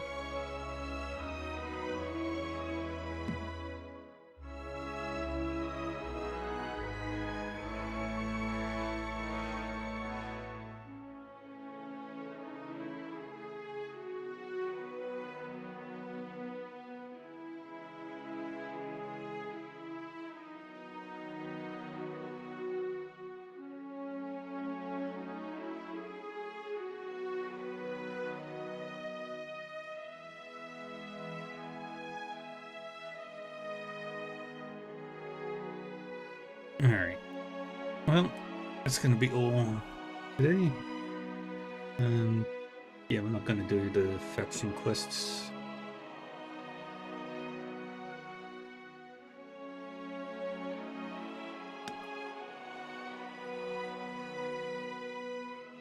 I don't care if I'm missing stuff.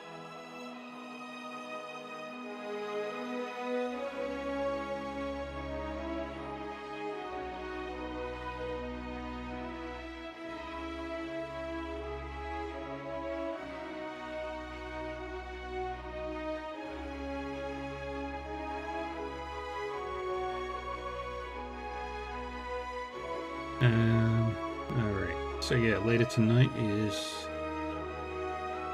more War Tales, and we'll be back with Pillars of Eternity again tomorrow.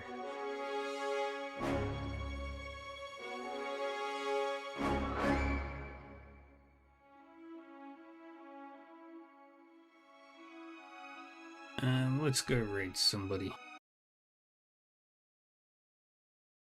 Who do we want to raid?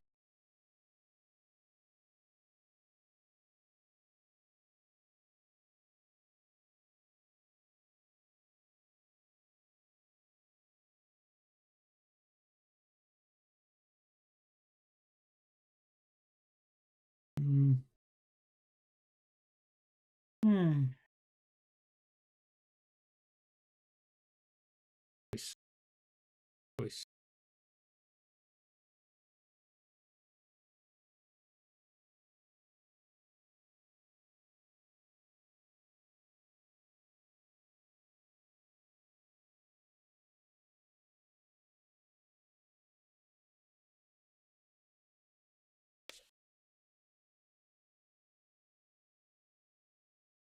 Yeah, let's go Red.